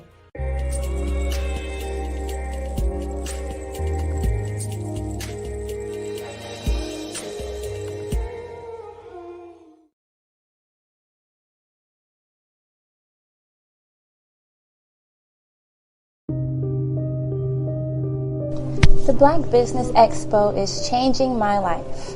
This year, they are giving away laptops and even $5,000 in cash to students just like me.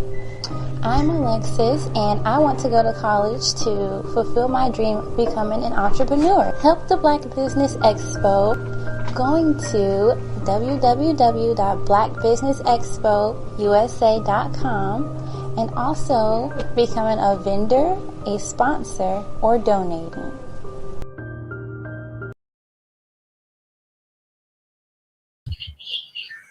Hello, ladies and gentlemen. Hi, and welcome to the Black Business Network. And we're just so happy that you stayed here and tuned in. We have a great panel coming up.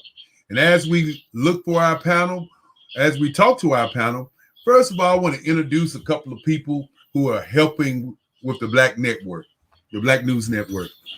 Of course, there's the gentleman by the name of the chairman and CEO of Moody Capital Partners.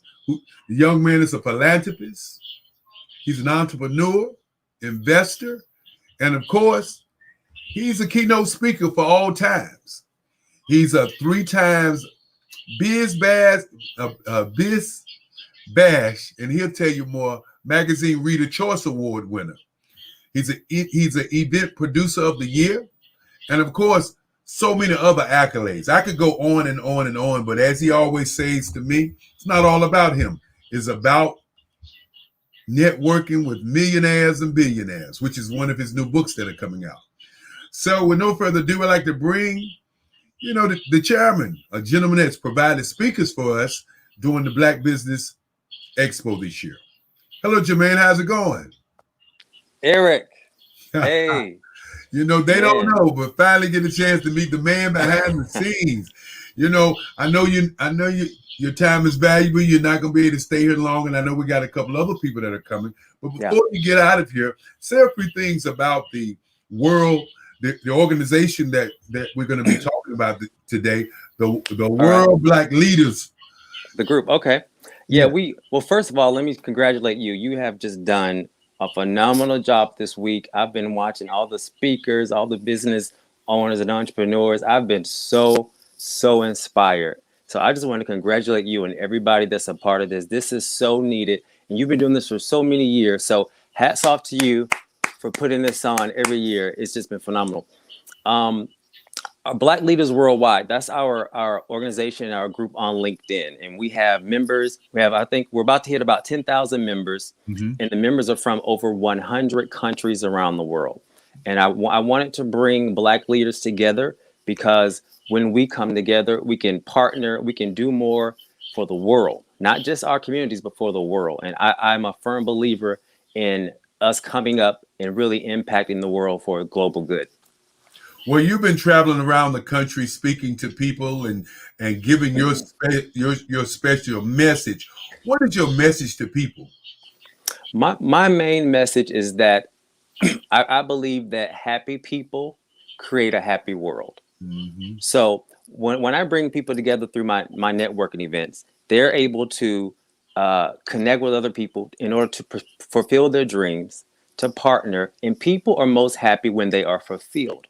So if happy people create a happy world, then what I do to bring people together to fulfill their dreams, that's ultimately going to create a happy world. So I realize my calling is to bring people together to help them get to where they want to get to. And in return, they are happy and they create a happier world. Now, I'm truly happy that you're here because I know you're a very busy man. And last question before you get out of here, because I know we discussed this earlier, that you had some other engagements. What are the names of some of your books and how can people reach you? All right.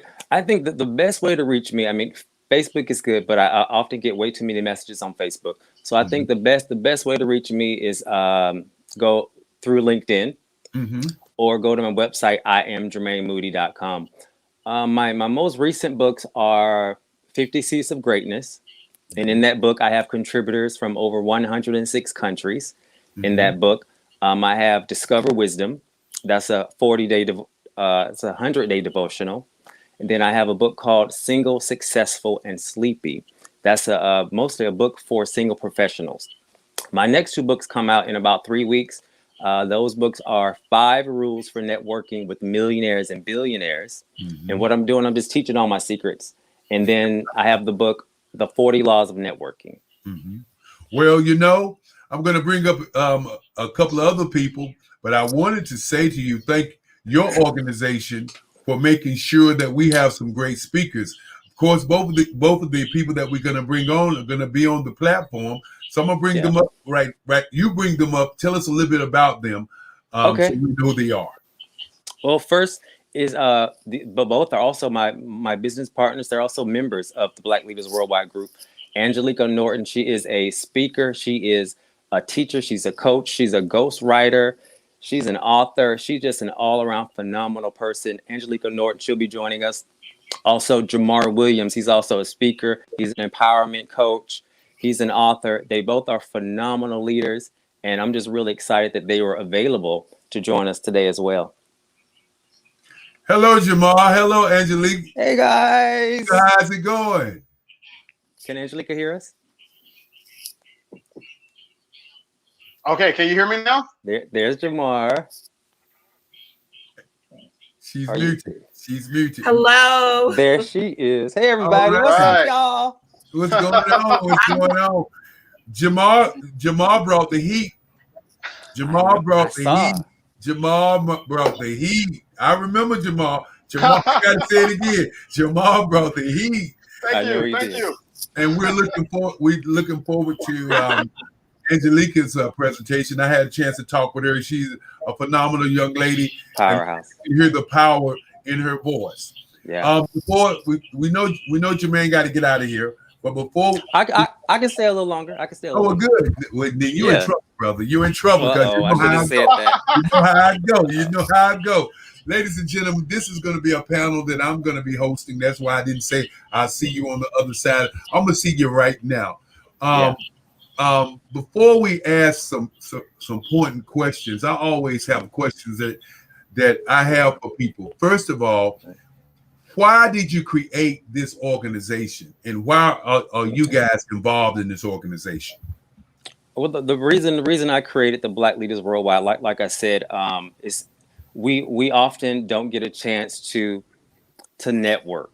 You know, one thing I've learned about other ethnicities, they network. You know, and that's really where the power is. When we come together, we have more power, we have more opportunities, and we can create opportunities for each other. So that's the main reason I created that group. We feature members, we promote members, we promote their businesses. It's really about us coming together and utilizing our own power. Jamal, what impact do you think this organization can have on the world? Well, as I look in terms of where the world is going, we're looking at an entirely, virtual platform, if you will, as it relates to where the world is going. I think Jermaine hit it right on the money when he said that this allows us to truly connect. And when I think about forming connections, I think about building relationships. I think about those entrepreneurs that may not exactly have all of the answers, may not know exactly where to begin, but we have this one central group where an individual can go, a one-stop shop, where they can find all of the resources that they need. I've met individuals throughout this group, other coaches, other consultants, other investors, other entrepreneurs that can truly help if I literally knew absolutely nothing about business. I have met individuals in this group that can say, this is what you need to do step by step. Well, Angelica, I hope I said your name right. Did I say it right? Can you hear me? You did. Okay, you I did. just want to make sure. I believe the pronunciation of the name. I can hear you. Okay. What is the average person that's in this group? What do they look like? You pronounced it correctly. Yeah. She has a delay. Oh, I got a delay. I'm sorry. What does the average person who joins this organization look like?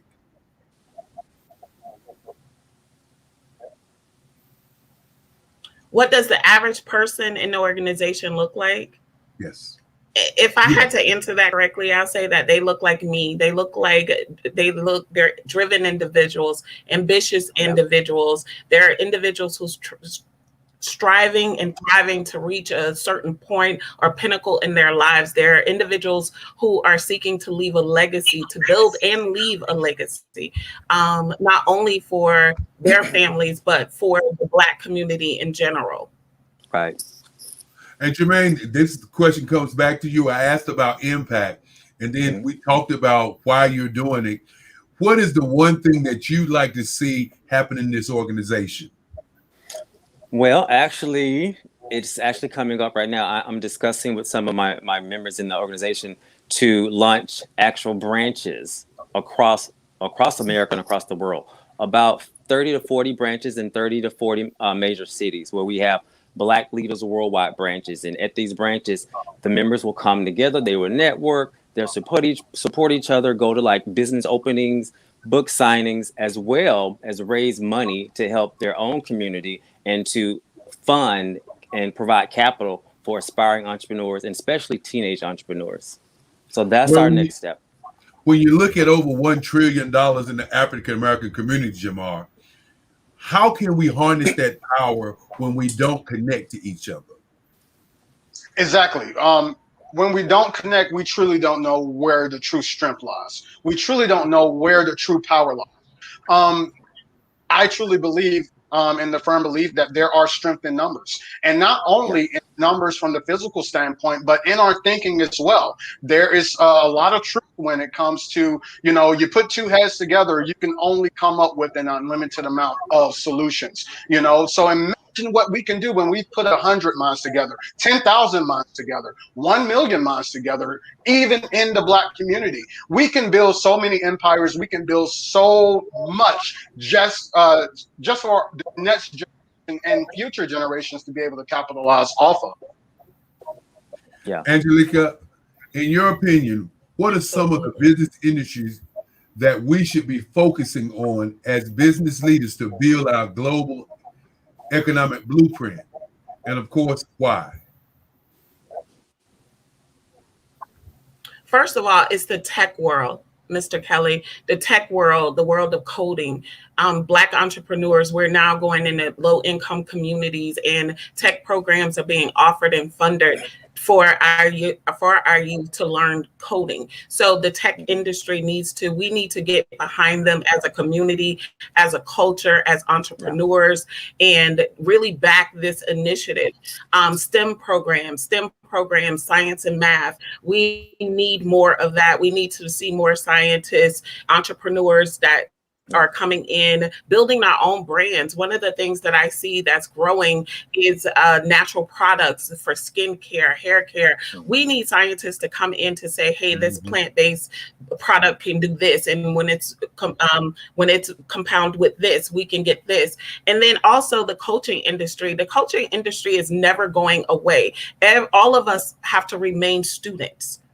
And it's vitally important that we understand that our advancement and our overall growth is in our ability to invest in being taught, and being prepared for what's next.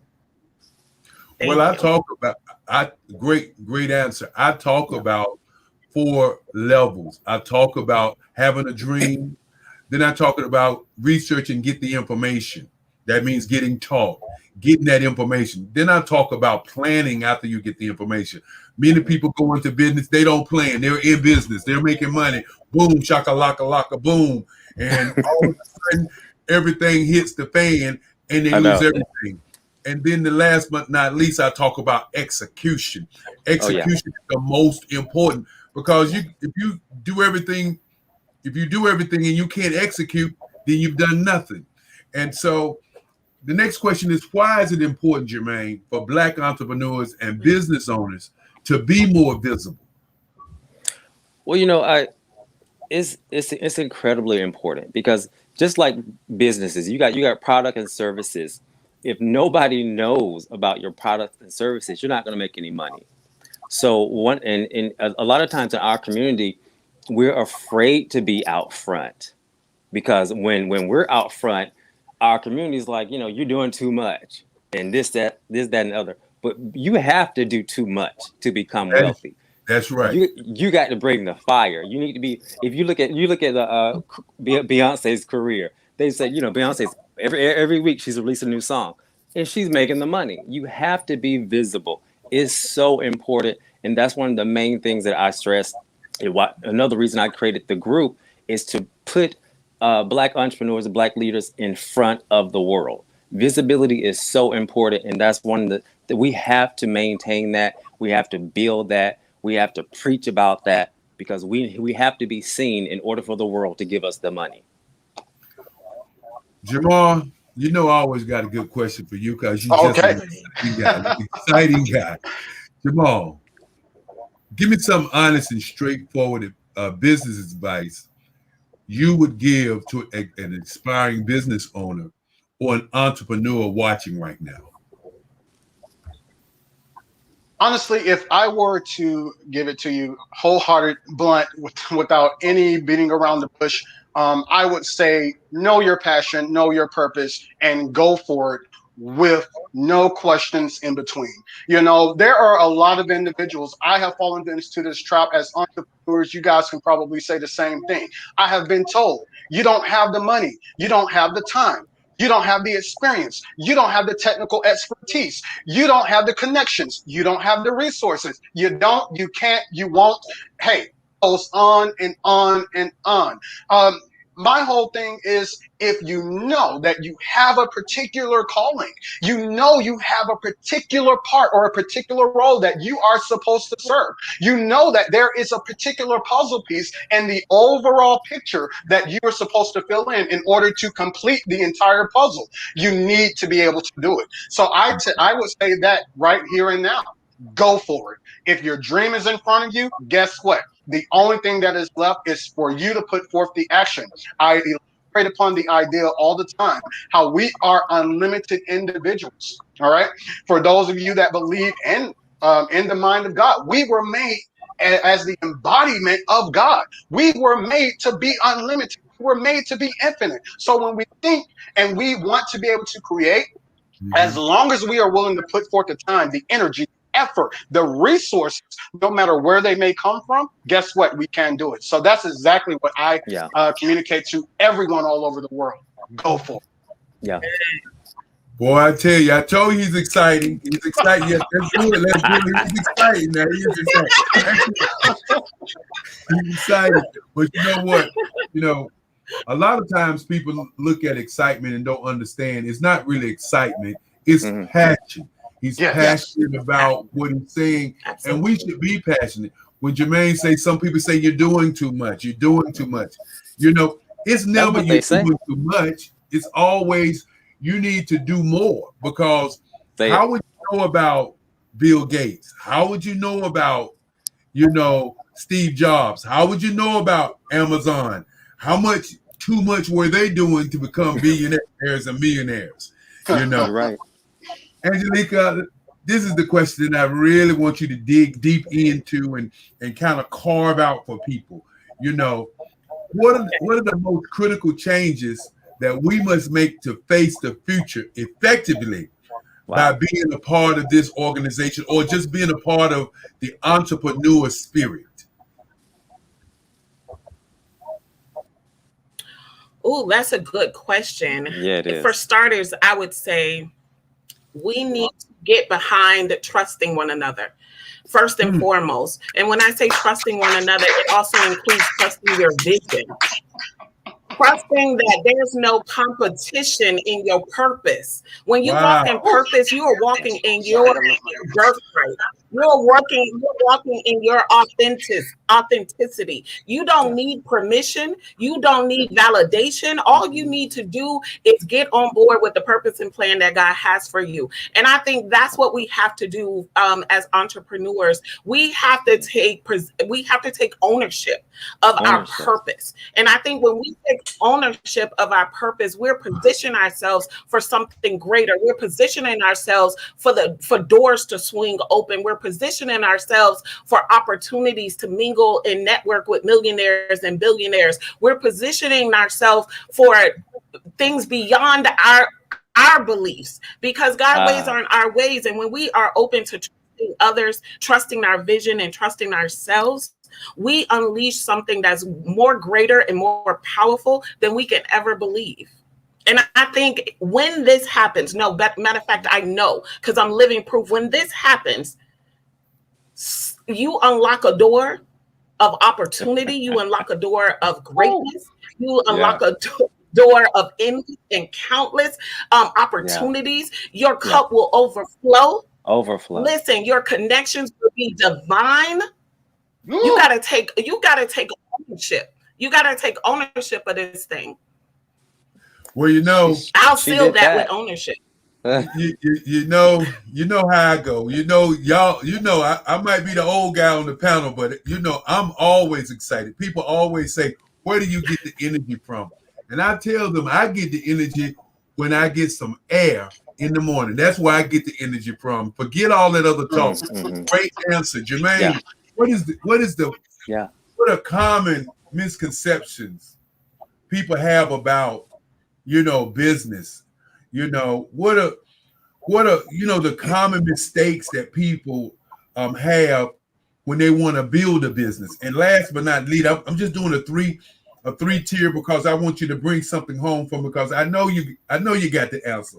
And the last part of that is, why don't people stand up, stand out, and move forward on their dreams? That's a lot. The first one was what are the common fears or something like that? Misconceptions. You know what? I'm going to speak from my own experience. I think the first misconception, and some people still believe this, some people believe this is, I didn't have to go through this, but some people believe that it takes money to make money. It didn't take me any money to get to where I am. All it took was me marketing. As soon as I started marketing, the money came in. You know, I did a 14 city world tour, and I didn't have no money. Well, did you hear what I just said? Say it again. Say it again. I did a 14 city world tour because I learned how to market. And when we start selling tickets for our events, those tickets paid for the flight. Those tickets paid for the hotels. So you don't need money to make money. You need a strategy to make money. There you go. There you go. Okay. There you go. Let me interject. That's the first misconception. Let me interject. My great-grandfather used to tell me the number one business in the world was thinking. He said, if you put the vision first, the money will come. All right. I like your great granddad. I like your great granddad. He was the man. He was the man. Now the second part of that question was, and I won't answer a long question anymore because it's hard for me to remember it. But the second part of that question is, you know, what keeps people from standing up and moving toward their dreams? Is it fear? Is it procrastination, or is it belief? You know, I think all three of us should answer that. I'm gonna go first. I think it's their surroundings. The people you surround yourself with can sabotage your dreams way faster than your own fear. That's why networking is so important. Is very important. If you want to be a millionaire, you cannot be around people who don't want to be millionaires. It's just not going to happen. So that's my answer to it. They can add their answer, but my answer is the people you surround yourself with is probably one of the biggest destructive forces to become successful and starting a business. Jamal? For me, I can honestly say, for me, and this was a hard learning lesson for me. I'm 30 years old. It wasn't until just recently I finally figured this out. How can you build anything? How can you become the next lead influencer? How can you become the next lead entrepreneur? How can you become the next lead expert in your field if you don't even recognize that you are capable of it in the first place? For me, all right. Yeah, I have the college education. Yeah, I have the Fortune 500 experience. Not once did I truly think that I was capable of running my own business because I fell into that same trap that I needed money that I didn't have. You know what I'm saying? But it wasn't until I recognized that I am truly of the unlimited nature, that the same unlimited nature that Warren Buffett is, that is available to him, the same unlimited nature that is available to the Bill Gates and the Jeff Bezos, I have that same unlimited nature. I had to truly wake up, look in the mirror, and it literally, a light bulb had to click on. Really? You know, and I literally, in that very moment, I knew better. Wait a minute. Now that I know better, now I can start to build. So it does go back. You said, you hit it on the money, Dr. Kelly. It is all about the belief. Do you believe that you are unlimited even without the resources? Even though you are walking around maybe almost defeated, do you still believe that you are unlimited? Yeah, I'm gonna throw my fingers, but I'm gonna push it to you, Angelica. Give us an answer also. Oh my goodness. Oh my goodness. How do you come behind that? But I can, because I stand on the same foundation as these two young men, and I'll follow up with seeing is believing, just to piggyback off of Jamar, because if you can't see it, you can't possess it. And a lot of people, and another thing, let me back that up a little bit. If you don't desire it, God cannot grant it. You have to desire that thing, you know? So you have to desire, because God can't grant it. He wants to give us the desires of our hearts. But if you can't physically see it, like Jamar said, limitless, but if you can't see it, you can't possess it. Right. But when you can see, you can do things that other people can't do. You'll go places that other people can't go. You'll accomplish things that other people are afraid to accomplish. So that is your greatness. That is your tool to be able to see. And I'm not speaking with your eyes. I'm speaking with your mind. You have to build an imagination around that thing. Build an imagination around that thing that then enters the heart, because that's the key to the heart. And once it's in your heart and you start to desire more, there's nothing wrong with wanting more. People have this misconception that I want too much or I'm dreaming too big. I say dream as big as you can see it, as big as you can feel it, because it's not on you to supply it. It's not on you to supply it. You're going to attract it. The difference. Attract. Yes. Yeah. Well, what she said is so valuable. I remember starting this network. And I remember the first time that I broached this question to my friends, I got some friends, to my friends, to my network. And everybody said, everybody, because, when you got friends and when they're wrong, you go back and tell them to their face, what you was telling me was wrong. What you was telling me was wrong. They said that it wouldn't work, that I couldn't do a 24-hour network because people wouldn't come. That people were zoomed out, that people it's just too much, Eric. And I said to them, you're not paying attention to what I'm doing. I'm really only dealing with one person 1 hour at a time. I'm not dealing with 100 speakers at a time. I'm dealing with one person 1 hour at a time. And I knew that if CNN and Ted Turner could do a 24-hour news network, come on with it now, a news network, that we could do a 24-hour business network, because we have $1 trillion out here, which really adds up to a bunch of people. Okay. Not some people, but a bunch of people.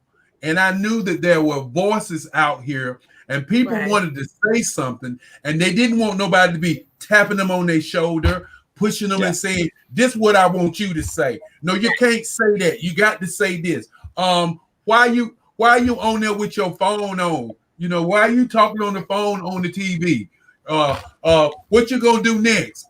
And I said, this is Black Business Reality TV. You don't know what you're gonna get. That's why you're coming to see, because that's what we do in our culture, in our community. Some people say they want to send some video. I say, look, hold on. If you want to send a video, send it to YouTube, send it to Facebook.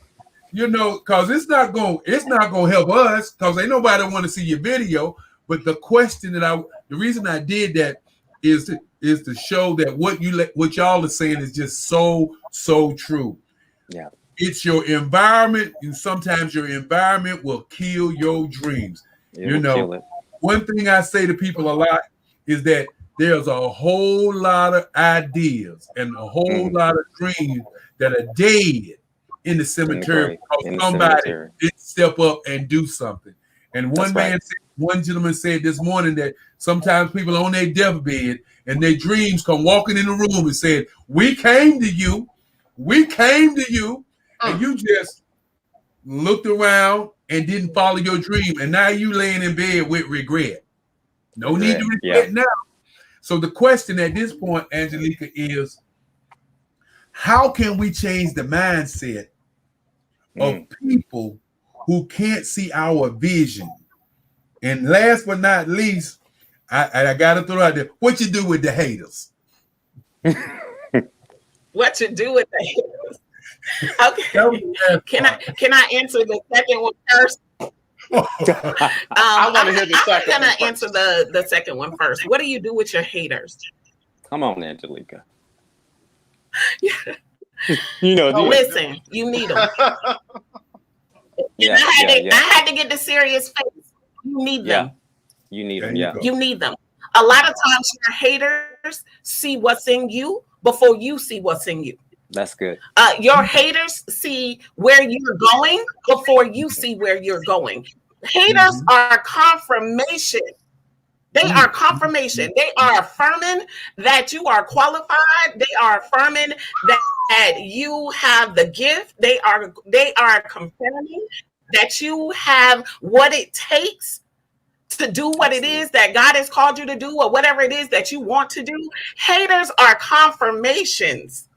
That's what they are. They are confirmations. So you need them. That's what you do with them. You celebrate them for every level that I reach, for every new level, for every new stage, for every new platform. Send me a hater so I can say, boom, I did the right thing. Yes, I'm following in my footsteps. Boom, yes, I'm right on track. Because as soon as you veer off track, and as soon as you try and do what everybody else is doing and go where everybody else is going, your haters will not follow you because they have successfully distracted you. Good. So listen, you need them. Wow. Now answer the first question, ma'am. You need them. Wow. Okay. Well. Okay, let me cover this. Something popped up. Okay, so what was the first question? Yeah. Well, you were so. I forgot the question. I was so focused on the second one. I was just like, wait. We invite the haters. We send out invitations. We send out evites. Listen, we need them. We need them in our corner. I need them on the sideline as I'm running this race and I feel like giving up. I need them over there saying that you can't do it. She won't make it, because that's going to push me. That is pushing me. That is elevating me. That's accelerating me. I need them. Amen to that. Well, you know, one of the things that you find out when you're having conversations, and I used to say to people when you're having arguments, you need to stop along the way, because if you don't stop along the way, you'll miss out what somebody's saying in the argument. So I forgot the question. She was so powerful. I forgot the question. I'm not going to be phony. I'm going to be real. I forgot the question. Real. Because at the end of the day, those are the kinds of things and the kind of relationships that we need to build, is to understand what's going on. Now, Jamal, here's a question for you. Yes. You know, as you look at your future and as you look at the organization, what would you like to see this organization do? Jermaine talked about different chapters in different places, you know, cities, and what is the future that you see? Well, honestly, the future for me is all about the impact. If 1 year from now we can move from 10,000 to 1 million, we're making. If there is a continuous growth, if there isn't a continuous infection going on, as far as this is concerned, you know, right now the entire world is still wrapped around the COVID-19, right? What if in Black business, what if that impact could spread just as fast? What if that impact could grow just as fast? What if it could be so infectious that the devil itself comes behind us trying to put forth the vaccine? That's how powerful I would want it to be. That's how powerful I would want the impact to be. You know what? The question, and I just got reminded of what that question was. How do we reach the people that have not been reached? How do we go about encouraging that vision into someone that simply does not see it like we do? For me, honestly, the real world is there's no guarantee. There is no guarantee that the person you're preaching to, that the person you're communicating to is going to get the vision. That's right. As a matter of fact, the harsh reality is that many people will continue to die without ever capturing the vision. However, if we continue to stop working, forget about ever reaching anyone with the vision.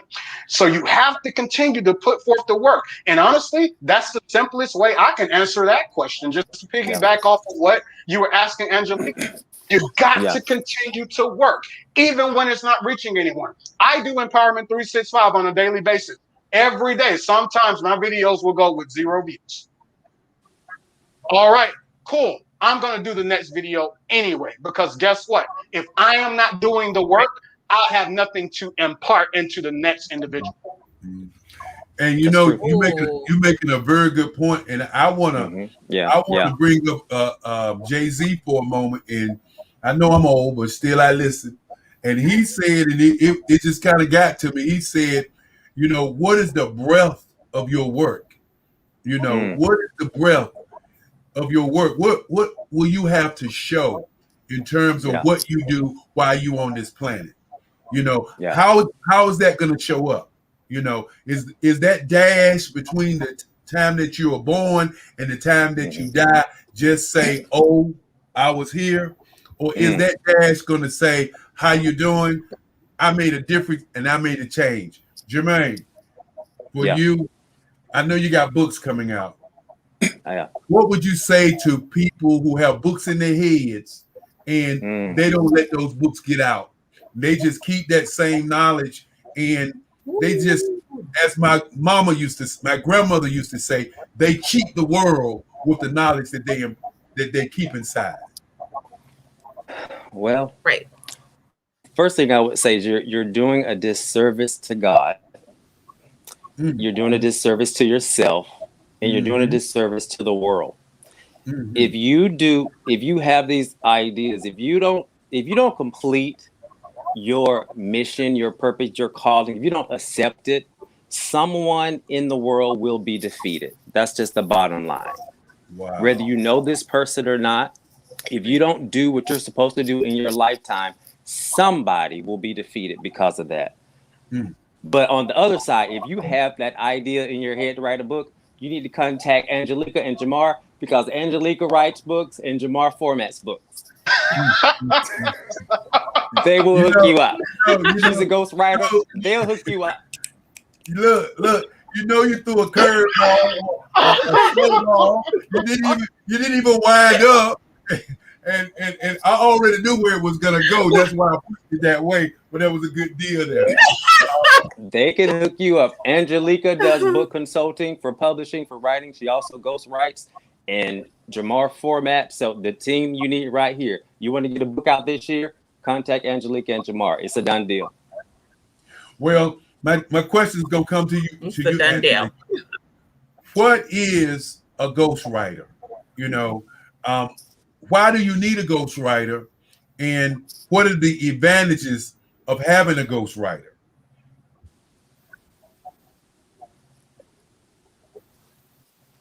Okay, so I'll start with the fact that you don't need one, but it would be in your best interest when your calendar is fulfilled, there are high demands on your life, and it will prevent you from procrastinating and putting it off. That's where I come in. So a ghostwriter is just basically, for me, in my definition, I'm someone who's been assigned to collect information and data on behalf of the kingdom and report it back in a book form to share with the world. That's who I am. Love it. And Jamal, what do you have to say about that? I wholeheartedly, I've worked hand in hand with her, so I know she's the real deal. So. All right, guys. Now, what would you say? Thank you, Jamar. You're welcome. Hey, I know y'all on the same team, which is great. What would you say, Jamal? What would you say to people who are looking to change their lives by listening to people? What would you say to them? How do they find people to listen to? You know, I think this is a challenge for everybody. You know, we often say, find a mentor, find somebody who can help you.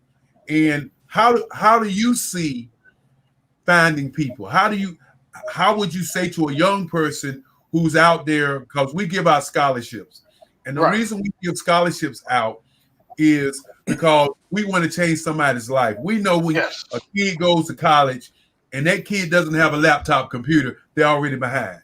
We know if we can provide some money for that kid when they go to college, that kid is ahead.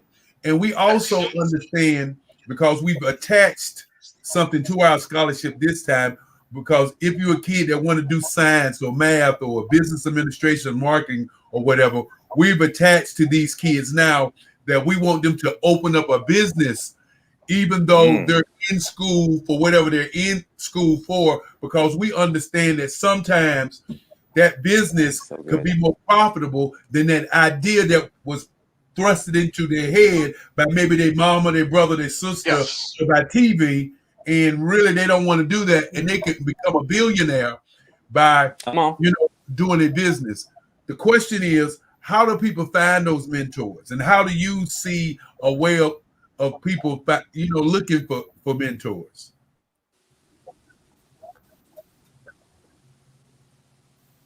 First and foremost, that's a good question, Jermaine. You good? Okay, we hear you. We hear okay, you. I'm sorry. Okay. Yes. So I'm going to go ahead and say it like this. And this is from personal experience. This is also from what I've seen in others. All right. First of all, before you seek the external help, make sure you confront what is already on the inside of you. In other words, what you should truly ask in your, what do I need help with? What do I want to grow from? What do I ultimately wish to learn? We have to be so concise, so accurate, so precise, and so wholeheartedly honest with ourselves on what we want. Here's the thing. Warren Buffett can probably teach you everything there is to know about the stock market. But if I want to become a biochemist, what can Warren Buffett teach me as far as that arena is concerned?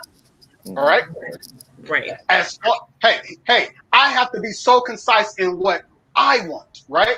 And then I can seek external help. Now that I know I want to be a biochemist, I want to accomplish this within the next 3 years. I want to be able to accomplish this within the next 5 years. We have to be so precise, because guess what? When we are precise and accurate with ourselves, we can communicate it with the rest of the world.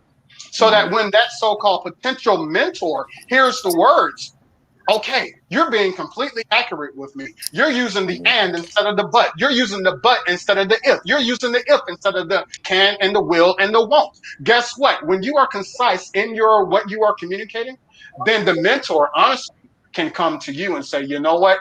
You gave me an accurate depiction of what you are looking for. An accurate depiction.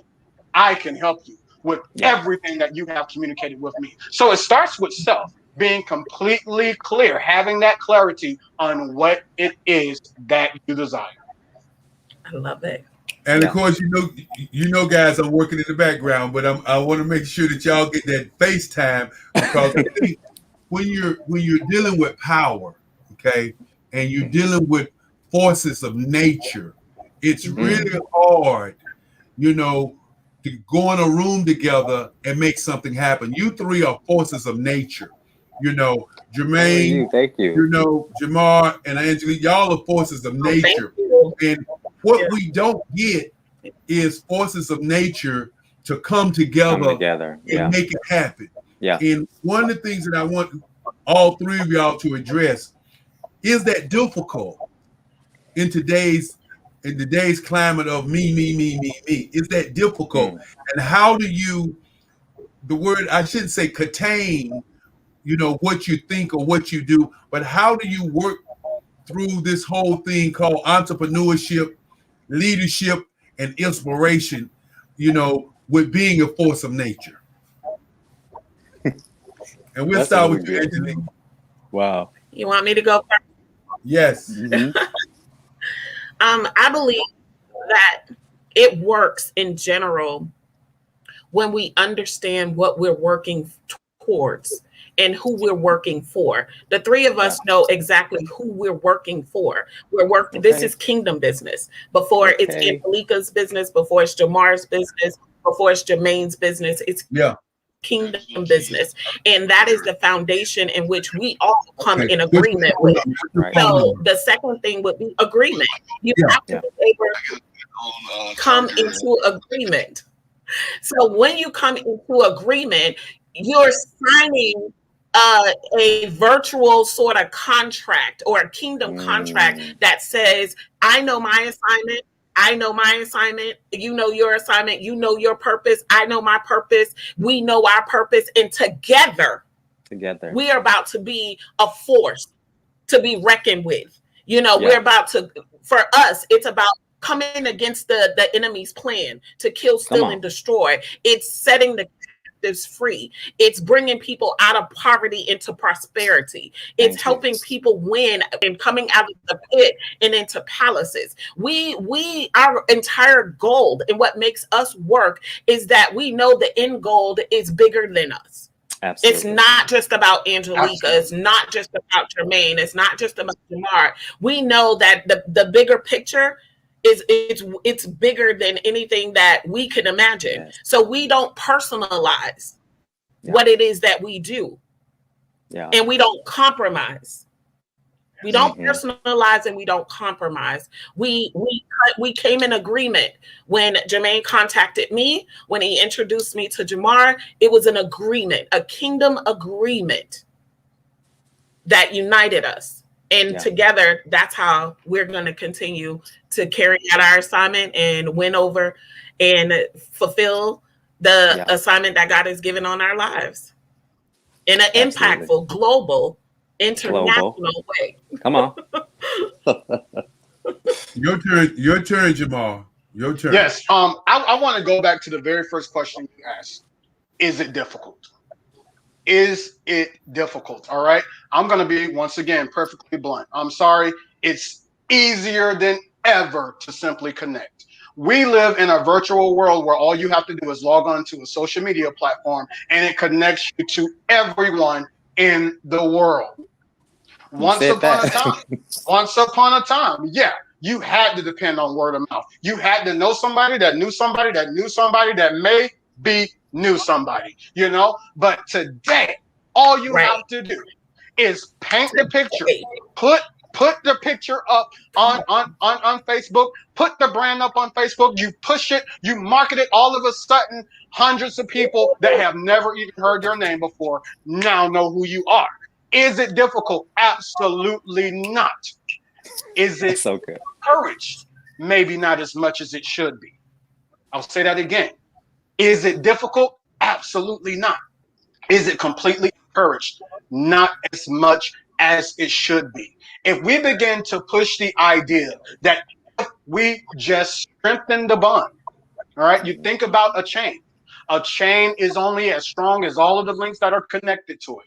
When you think about that chain and each of us make up a link on that chain, we become that much stronger, that much more knowledgeable, we become that much more wiser if we take the time out to simply connect. Now, unfortunately, and let me be once again perfectly real about it, what we are logging on as African Americans, as Black people, we're logging on, chasing the next trend, chasing the next fad. We're not chasing the next entrepreneurial dream. Come on, Jamal. We're not chasing the next investment. We need to be doing that. And in order to do that, we have to start with what has already been allotted to us. An entire virtual platform. I think it has already been said between the three of us that the internet is the wealth transfer mechanism. It is the wealth, not only the wealth transfer mechanism, but it's the wealth generating mechanism. You know, if we take the time out to just put forth even 5 minutes a day to start building something, 5 minutes a day, that 5 minutes a day adds up to an hour. That hour a day adds up to 24 hours. All of a sudden, after I started Empowerment 365 back in September of 2020. I have clients already chasing after me because I'm working at it consistently every day. And that's the type of mentality, the type of attitude that never give up, that cease without work. You got to have that. You got to have more than a hunger for it. You got to have a burning desire that if the only way this dies is if I go in the grave today. Right? You know, I'm looking at my time over here and I'm mad. I'm upset. I'm not happy. I need some more for my soul. I need some more for my day. I need some more for my week. I need some more for my hour. I need some more for my minute. Man, we can go on and on. This is what Praise God. This network is about, and this is what we should be about as a group of people. Absolutely. We should stop worrying about what somebody else is doing and do something. You know, Right. somebody asked me after Right. we did 30,000 people, when people told me it wouldn't work, and we did some 2,000 likes, and people are calling me from all over the world, and people said to me, "Well, I think I'm gonna do what you're doing. It's a good idea." And I said, "Please do it." I said, "It's 8 billion people, baby. It's 8 billion. Plenty of room. Think Yeah. about what I'm saying. It's 8 billion people. Come on. I Yes. want you to do what I'm doing, because when you do what I'm doing, and we get a lot of people doing what I'm doing or what you're doing, then it opens it up for everybody to do something. And when I speak at conferences, I say to people, I say, "You see this right here? This right here. If I had this when I was 13, oh, excuse me, Come when on, I was brother. Come 9, on. excuse me, when I was 7, Come on. excuse me, it's almost gonna be 5 in a minute, I'd be a millionaire." There's no gatekeeper here.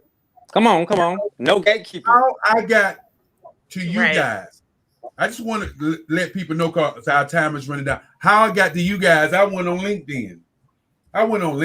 You know, I'm playing around, messing around, and I'm saying I'm going to reach out to people on LinkedIn, because the people on LinkedIn, they my tribe. They business There people, you business go. owners. They're folk who are thought leaders. I hit up Jermaine. He hit me back. This was a while back. Okay. He didn't have time for me. He was busy in his world doing his thing. I hit him back again. He said, "We'll get together." He still was twirling in his world. I didn't say, "Oh, he ain't nobody. I ain't got no time for him." Okay.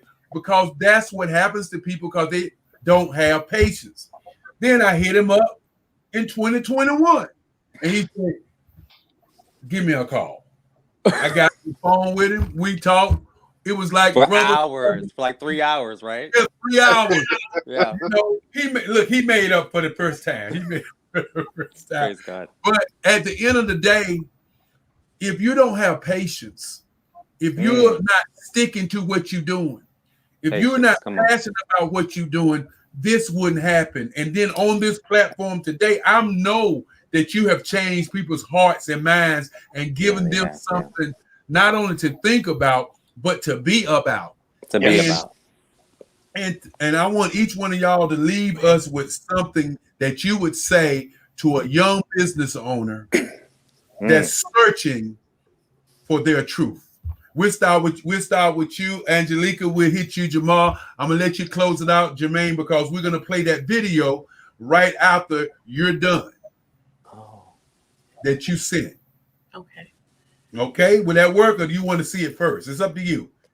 We don't have to play it at all. It's okay. Oh, man, we got to show all. Okay, we'll go ahead and go around, and then we'll talk about it on the other side. Go ahead, Angelique. So I'm speaking to young entrepreneurs, individuals who have an aspiring dream, individuals who are sitting in the housing projects like I once did, and you're debating if this life is worth living. You're trying to see beyond the four walls of drugs and high school dropouts and, hopelessness. I want to speak to you because I am a living witness that it's something bigger out there in store for you. And I don't want you to let go of your dreams because of what you cannot see.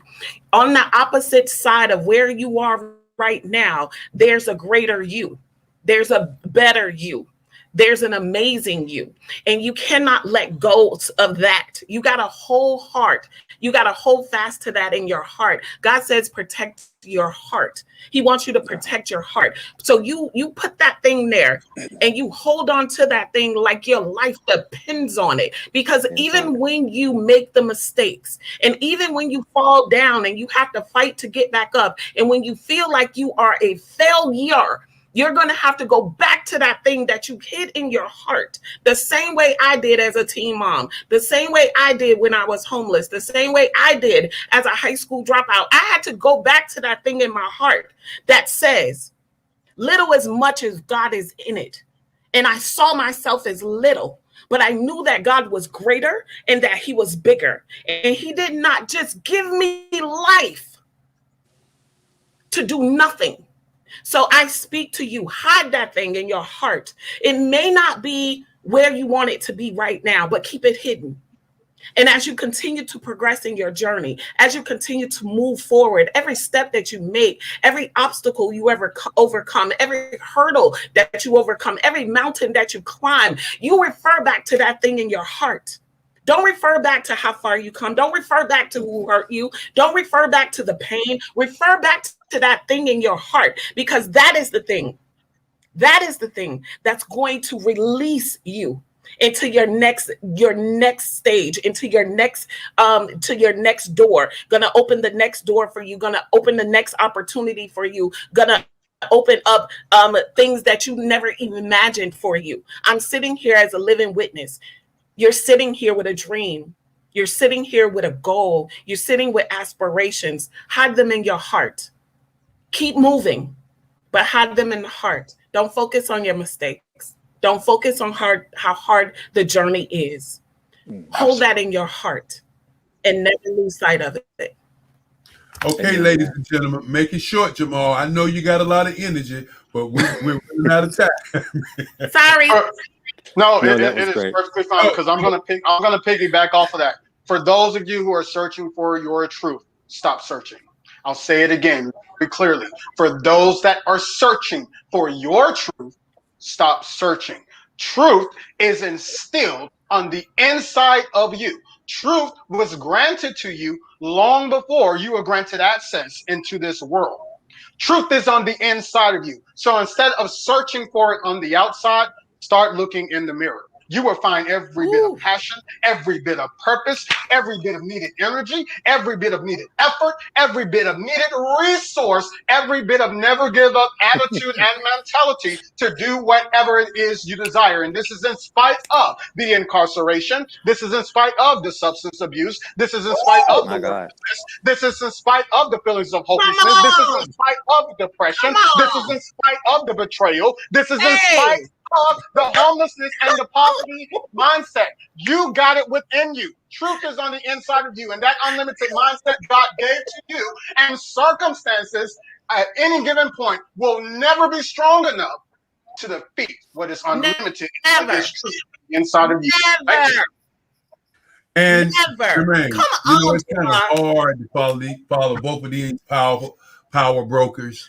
You know, It's just but it's kind of like when you're a force, you gotta go. You gotta give us some inspiration before you get out of here. So the question is what to tell those who want to start a business, right? Yes. My best advice is take everything those two just said. Also, read everything you can, study everything you can. Read everything you can, study everything you can. If you're not on LinkedIn, get on LinkedIn. Network like your life depends on it. Networking, I built a global networking brand.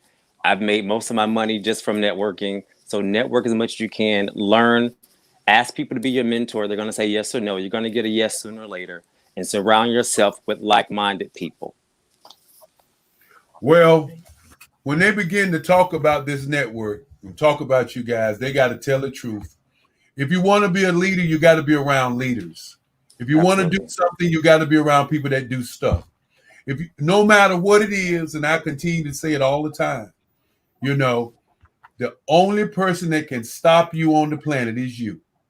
The only person that can stop you is you, not the people around you, not people that's talking to you. The only person that can stop you is you, and the only competition that you have is you. So stand up. And I want to thank you guys for being on this platform today. Thanks for having us. Because at the end of the day, I always want people to see that our youth, are doing something. Because if you watch television and if you read the newspaper today, I'm sure we're going to see a lot of shooting and killing, drug dealing, basketball players, singers and dancers. But when it comes to the business folk and that $1 trillion that I talked about, you're not going to see that. And that's what we want to provide.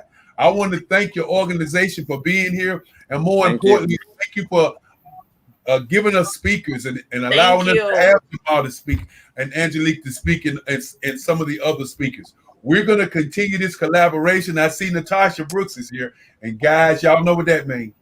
That means we've been rolling too hard. No, let me tell you something right here. They have that Holy Ghost fire. You know, most of the things, they have someone that can come in with that strong intercessory prayer to get you launched. Let me tell you, I had to remind myself that I had to come up next because I was back there. Hey. Don't go start now. No, that's right. Well, we're gonna move to the next segment. And guys, I did want y'all to meet our next host. She is the beautiful, she's the lovely Natasha Brooks. She's gonna take over from now. Thank you. Allows me to get a little rest and get in the background just for a few minutes. And hey, thank you guys, and we'll see you guys on the other side. Thank you so much. All right, thank you. Bye-bye. Bye. Thank you. And Natasha. Yes, sir. And Natasha, you know, thank you for being here. We know you're gonna do an outstanding job. And the guests that you have coming up, oh my goodness, when you talk power brokers, I don't want to give it up. You know, I'll do it. But yes, you will. Yes, you will.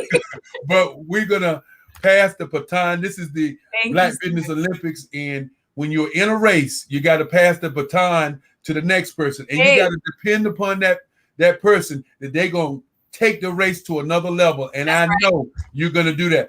And as I say to everybody, I'll see you on the other side. Absolutely.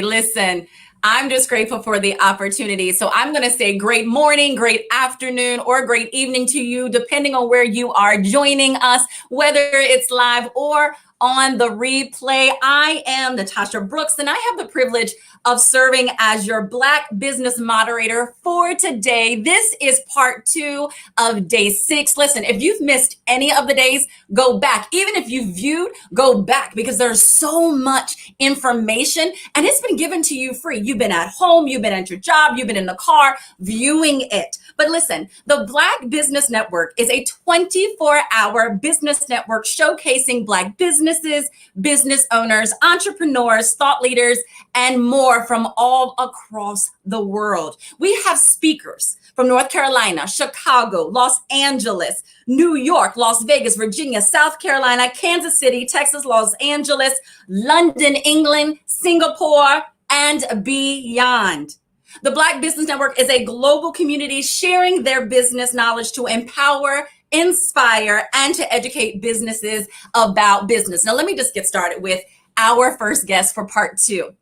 This is Dr. Aduke Eremu. And if I mispronounce your name, please let me know when you come to the stage. Listen, Dr. Eremu is determined to advocate for children, coupled with her keen intelligence and undeniable talent. It led her to found the Harlem Children's Theater Company in 1971. Since this time, she has written 12 plays, ranging in tone from her popular award-winning musical, The Liberation of Mother Goose, in 1973, to her most recent experimental choreographed poem, American Black Princess. Her dramatic works have been produced at a variety of venues across the United States, including the John Kennedy Center for the Performing Arts, the Apollo Theater, the Negro Ensemble Company, the Billie Holiday Theater, the Lincoln Center, the Brooklyn Academy of Music, the Hudson Guild Theater, 42nd Street Theater Row, Rialto Center for the Arts, and Joseph Papp's The Public Theater. In addition to dramatic works, Dr. Aduke has also written 2 children's books, 2 books of poetry, and the nonfiction book, The Princess Chronicles. Her endeavors have been honored throughout her illustrious career, receiving an honorary doctorate, Aldeco Theater Awards, and Lifetime Achievement Awards from governors of New York and Georgia, the United States Congress, and yes, even our former president, number 44, President Barack Obama. She is known as the guru of Black theater. Aduke Eremu's work continues to inspire us. So let's warmly welcome her to the stage. Thank you so much. That was a very wonderful introduction. Hello, United States of America. Hello, international theater lovers and arts lovers. My name is Aduke Arimu, and I'm hailing from the wonderful city of Atlanta today. I am an educator, as a wonderful moderator has stated. I'm a music producer. I've written plays for the stage and also for film. I collect art. I travel extensively and meet with state of the art leaders in Africa, Europe, and in South America to talk about the existence of Black art in our African diaspora. Wonderful. I'm gonna get out of your way. And I understand that you also later on, you have some special celebrity guests. Oh, I do. They're coming on. They're going to be on with me for the entire hour. I couldn't do this talking about business and the Black arts without bringing on Herman Laverne Jones, who is an international and national producer of the arts for over 30 years. Wow. Herman, like myself, has worked extensively in the field of the arts, theater, film, music, and I'm bringing him on, and I will allow Herman Laverne Jones, who's at this day hailing from Miami in Florida. I'd like to give out my information early, because what happens in these wonderful hi Herman, hey. we get caught up and people want to talk to us and they never get an opportunity. So I'm on Facebook, Twitter, Instagram. My email is ndove@hotmail.com. I'm very transparent universally. You can reach me by calling me, 678-739-6674.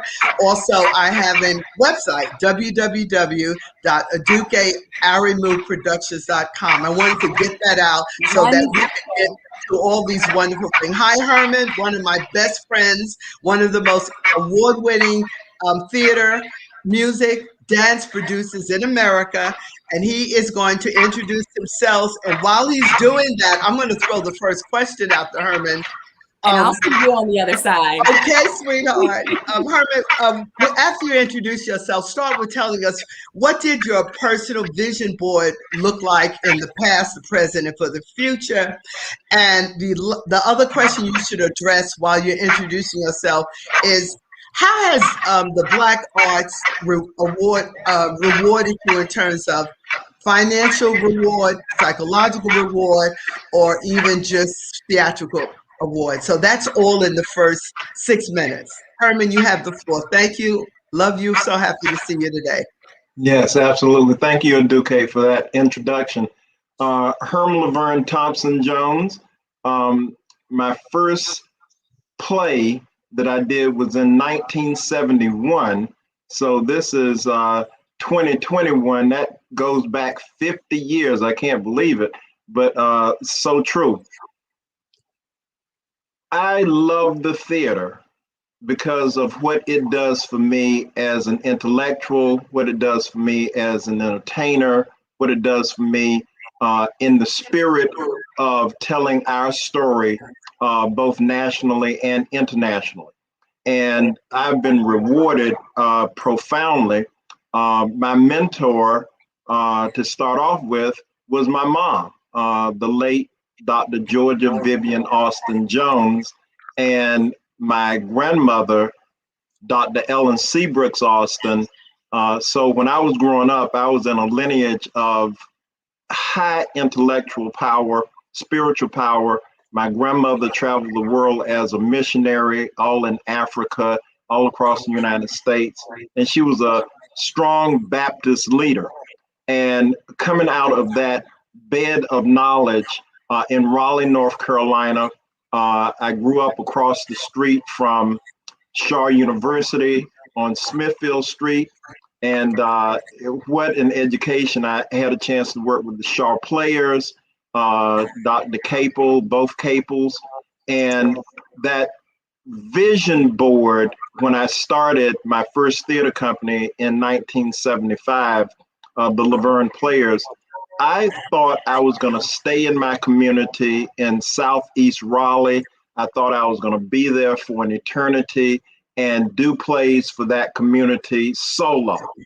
And what happened was nothing short of miraculous in my life.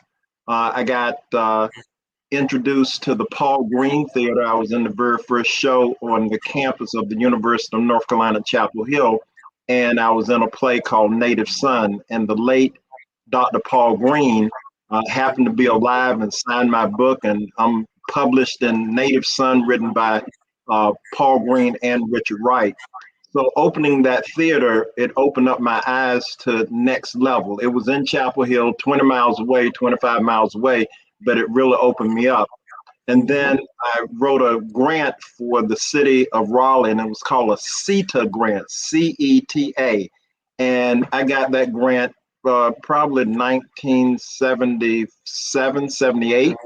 And when I got that grant, it really opened me up. I was around 24 years old at the time.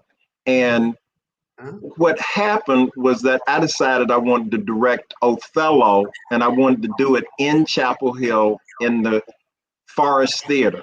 And I did the show. It took me a year to mount it, studying Shakespeare. And this is back in the late 70s. And when I did the show, some professors from the University of North Carolina, Chapel Hill, out of the theater program, came to see it.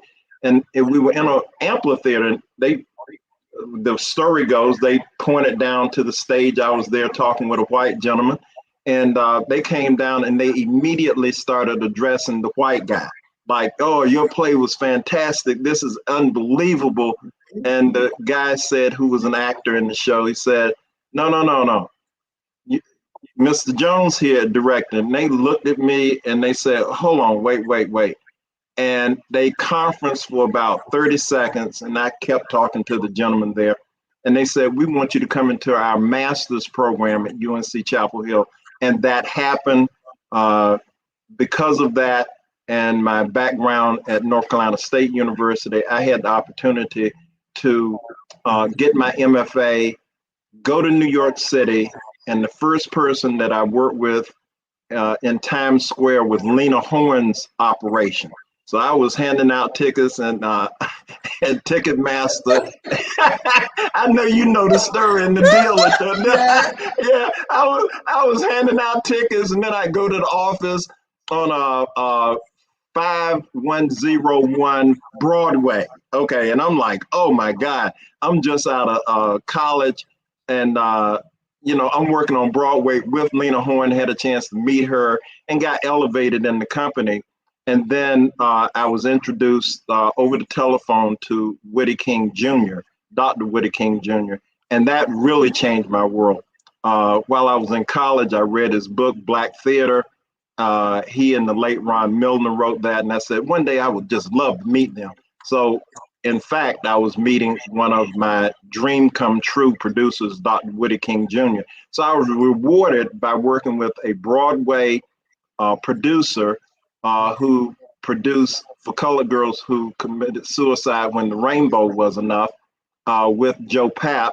And he brought me in, and for the next 17 years, I worked right beside Whitty King as associate producer for the National Black Touring Circuit. And during that time, in 1987, I went to a conference and I met the late Larry Leon Hamlin. And meeting Larry Leon Hamlin really changed my life. In 1987, he said, I want to create a project called the National Black Theater Festival. And I said, well, it sounds great, but I don't think there's one of those anywhere. And he says, of course not, I'm trying to create it. And he told me about it, and he said, I want you to help me if you can, brother. And I said, okay, I'll see what's happening. And it just so happens that he and I were on the same airplane flight going back. I was going back to New York. He was going to Winston-Salem, North Carolina. And lo and behold, he and I had a famous talk on that plane for about an hour and a half from St. Louis to Charlotte. I went on to New York. He went to Winston-Salem. And I told him, I emptied my mind out to him in terms of what I thought it would be. So over the next 2 years, we talked frequently about the project. And in 1989, in April, he calls me up and says, hey, what show you want to put in? I said, well, I'm going to put in Whitty King Jr.'s production of I Have a Dream. And it became one of the first 17 productions performed at the very first festival in 1989. And because of a mistake that came out of his office, and I can't say what he said when that mistake happened. Everybody that knew Larry know he was explosive. And he says, Herm, you gotta come and help me do this, man. Don't nobody down here in Winston-Salem know what you know to help me do this. And I asked Woody. Woody said, yeah, go down there. I don't know who this Larry Hamlin guy, but go down there, see what you can do. And I landed on May the 10th. He had $5,000. I asked him, this is a big joke. I said, you're going to give that all to me, right? He says, hell no, boy. I ain't giving you $5,000. That's all I got. He says, well, you take $300 a week. And I said, I called Woody. I said, $300 a week. What you think? He said, hey, man, it's on you now. You know what you're making. Are you going to help him or not? And I said, well, I'm going to go in. So for the next 10 weeks, we went from $5,000 to $1 million in 1989. And I'm co-creator of the National Black Theater Festival, which will be celebrating its 32nd year this upcoming summer. And that has been, a super reward. And it's done every 2 years, every odd year from 89, 91, 93, 95, 97, all the way up to 2001. And last festival, 2019, I received my second award from the festival for my contribution, not to Black theater, but my contribution to American theater. And I am so proud of those types of rewards. And the Adelco Award, I directed Shoehorn. I won an award for Best Director. And that year, believe it or not, I beat out Jelly's Last Jam. I'm like, okay, so I got that award. And then Robert Johnson, Trick the Devil, I was up against everybody in my cast, and I didn't win that award, but I was nominated as Best Supporting Actor. And so my rewards have come from helping people. When I was in North Carolina, I started the Southeast Raleigh School of the Arts, and I'd be remiss not to mention my whole family. My wife, Carolyn Jones, who I've been married to for 43 years. My son, Yannick Laverne Jones, who is president of my company, and he got his MBA from Bologna, Italy in business at age 26. And last but not least, my incredible daughter, who decided to follow my footsteps in the theater. And she received her master's degree a few years ago from LAMDA, the London Academy of Music and Dramatic Arts. She went to Yale University. She went to Purchase College, and her 12th grade year, she was at the North Carolina School of the Arts. So my reward comes from my family. I'm deeply, deeply indebted to my wife for putting up with me, okay? Okay, deeply. And it's an amazing thing. So when I talk about the business of theater, the reward financially, I've traveled the world with Woody. We made over $2 million, and I was touring the I Have a Dream project and other projects. I was rewarded with a paycheck. Never thought that I would be in the theater and make money like that. And since that time, I've been adjunct professor at The Ohio State University, University of Rochester. I'm now at Florida Memorial University. So telephone number 786-580-7389. And you can look me up at hermlavernejones.net. And you can also look me up at theatersouth.net, and theater spelled the English way, TheaterSouth. Herman Laverne Jones. If you see my name on the screen, just don't type in the Thompson, but just hermanlavernejones.net, all one word, all lowercase, all connected. And telephone number again, and I'll slow it down, 786-580-7389. And finally, my email, info@theatersouth.net, info@ TheaterSouth.net. Thank you very much. Thank you, Herman. You are absolutely incredible. I want my audience to know the reason why we are really introducing ourselves is because we are at some of the final stages of our production years.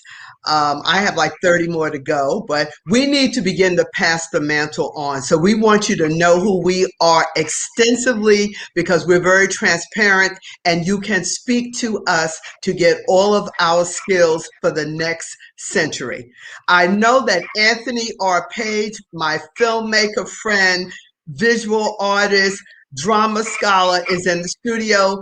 Can we bring Anthony R. Page in? Hi, Anthony. I know you're working hard in the middle of a pandemic. You are making movies, and he is an incredible genius. He worked on my stage play, American Black Princess. I was so in love with his work ethics and his talent that he now rides with the Duques Company as a collaborative partner. Anthony R. Page, tell us in the next 5 minutes, who are you? Why are you doing this incredible genre of film and art? And what is Black arts to you? And what are your dreams for the present, the past, and the future? I'm putting everything in the first one because we have 15 topics to cover. So we're going to be rolling really fast after the introductions. Go ahead, Anthony. Okay, well, I guess I'll start philosophically because what drives me, like I said, what Mr. Jones said, is people. I love people. I'm a lover of people. And it comes from my mother. You know, growing up in South Carolina in a little southern church, my mom was the one at the church who did everything. Anytime the church had an event, my mom was one of the key people that's part of putting that event together. And I was always her tag along. You know, so I think that connected to some of the things I did as I grew up into my adulthood. So I love connecting with people. That's one part. Also, necessity, being the mother of invention. Often we don't have the resources we need to get to where we need to be. So how do we find a way to move forward? So that's another key important tenet for me. And building your own. We may not have the mystique of what, you know, some of these big name brands, but the freedom of expression you have when you have control of your own destiny in that sense. So those are some things that, from a philosophical standpoint, that tells you who Anthony Page is. Across the board, I've been involved in every form of art, you know, from dance. I studied ballet. I played the trumpet. I went to film school. I've been doing, you know, I also studied theater. I went to theater school, both at Georgia State University. I went to design school, studied graphic design and multimedia arts. Again, necessity, because I was involved in so many productions where we didn't have the resources, so I had to figure out a way to get that production done. So over time, I learned how to do everything from concept to completion. So from cleaning the toilets, laying down the carpet, building the sets, doing the programs. Amen. If I came into a show, it wasn't going to stop if I had breath. So, and that became a big part of the philosophy. So now I'm building my company. It's called Blue Bistro Creative. And a key thing that drives me outside of my family, which is my why, my wife, my kids, my grandkids, which is my why. For so long, others have controlled our narrative. Other people have told the world who we are as a people.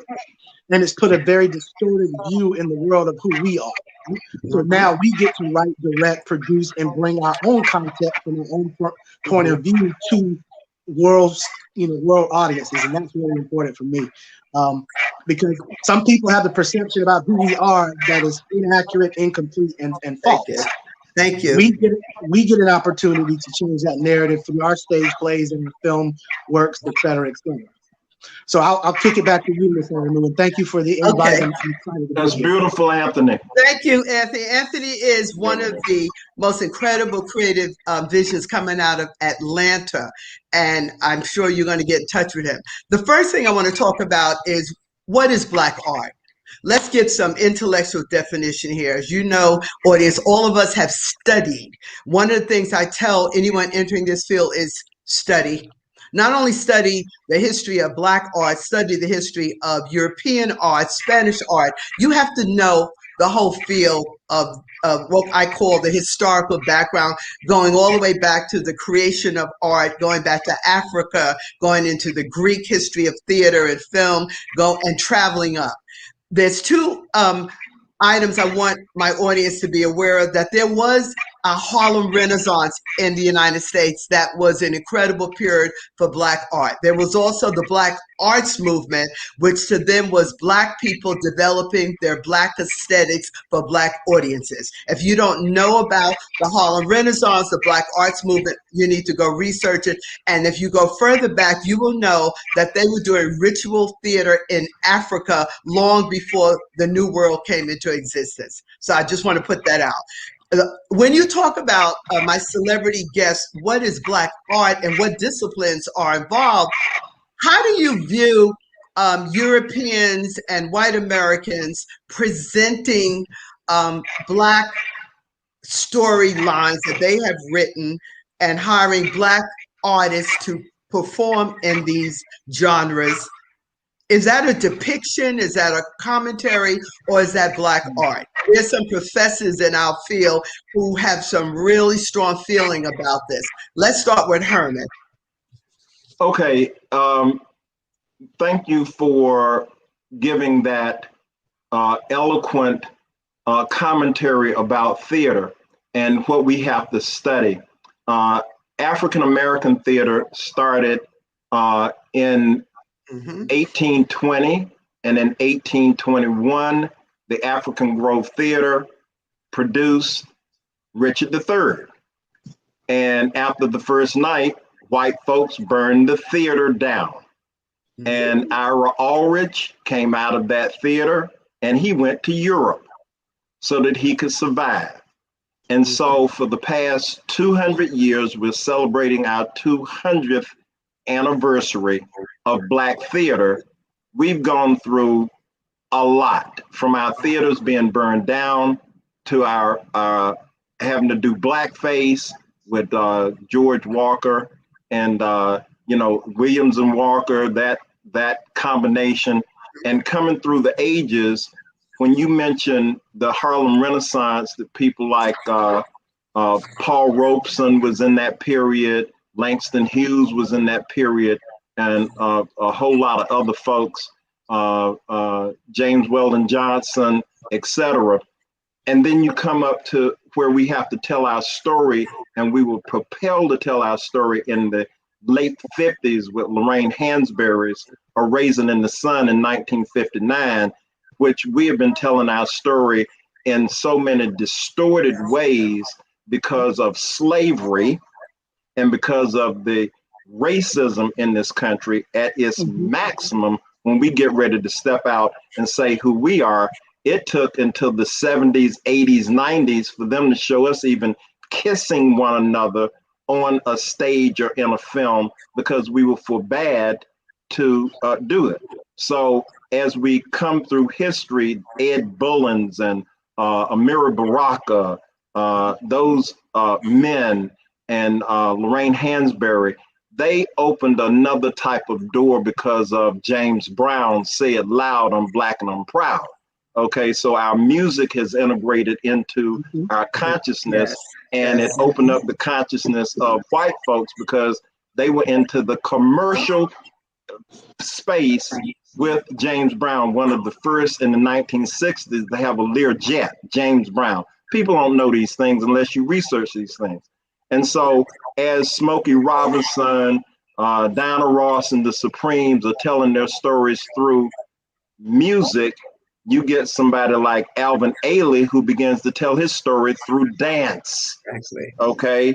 And so all of a sudden there becomes a revolution that there's a Black man that can go on point on his feet, his big flat feet. He can actually get on point and do a pirouette and lift these white women up in the air. And he says, wait a minute, I'm gonna create my own company. And so he got into the commerce of what he had to do. And we just lost a great giant, Douglas Turner Ward, this past week, passed away, and he created the Negro Ensemble.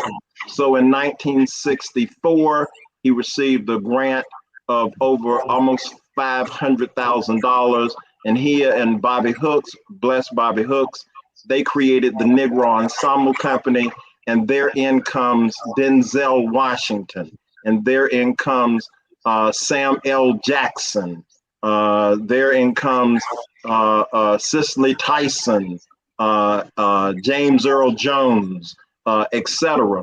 And so here comes Larry Leon Hamlin with an idea of creating a world-class festival that has already generated over $1 billion for the state of North Carolina. All right, all right.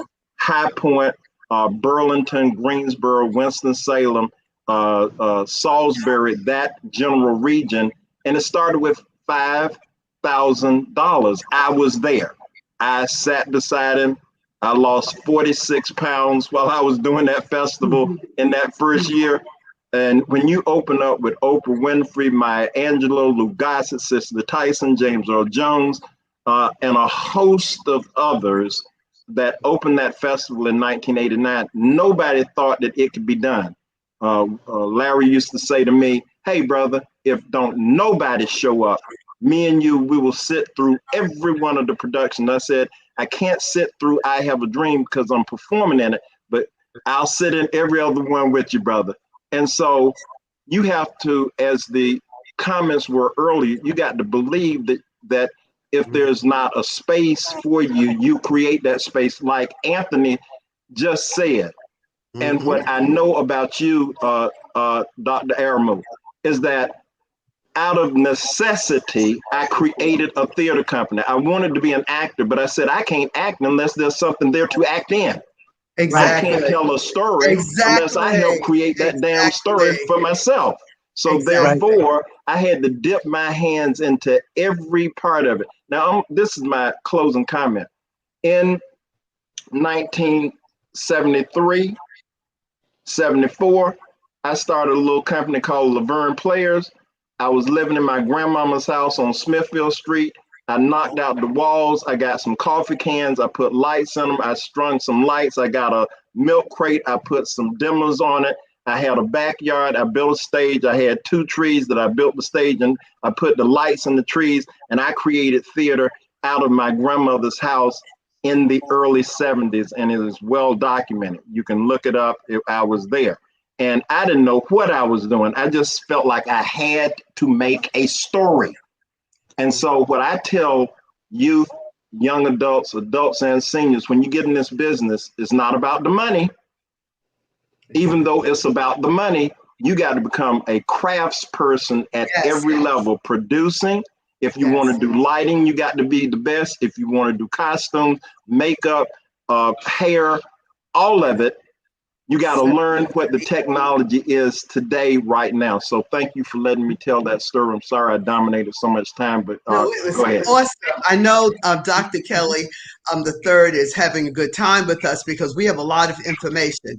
We are telling you that there's no such thing as I cannot do an art form because I do not have any money. Let's start with that premise.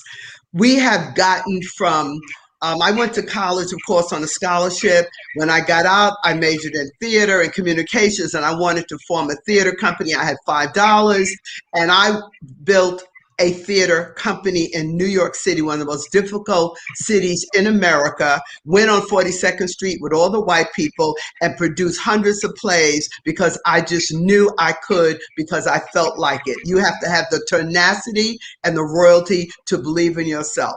Also, I studied dance, I studied theater, I studied film, I formed a music company, I danced with Chuck Davis in his little studio, I got mentored by artists, I worked with Adamola, Luba Fola, the Harlem Arts Group. You cannot be a one-pony show. Let me start with saying that. The Black arts is the kind of a field where you have to know every single aspect of this field. And as Novella Nelson said to me when I was 21 years old, Aduke, this is a business. So wipe the smile off your cute little face, size 3 skirt I had on, and understand it is a business from the first nickel to the last $1 million, and you can do it. With that, I'm going to go into Anthony R. Page, talk about funding. How do we fund Black arts? What is the funding situation now? I have some surprises for my audience about some Blacks in America who've gotten millions of dollars in the last month. It is a $1 billion business, Black art. So when your mommy and grandmommy say to you, like my grandmother said, why are you going into this poor people field? You know, this is a demon-oriented profession. So therefore, I don't know why you're going in this field. You are not going to make any money. You're going to be poverty-stricken. I didn't believe them. I said, no, I'm not. No, I'm not. And it is a $1 billion business in all of the genres. And Anthony R. Page, I want you to talk about funding, the disciplines, and then we're going to go back to Herman to talk about money and how do you make money in the arts fields as a Black person and a descendant of the African diaspora. Go ahead, Anthony, take it out. Well, the first thing I'll start off with is audience. That's the most important part, because I think so many of us are really good at creating many different types of art, you know, from dance to visual art to theater. Where many of us fall short is we really don't know how to connect with an audience. And some of it's ego. I've been a part of so many different environments, but not for long, where they didn't value their audience. You know, it was always about that particular creator, but they didn't value the audience. And so in what I do, I want to make sure that there's a great relationship that we establish with that audience. A good example that I'll use is Tyler Perry. He was really wonderful at connecting who he was to his audience. He found a group of people that love what he created, and he nurtured that audience, and he stayed with that audience, and that audience stayed with him. And now he owns one of the biggest studios in the world. I think that's the value of audience. So where the funding comes from, it comes from your audience. I think if you find a group that values what you bring to the table and understand them, you build that relationship with them and you nurture them. In any MBA class, they'll tell you it's just marketing. It's like, who's your target market? Sometimes we want to bring our work to people who are not interested. Instead of wasting your time with people who are not interested in what you bring, find that group who is and spend your time there, because that's where your return on investment is going to come. In terms of making money, you got to be resourceful. You have to find a way. We find a way to focus on you know, what's important. A lot of things get cut out. So a lot of times when you're kind of starting and growing from an organic standpoint, you focus on good story and character. And hopefully that the audience gets so engaged in the great story and great characters, they don't mind that our set doesn't look as nice, or the venue doesn't look as nice, or our marketing materials aren't as good. Because when we got them into that space, whatever that space was, they had an amazing experience. And that's you know, I'll kind of kick it over to Mr. Jones from there. Okay. Okay. Well, Anthony and Dr. Aramu, it is amazing that we live in this parallel universe and we are intersecting because our journeys are very similar. The notion of making money. There was a gentleman that when I started the Laverne Players, his name was Elmer Gibson, and he's still around. I had a chance to talk to him.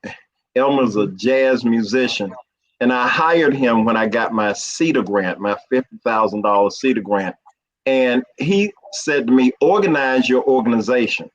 And that became a motto, that became a life journey for me. Is when I go anywhere, when I think anything, I'm thinking organizational structure. So in order to get your project off the ground, you need to do part of the following things to be able to receive funding. You got to put together a company, you got to file it with the Secretary of State, you got to create articles of incorporation, you got to create a bylaws, you got to get a board of directors or a board of advisors, you have to create a budget, you got to start a bank account, you got to get an EIN number, you cannot exist without it. You got to file taxes, your 990 form. You got to put people on a payroll. You got to get a payroll company. If you don't know how to do a payroll, get a company, start off paying somebody $7.50 an hour, but get them on a payroll, et cetera, et cetera. Then you've got to exist for at least a year before people start giving you money with your not-for-profit, or if you have a not-for-profit structure that's underneath a LLC, or you got a partnership, or you got a single owned operation, you got to figure out who to go to get funding, whether it's mama, daddy, sister, brother, private, corporate, foundation, grants, etc. The world is wide open. And look at who the most popular people are in your community, like a McDonald's, like a Walmart. They got a gazillion dollars. You go and ask them, give me some of that. But then I think Anthony and Dr. Aramu, I know we focus on this. We have got to start producing on our own without them. We have to find a way to get involved with the Black folks, like the Deltas and the fraternities and the sororities and the churches and the ministers. Give up some of those bucks to us artists so that we can continue to tell the story and go deeper into the model by training your kids and giving them after school activities on the STEM programs, you know, and the STEAM programs that are in the community, so that we can tap into the technology, the science, the engineering, the mathematics, the arts. I did it out of order, but it's STEM. and so the idea is for us to connect with the most positive things in our community to bring light, knowledge, wisdom, guidance, and understanding, and organize your organization. So when you go out there and try to audience develop, you've got to have a plan of action to do that. I always say wherever you are is ground zero. And from that ground zero where you are, if it's Atlanta, if it's Garner, North Carolina, if no matter where it is, New York City, London, Brazil, wherever you are, China, you know, North Korea, South Korea, whatever, make that the center of your universe. So you start going out 1 mile, then create a 5 mile, then create 100 mile. Then all of a sudden with the technology, you can do a universality. You can cover the planet with www. So be focused though. You know, it's not just about telling the stories. And I think, Anthony, you did a great job of saying, it doesn't matter what your set looks like, okay? It doesn't matter the forum that you're in. It doesn't matter if you only have 1 or 2 people, because you don't know those 1 or 2 people might bring you $1 million. Those 1 or 2 people might bring you an audience of thousands. Do your best work, because learn the craft. I think what I heard from Anthony is a long list of, and I applaud you, brother. I had to learn the hard way about a lot of things. I got an MFA in acting, okay, and that's what it was. But I ran businesses because my family owned businesses, and so I learned the business stuff from my stepfather and my mom. But I know that to be a director, you got to read something about directing. Elia Kazan was my focal point. Marlon Brando was my focal point. And then I started learning about Stanislavski and all of those things. But in closing on this point, organize the things that I mentioned earlier about tapping into creating a business. All of the things I mentioned, you have to do. I want to spend a minute on that, because then we're going to go to the next question. As an artist developing Black art and making money from it, you must understand that this is a job that you have to work at. I know it sounds very romantic to say you're an artist. I'm a visual artist. I'm an actor. I'm a theater producer. I'm a filmmaker. First thing, you have to study all the genres. You have to know the craft well. Number 2, I went from $5 with my first theater to thousands of dollars because everybody was on my advisory board. I had 30 people on my board of directors, white people, Latino people, a lot of Black people, all the club owners, all the music people in Brooklyn. Everybody was on my board of directors. Why? Because you have to have a network like an octopus. Also, third thing, personality. You have to have a really nice personality about this. You cannot be mean. You cannot be vindictive. You cannot be argumentative. You cannot hold grudges because it is a business where you want to be successful. My area of specialty was children's theater, and I developed one of the biggest children's theaters in New York that toured the whole world and went to Africa and Nigeria. Know what your specialty is that nobody else can do better than you. Have a posse of 3 people that love you regardless of whether you lose all the money at the box office, whether or not you make a tremendous mistake in directing. You have to have people who love you so that when you are feeling low and have the blues, that they sit around the table and say, it's okay, we're going to the next project. Don't worry that you lost $50,000. Let's keep moving on. You cannot have a pessimistic attitude. You cannot have a negative attitude. You have to be schooled in all the genres. You have to work with people because they are skilled and not because they're cute and pretty. You have to work with people who know what they're really doing. And if your costume designer doesn't design your costumes, you have to know how to buy your costumes or make them or rent them, because you have to be jack of all trade in the arts business. Remember, this is a billion-dollar business and Black people need to get paid from the business. With that, Anthony, let's talk about film business, which is the newest genre that's kicking. There are so many Black independent filmmakers. It's unbelievable. We all know, I'm gonna throw this in, that the Black Seed got $7 million.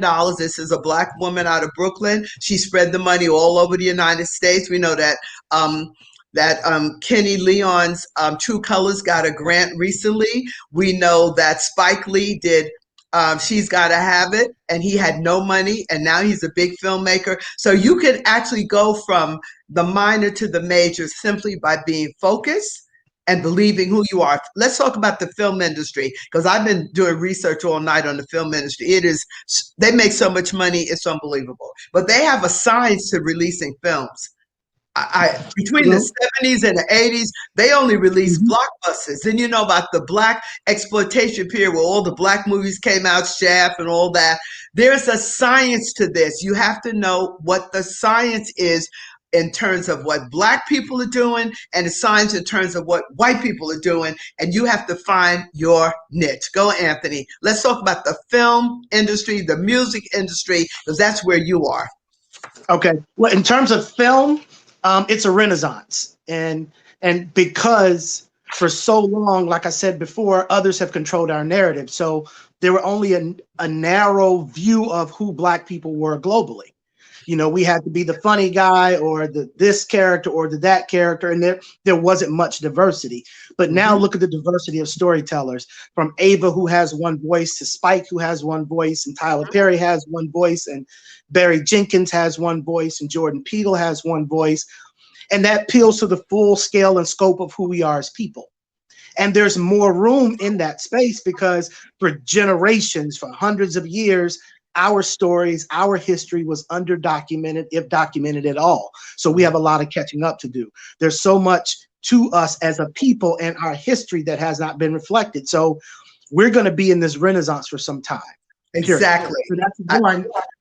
Another part, as a producer, it's the golden era. Why? Because Black people over-index in television. Why? Because often Black people don't patronize the symphony as much. They don't patronize ballet as much or visual art shows as much. We don't have summer homes as much. We don't hunt as much or play golf as much. That's not the stereotype. So I'm saying a big chunk of the average African-American citizen's entertainment time is television. So if you start putting really good quality, diverse stories that feature Black people, we're going to watch less of other shows and watch more of our shows that reflect our story and our experiences. That's why you see Black stories with great protagonists taking off. Like Underground was the biggest show in WGN's history. Bridgerton, which just came out by Shonda Rhimes, was phenomenal. It was Phenomenal. the most successful series in Netflix's history. And I can And go on and and talk on. about the Black Panther, which just took it out, Right. dealing Right. with the African aesthetics. Keep going, Anthony. You're So making what me that excited. so what that tells you about an audience is there's a great appetite there. And here's what the market is doing. They understand that because we got this what they call bundling and unbundling. Because we know the average person is not going to have 10, 12, 15 streaming services. They're probably, the average family is maybe going to have 3, maybe 4. Is it going to be Netflix? Is it going to be Hulu? Is it going to be Paramount Plus or Disney Plus or Amazon, right? We don't know. So they're all competing to be in your top 3 because once they have it set, it may last 40 years. I know, for example, my mom has been with AT&T for 40 years because she likes the service they provide, and the bill just comes every month and she pays it. So Netflix maybe wants to establish that same pattern. Your Netflix bill comes, you just pay it. So some of them are not going to be in the average citizen's top 3, but what keeps them in the top 3? Good content, period. Yes. And once people establish a habit, it's hard to break it. So if my habit is going to be Disney Plus, Hulu, and Netflix, it's going to be hard for any other platform to get me to give them a fee. Exactly.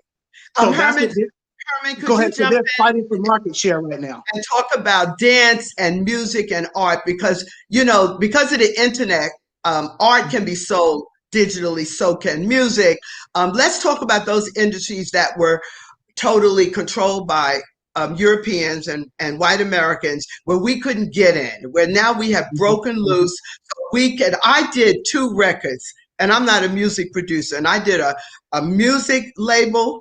I had a studio, and I did my own song and produced it and made me some money.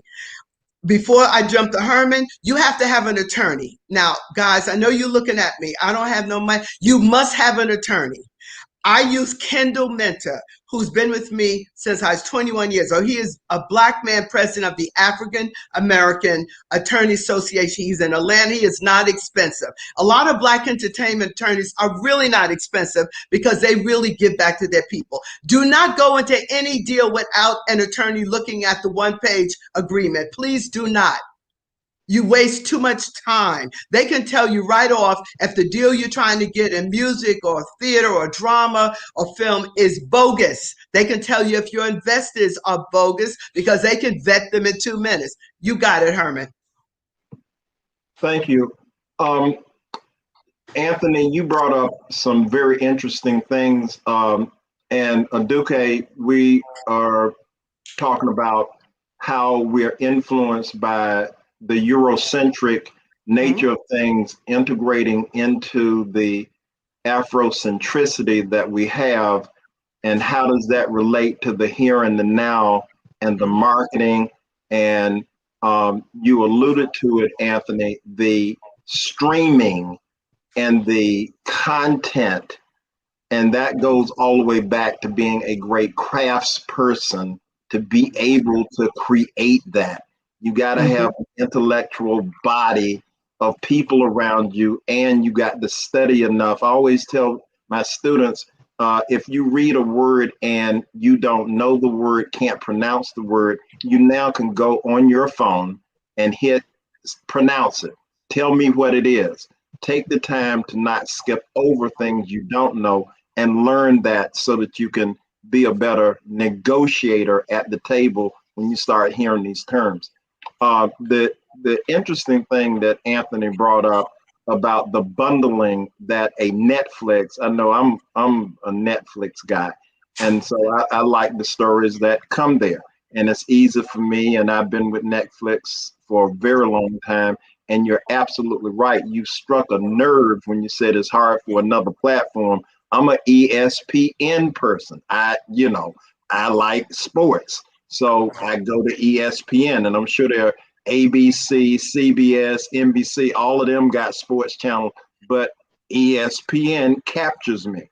So now in the performing arts for music, dance, theater, visual arts, and streaming, the 3 of us are partners in a project that I can't fully explain at this exact moment, but combining our talents, I know I want to go to Anthony now that I'm meeting you for the first time, but I've heard your name a lot through Aduke. Projects that I have, I'm going to lay them next to you, and you can say, I think, and then we'll go from there, whatever that think thing is. Telling that story and connecting with our Eurocentricity is not a bad thing. I think we're here together. I think we got to deal with it. They are knocking the doors down. When you talk about Tyler Perry almost after he's had his underground piece, the way where he's at, he had to deal with Ted Turner. Ted Turner brought him into the world of Ted Turner. Okay, right. And he became an instant millionaire. Okay, so we have. I'm sorry to cut you off, but my technical director is telling us that we have to wrap it up. I want everybody to know that the three of us are all over social media. You can talk to us further, and we will probably have another conversation, the three of us, on a Zoom about this business, which Dr. Kelly brought in so eloquently. We're going into a new concept in Atlanta called Raza Studio Agency, which has 33,000 square feet in plus space, and we are building and developing art out of Atlanta. The word is collaboration. I collaborate with every single human being on the face of the earth if they're not crazy, addicted to drugs, and have an emotional problem. So therefore, if you that narrows it down quite a bit. If you do not have any of those handicaps that can't be resolved, I will collaborate with you for the development of Black art and the perpetuation of our legacy. We're going to be a Raza studio that's founded by Rara. I want to put that in. Get in touch with us. I gave my phone number, 678-739-6674. What's your phone number, Herman? 786-580-7389. info@theatersouth.net is that email. Anthony, how do we find you? Okay, you can Google anthony.r.page on all social media platforms. My email is bluebistrocreative@gmail.com. Phone number is 404-786-3277. I'm in Atlanta, Georgia. Anthony R. Page. P-A-G-E. Okay, Natasha, you got it. We tried to get through this. I had a paper with 25 topics on it. However, this is amazing. We're probably going to bring you guys into Atlanta, the Black Business Expo. People need to know who is out here to give them assistance to get to the next level. Yes, and don't leave just yet. Let me just tell you, Dr. Aramu, Mr. Jones, and Mr. Page, I just want to personally, on behalf of those that cannot speak directly to you, to say thank you for your transparency, thank you for your wisdom, and thank you for your willingness to even share. And just, if I heard you correctly, let me recap some of the fruit that you dropped for people to eat. You stated that your attitude matters, both internally and externally. To know your specialty, to have your confidence, your core three that will be with you along the ride, the good, the bad, and different, right? To be schooled in all the genres, to surround yourself with versed go-getters, and to protect yourself by way of having a lawyer when it comes to the contracts. Thank you. Correct? Thank you. In addition to that, Dr. Aramu, you talked about the importance of studying the history of Black art and beyond Black art, as well as passing the mantles. And I want to come back to that. Mr. Jones, you talked about the importance of mentorship, and I want to come back to that.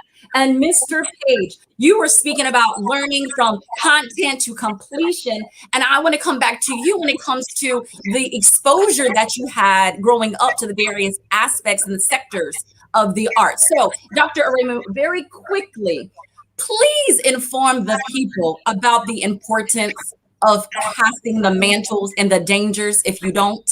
Yes.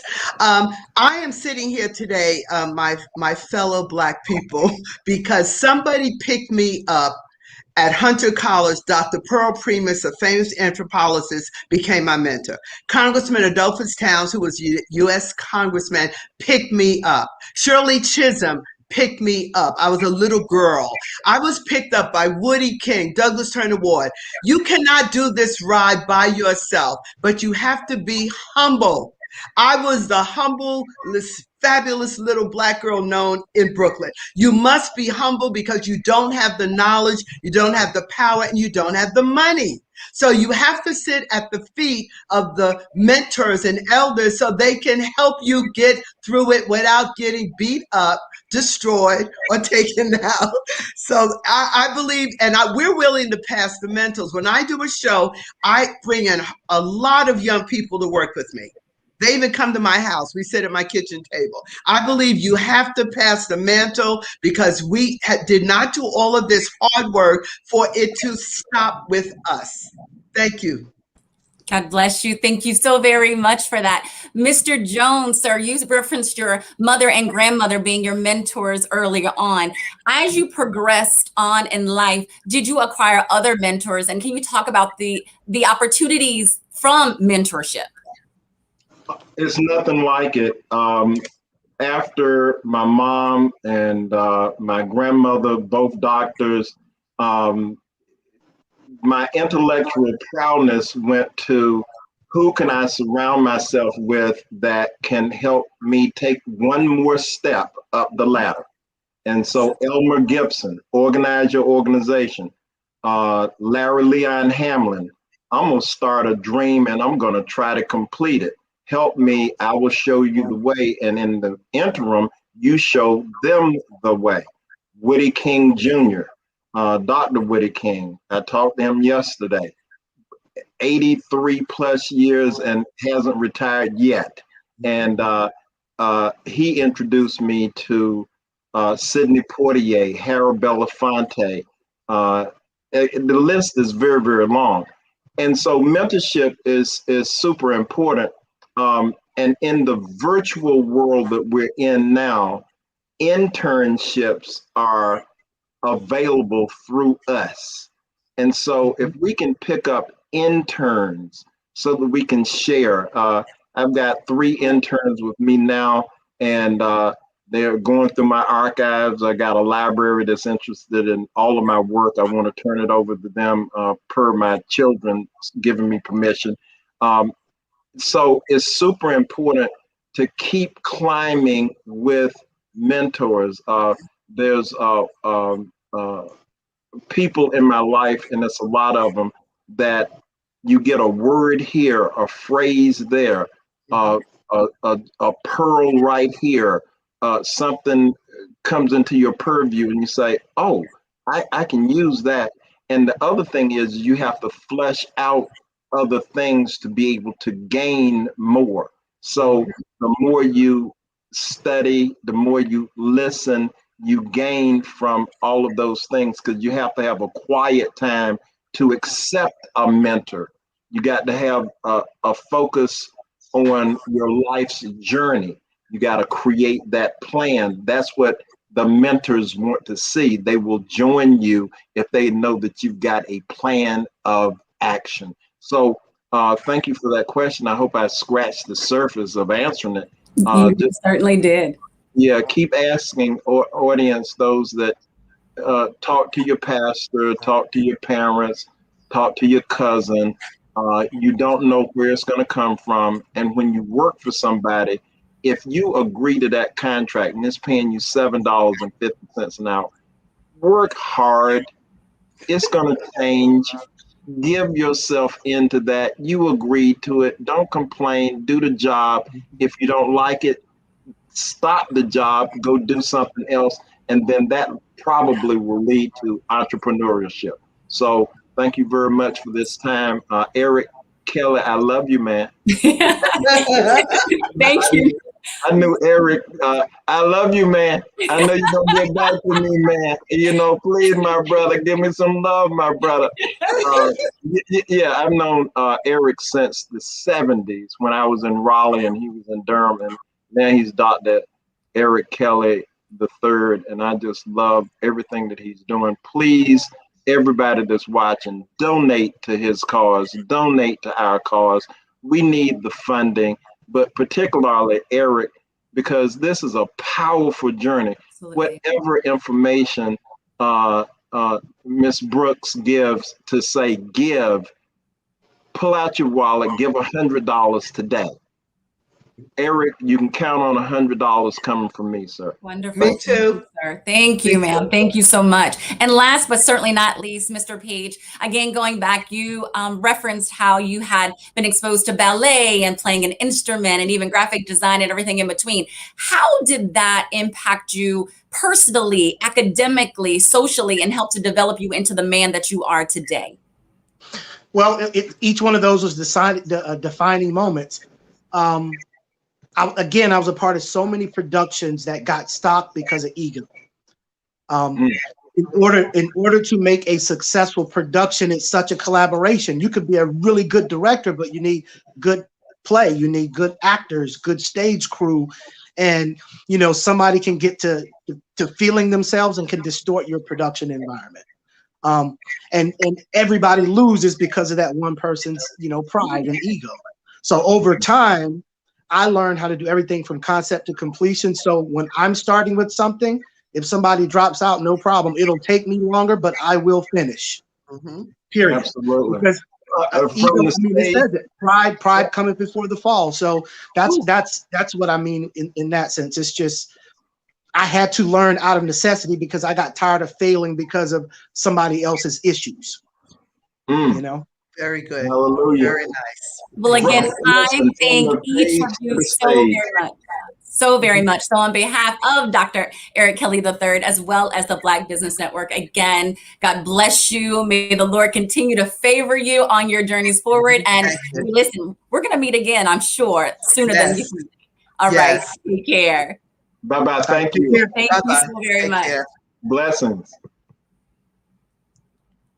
Wonderful, wonderful, wonderful. Hopefully you were taking some notes and learning some things. And as Mr. Jones stated, it is imperative. We need your donations. Yes, we're here to give you information. Yes, it's a time to network and collaborate, but it's also a time to fundraise for our high school students so that they can have access and an opportunity to go to college. So you can go right now. No donation is too small or too large. Please visit www.blackbusinessexpousa.com. Again, www.blackbusinessexpousa.com to give.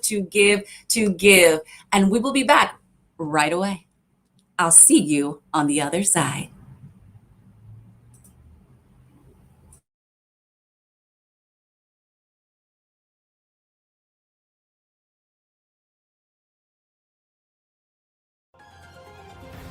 I am Black business. From the moment I wake until the time I sleep, I am Black business. I am Black business. Are you Black business? I am Black business. Do you support Black businesses? I support Black business because I am Black business. Black Business Expo, one of the largest business showcases in the history of Black America in North Carolina. Sign up today at www.blackbusinessexpousa.com or call 919-380-9090. I am Black business. I am Black business. From the moment I wake until the time I sleep, I am Black business. I am Black business.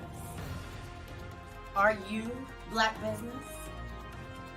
I am Black business. Do you support Black businesses? I support Black business because I am Black business. Black Business Expo, one of the largest business showcases in the history of Black America in North Carolina. Sign up today at www.blackbusinessexpousa.com or call 919-380-9090. I am Black business. Black business. From the moment I wake until the time I sleep, I am Black business. I am Black business. Are you Black business? I am Black business.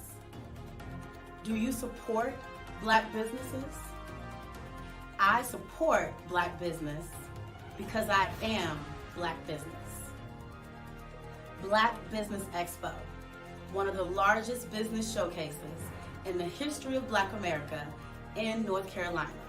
Sign up today at www.blackbusinessexpousa.com or call 919-380-9090. I am Black business. I am Black business. From the moment I wake until the time I sleep, I am Black business. I am Black business. Are you Black business? I am Black business. Do you support Black businesses? I support Black business because I am Black business. Black Business Expo, one of the largest business showcases in the history of Black America in North Carolina. Sign up today at www.blackbusinessexpousa.com or call 919-380-9090.